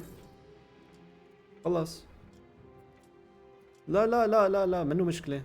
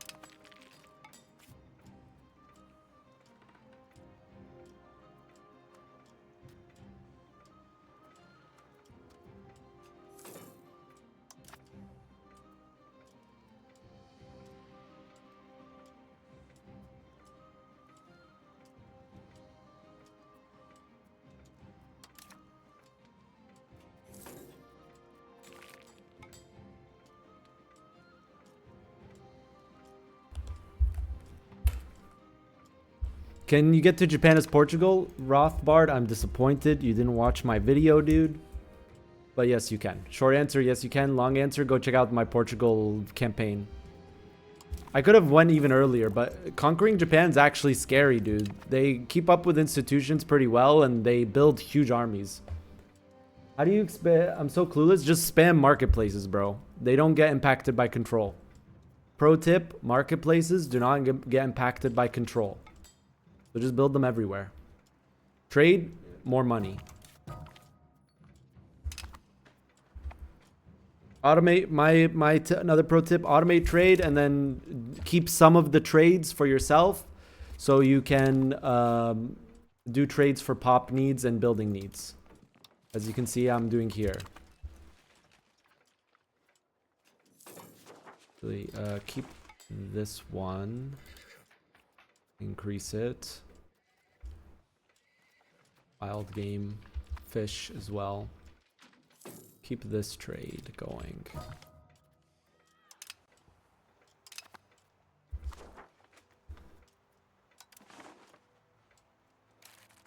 Let's expand our merchant quarters again. I'm the only EU content creator you watch. Thanks, bro. Appreciate that. Don't feel like the GOAT, though. Definitely feels like Flory is a GOAT. Because he literally is the greatest of all time for EU4. But thanks. Alright. We should expand our fleets. Remember, chat, we're going to move our capital to Antioch. That's why I'm keep building up in this area and building roads out of here. So when we do eventually... Why do you want to build roads there? Whatever, just keep them. When we do eventually move our capital here. But I want more of Egypt. I want more of Anatolia before we move our capital here.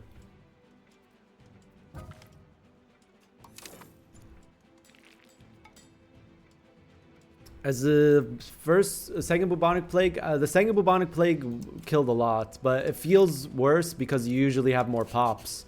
I mean, at least you should have more pops by the time the second bubonic plague. You can have, there's like 3 outbreaks usually. There's like one in the 1500s. There's the big one in 1348. There's like a second wave in the 1500s, and then there's like another one in the 1700s or something.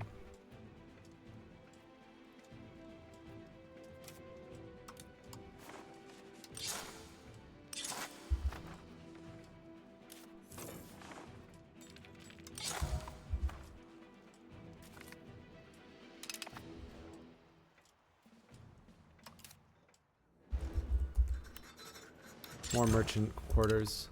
Dude, I'm super excited for this event. I didn't realize we were playing so much. If I die as Ottomans, I'll just move to another nation. It's not a big deal. But we definitely want to make it work tomorrow. I haven't played Ottomans in a while, but we'll just, we'll be fine. I have a strategy that I think will work very well.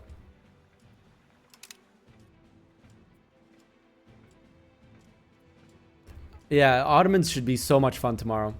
What kind of DLC do you hope they release? I hope that the DLC just stays strictly on flavor. And I hope that gameplay related are just free patches. The same way Victoria 3 has been doing it for the most part. I really don't... I just hope... It doesn't really matter to me. Because, let's be honest, I'll probably get the DLCs for free. But for your guys' sake, I just hope that the DLCs are all content related, and all of the patches that are mechanic and gameplay related are free. That's what I hope. But in terms of flavor, I want more flavor for the Middle East. I'm obviously biased. I want more flavor for Andalusia, but I think we're gonna get that with the second DLC, I think. I don't know though. Don't hold me on that. Japan flavor would be cool as always. I'm not a weeb though. What do you think about there being no mission trees? We should put a counter for that, chat. No, it's all good. Yeah, I've answered that question a bunch of times. No hate. I think that what was I gonna say? What did I say last time? I think that At first, when I first started playing EU5, I missed mission trees, but the more I played EU5, the less I cared there was no mission trees. And actually, the more I enjoyed that there wasn't mission trees. Mainly because I felt like mission trees kind of introduced too much power creep in EU4. I answered this question better last time.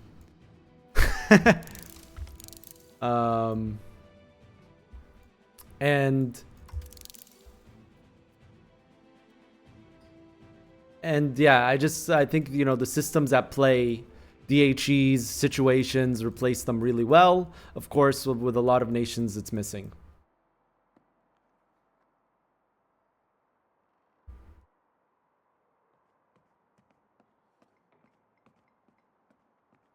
Yeah, I feel like mission trees. Exactly. I feel like playing with mission trees, it makes playing a nation without mission trees feel worse. I'm gonna take this for the 5 research speed. Our research speed's looking really nice. Did we already change our court language? Okay, at some point we want to change our court language to Arabic. To make Arabic more powerful. Okay, because we want our liturgical language to be strong. And since we're conquering Arabic speaking lands, we're making Arabic weaker, and we're making Kurdish stronger because our common language.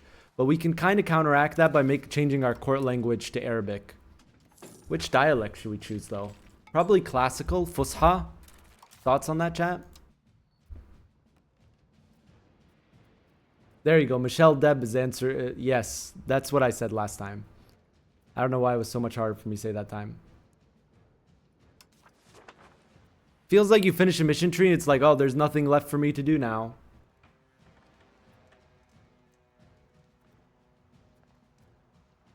Levant, Lebanese, Arabic. What do we want to do here? I think we want to keep doing assimilations. Assimilation completed. Assimilation complete.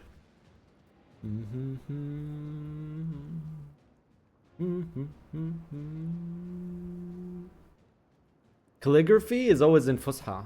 The dialects are just speaking. The calligraphy is just always the same.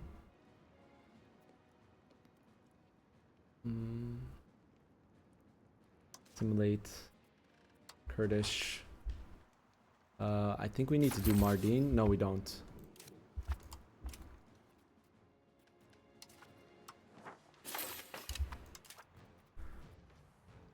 Ooh, we want this. More centralization.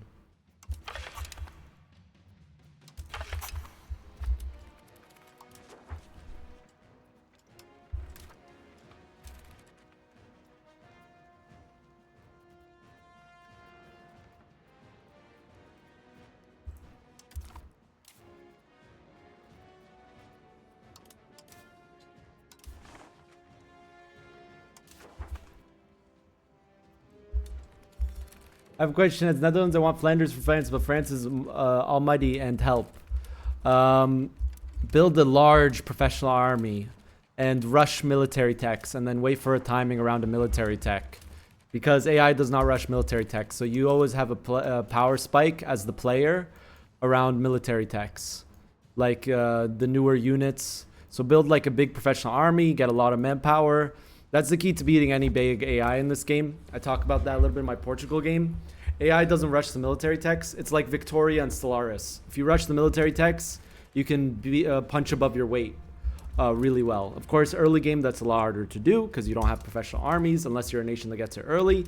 And also you get low manpower generation. But as the game progresses, you'll have more manpower generation and you will be able to punch above your weight.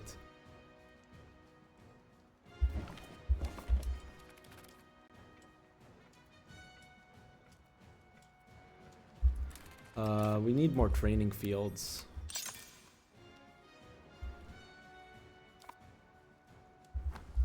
More manpower. I don't want to use levies anymore. So next war, I want to be full professional armies. Because it just hurts our economy way too much.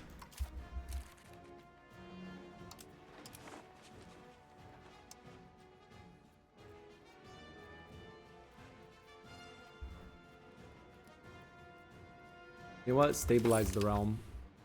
Also, we should pick a head of cabinet. You'll be fine. Lower this. Like that. Actually, for now, focus on strengthening the government. Do you specialize my cities? It's good to do that, but I don't do it. In multiplayer, I would probably do that. In single player, I feel like it's OD. In multiplayer, I'd definitely specialize cities more and micro the cities more. But in single player, I don't really do that as much. Maybe in the early game with smaller nations, sometimes. But in multiplayer, I would probably do that more than single player.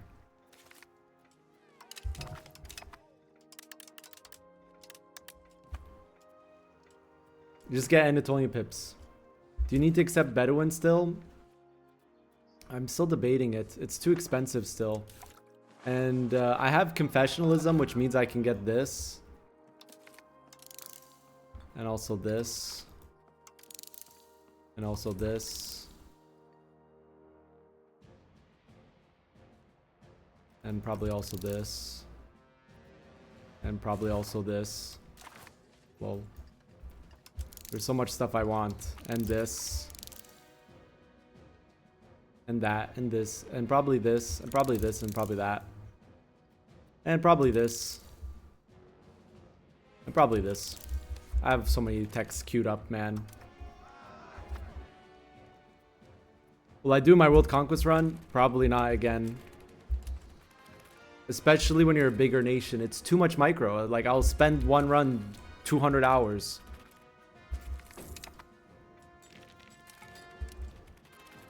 I just use the macro builder. And like multiplayer, you're stuck speed 3, maybe speed 4 if no one's at wars, so you can have more time to like sit and like micro and do that stuff. It's gonna take quite a while to go through all of these researches, but we do have very nice research speed for this time period.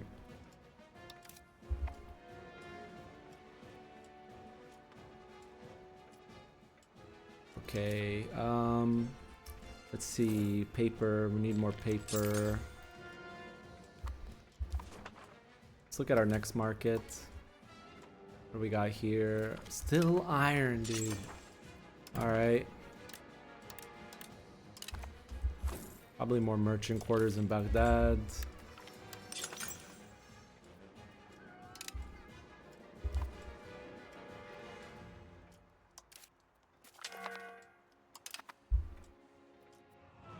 Honestly, we can cancel some of the military stuff.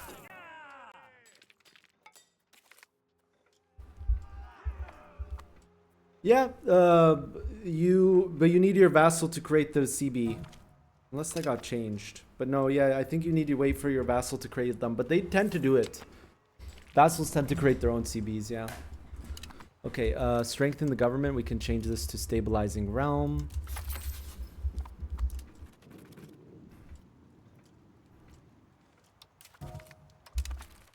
This guy just keeps dying, huh?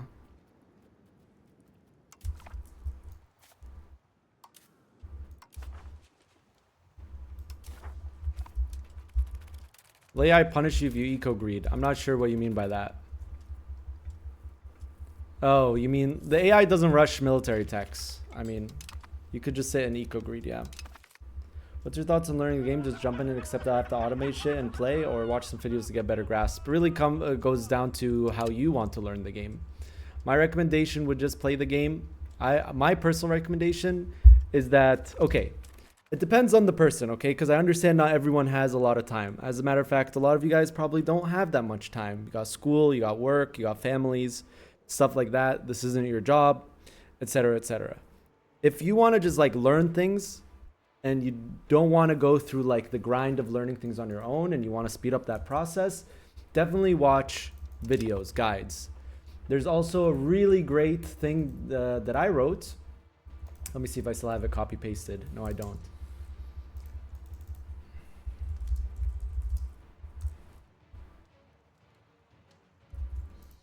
I'll link it right here. This is the EU5 Player Resources right here. On here, you can get quick links to the wiki, tech support, make suggestion, how to roll back your game, performance help. Here's some tips on just getting started, tutorial diagrams, recommended starting nations with reasons why they're recommended, general tips regarding government, population, economy, diplomacy, warfare. This is all I wrote. Then there's the official EU5 guides. These videos are really good. And just 16 minutes ago, there was a video released. I need to give this an upvote. Just 16 minutes ago, it was released, which is everything you need to know about military and expansion. This video guides, a lot of work went into them. You know, Generalist actually helped and was consulted for the script for these videos. They're very, very informative, very good videos. And if you want to watch some other recommended guides, these are some sponsored guides from Zlevik, Party Elite, Jumbo Pixel, Lathe, and Generalist. And then also you can join different communities, and here's some modding resources.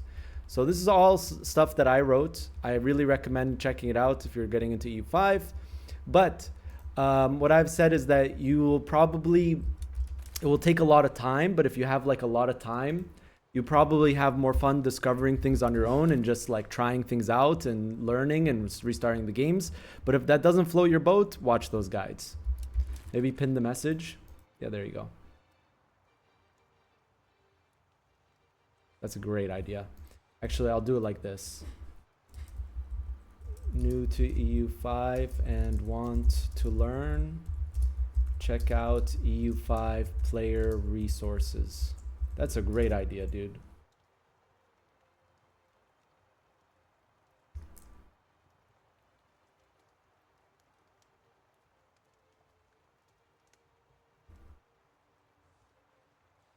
Guides won't make much sense until you play anyways. True.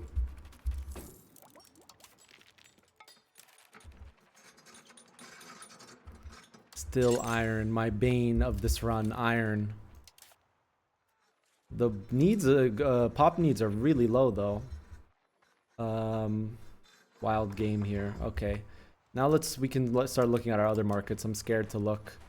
Livestock. Okay. We can solve that issue.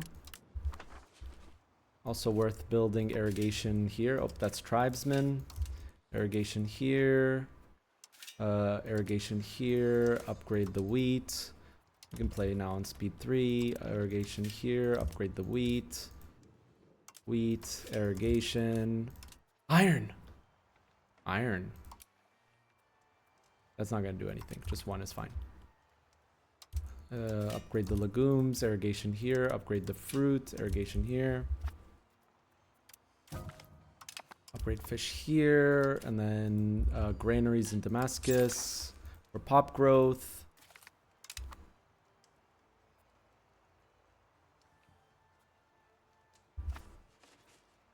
Great. Wait, why do I have so much control? Is this another Islamic holy site?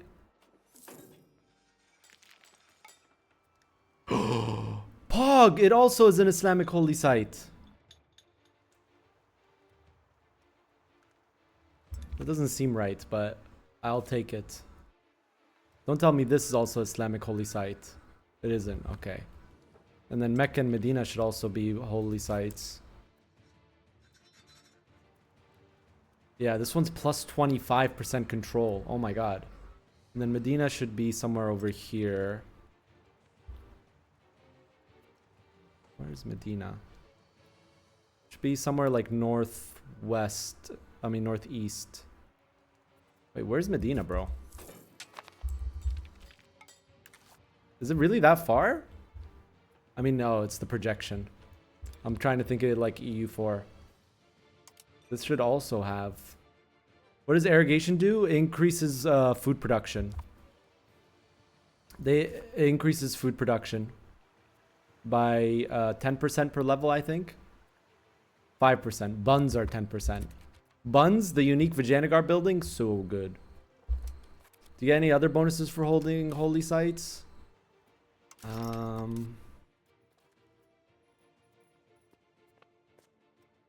Yeah, I guess you do.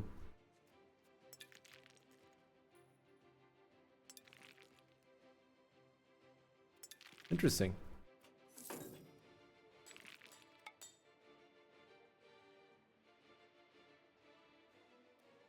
Institution growth. This one gives nothing. This gives max control, local prosperity, local max literacy for clergy.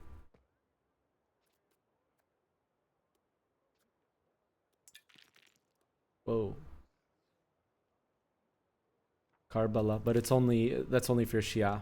This one's not giving me control, is it? I don't think it should, because we're not Shia. No, it doesn't.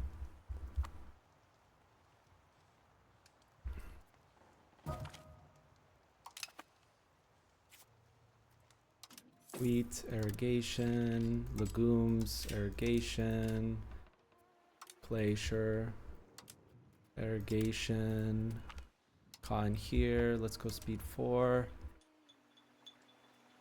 Sure, take some money. And let's check on the food here. Fish, wheat. Wheat is expensive here. Why? I mean, I'll take it. Salt, fruit, cotton. This has the fertile Nile Delta bonus. Oh my god.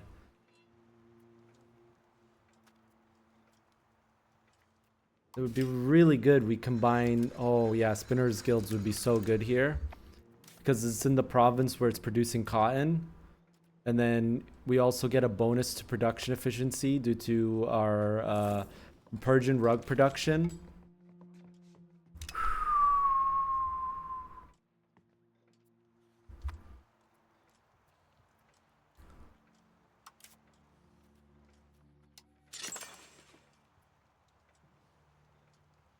What are the building needs here? Coal. You can build charcoal kilns in Alexandria. 2 should be fine. And how are we doing on maritime presence?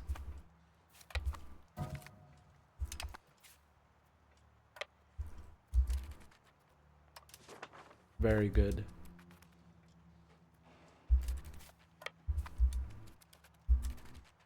Very nice. More caravels. Okay.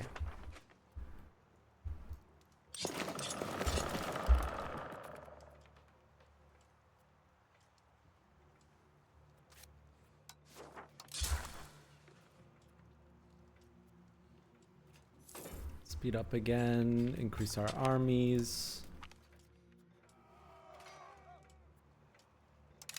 Okay, I'll take it. I'm along my streaming, probably like another 2 hours.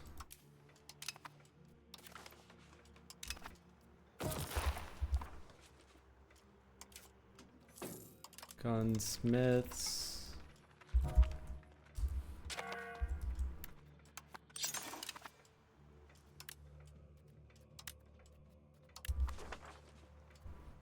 Guns a little bit cheaper.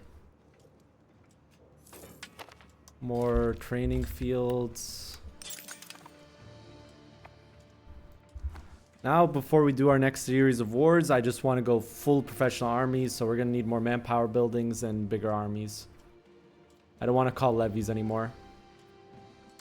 It has too diverse of effect on my economy. You can see every time I call my levies.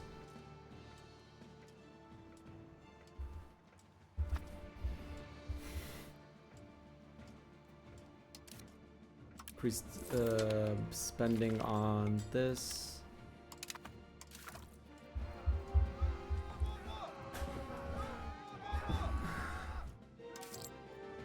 It's our manpower gain. It's 579, but we're paying maintenance 206.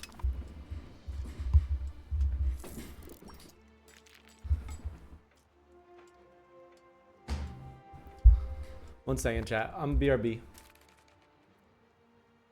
I'm gonna get a decaf coffee.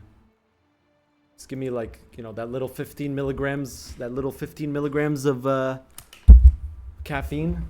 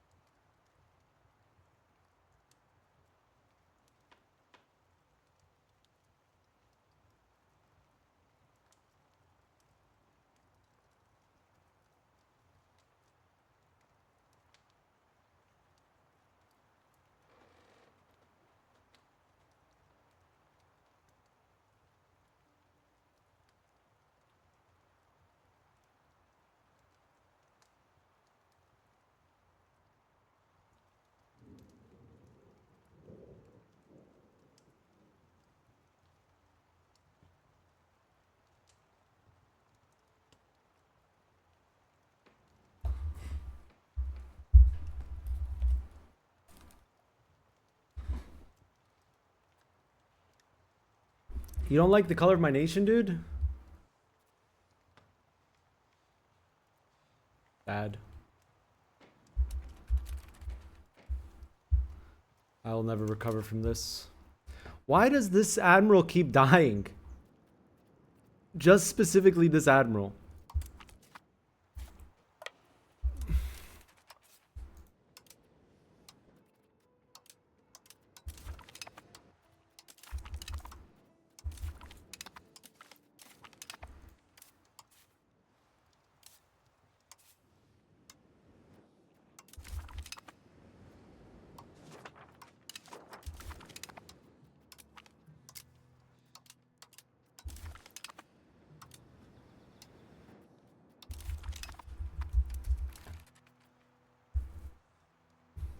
I mean, we could still do the Ilkhanate.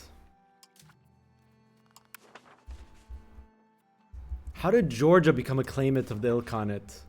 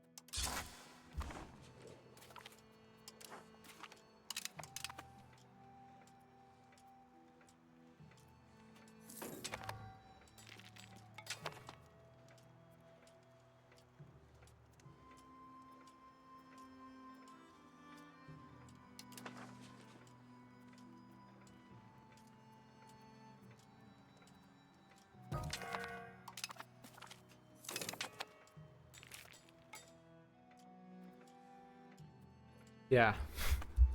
You noticed that, right? What? Stop dying! Okay. Alright, let's test my theory here. I think something's happening. It's like this admiral specifically is dying. Let's give him more caravels.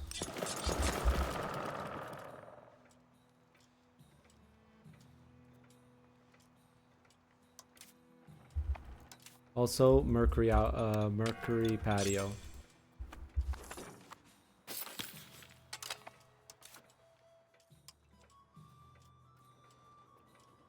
Ooh, we can do this simulate area action now. I can turn the whole Levant Kurdish. Don't mind if I do. Okay, I was about to freak out. Oh, wait, this guy's now dying. Nope.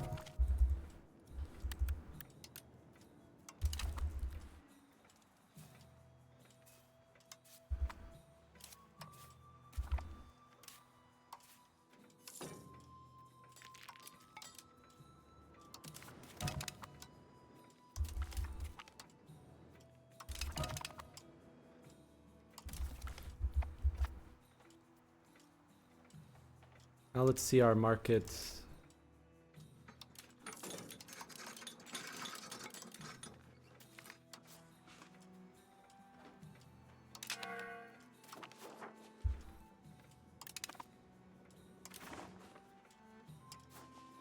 I'm kind of scared to look at the family tree, I'll be honest.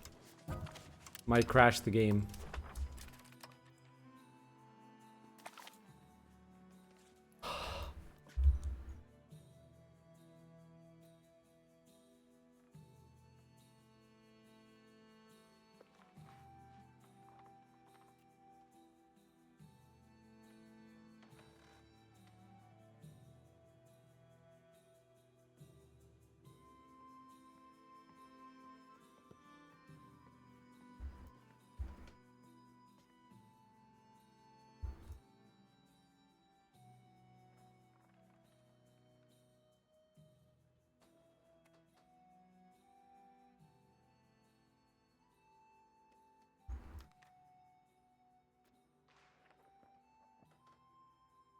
We're the children of Salah ad-Din. We are many. I'm still scrolling, by the way. Alright, there we go. It ends. Whoa!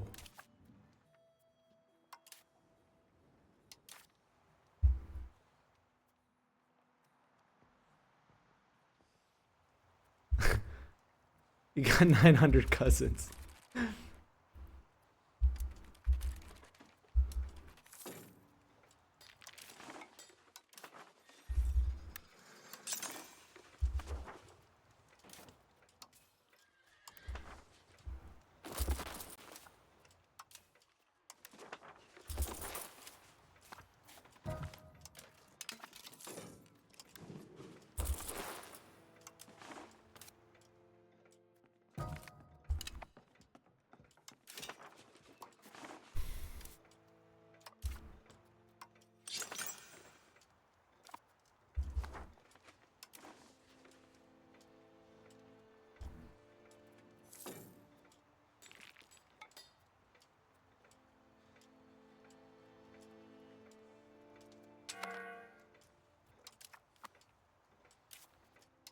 I was gonna crash out if that was another admiral dead. Where we decide? Oh, Antioch. I think we're like almost to the point where we will do it. I want to do my next war and get more of this land here. Probably gonna fight the Ottomans soon too.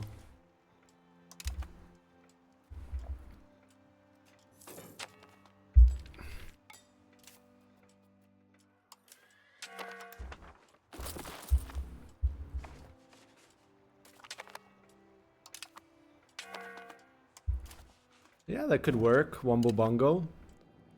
Haven't tried it, so I can't say for sure.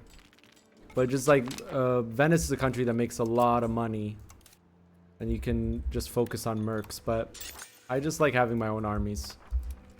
I kind of don't like how the merc contracts work, and you have to like keep refreshing them and paying money to refresh them.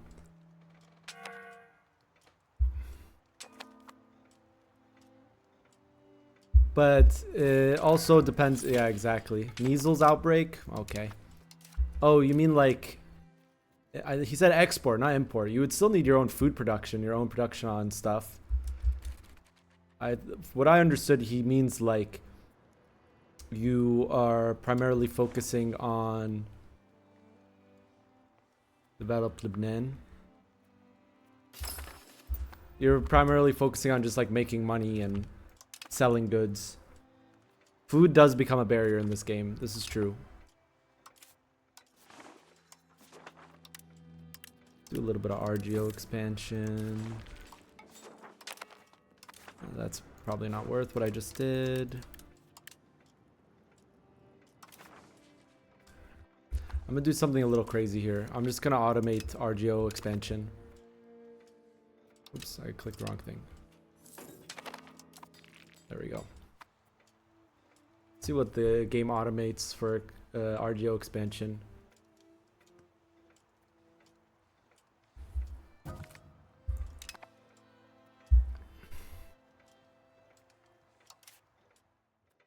Oh. How far are we from richest nation? Kind of far.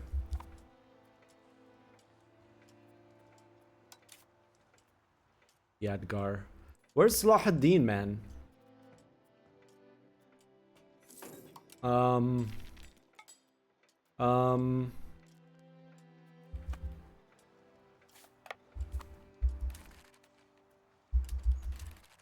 Can't see Korea, but I imagine they're blobbing.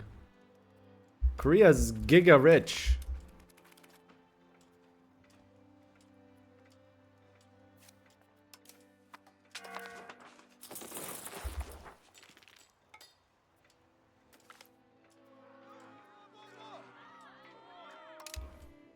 I kind of want prestige so I can become empire rank. Alright, save money for heavy cav. Let's upgrade more lancers.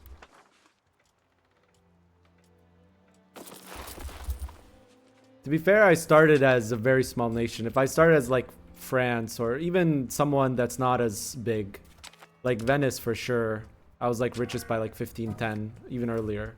Actually, even earlier.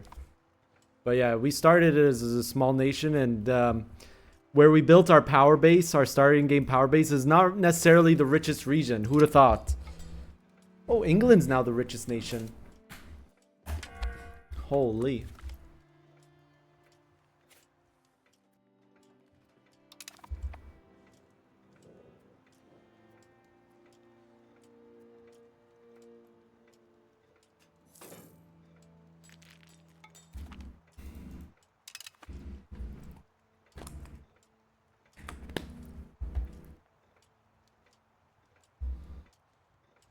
Cute Netherlands. What are you playing now?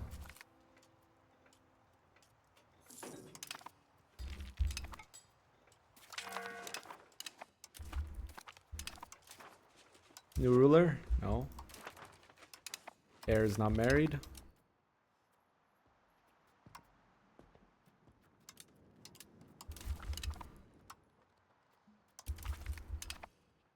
Intelligent.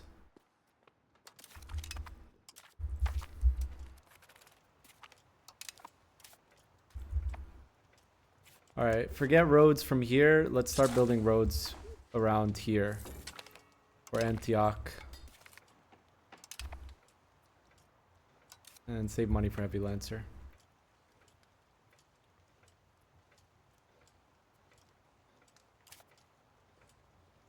Ugh, this is all wasteland.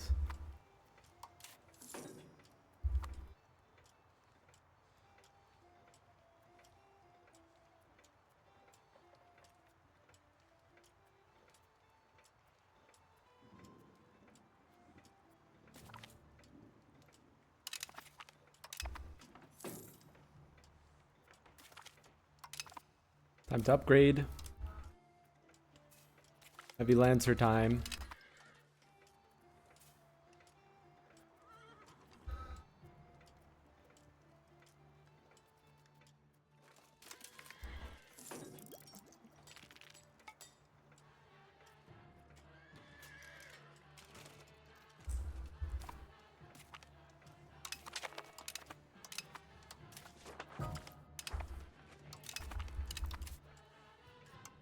This won't cause any problems, right?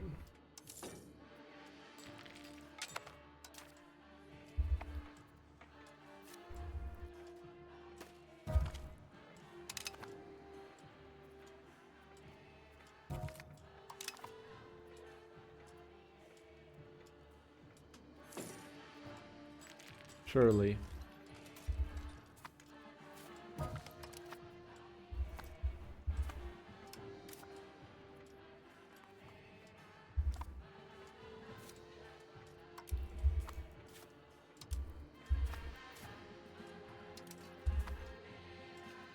Joel Mark? I don't know what their deal is. I'm gonna have to fight Lamb again because they're in my coalition. I wonder if we can do the CB on them. Create CB. I can! Oh, okay. That changes everything. Make spy network on here. Wait a second. No, okay. Joel Mark is part of the Ilkhanate, which means I can use the OPCB on them. Unify.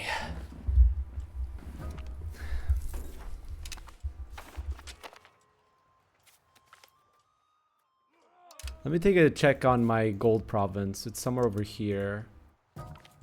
Upgrade. Full. Yeah, exactly. Exactly, Sealder. You get it, dude. How's this son? Gregarious. Let's give you an expensive education. Maybe he'll be better than Ajar.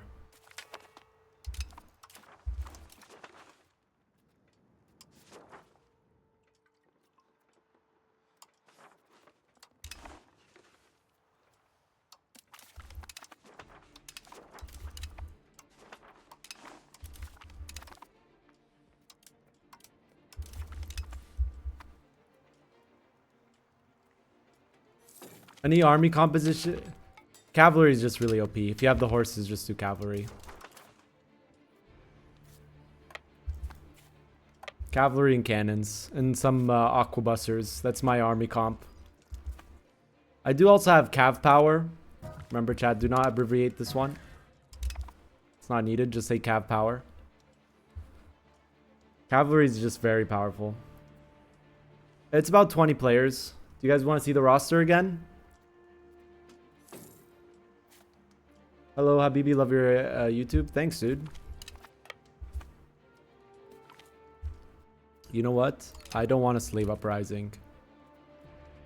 Rebel crackdown. This needs to be fixed. Mongolian patriot uprisings, I don't mind. But slave uprising, I do not. I get one for being in the Iranian culture group. So just being Persian culture group.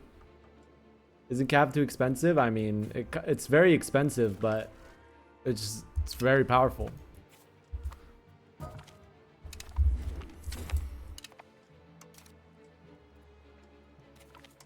Conduct the census.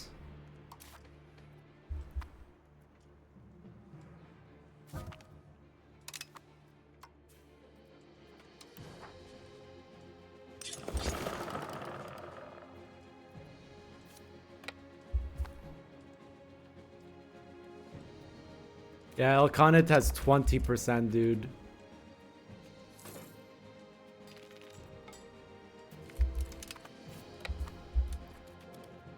Do full cav armies get penalties? Nope. Who's the guy? Who's this guy in the... What's the roster?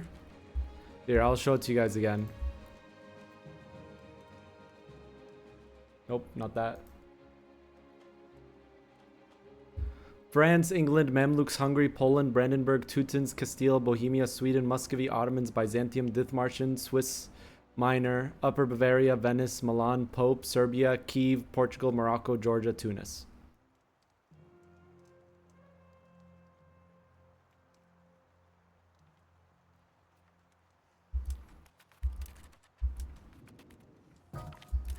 Yeah, and I'm the autos and there's a biz player. It's gonna be interesting.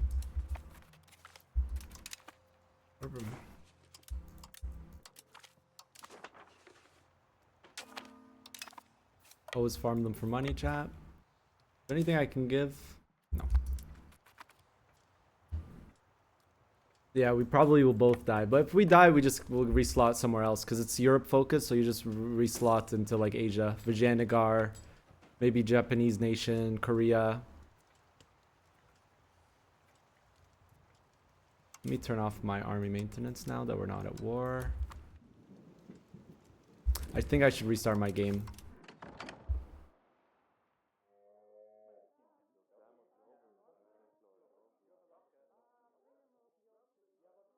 The Ayyubids are considered Iranian culture because they're Kurdish. Salah ad-Din was a Kurdish person. Kurdish man. He was not Arab. Common misconception.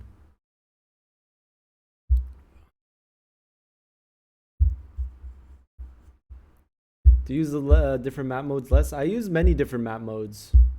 I use the market map mode a lot. I use the tactical map mode a lot. I use the rivers map mode a lot. I don't know if it's less than EU4.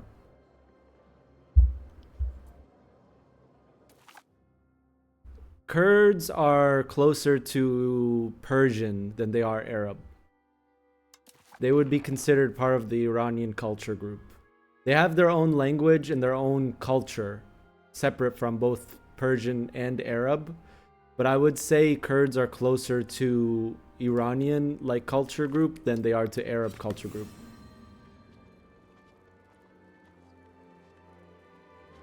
If there's someone Kurdish in chat that wants to correct me, definitely do. But that's my understanding. But like I said, they have their own language, but I believe their language is closer to Farsi than it is to Arabic.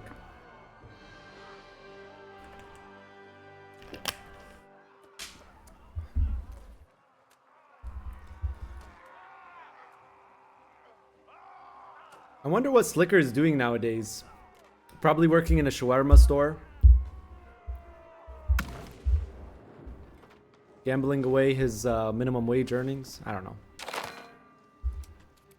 Dang, game runs way smoother now. Nope.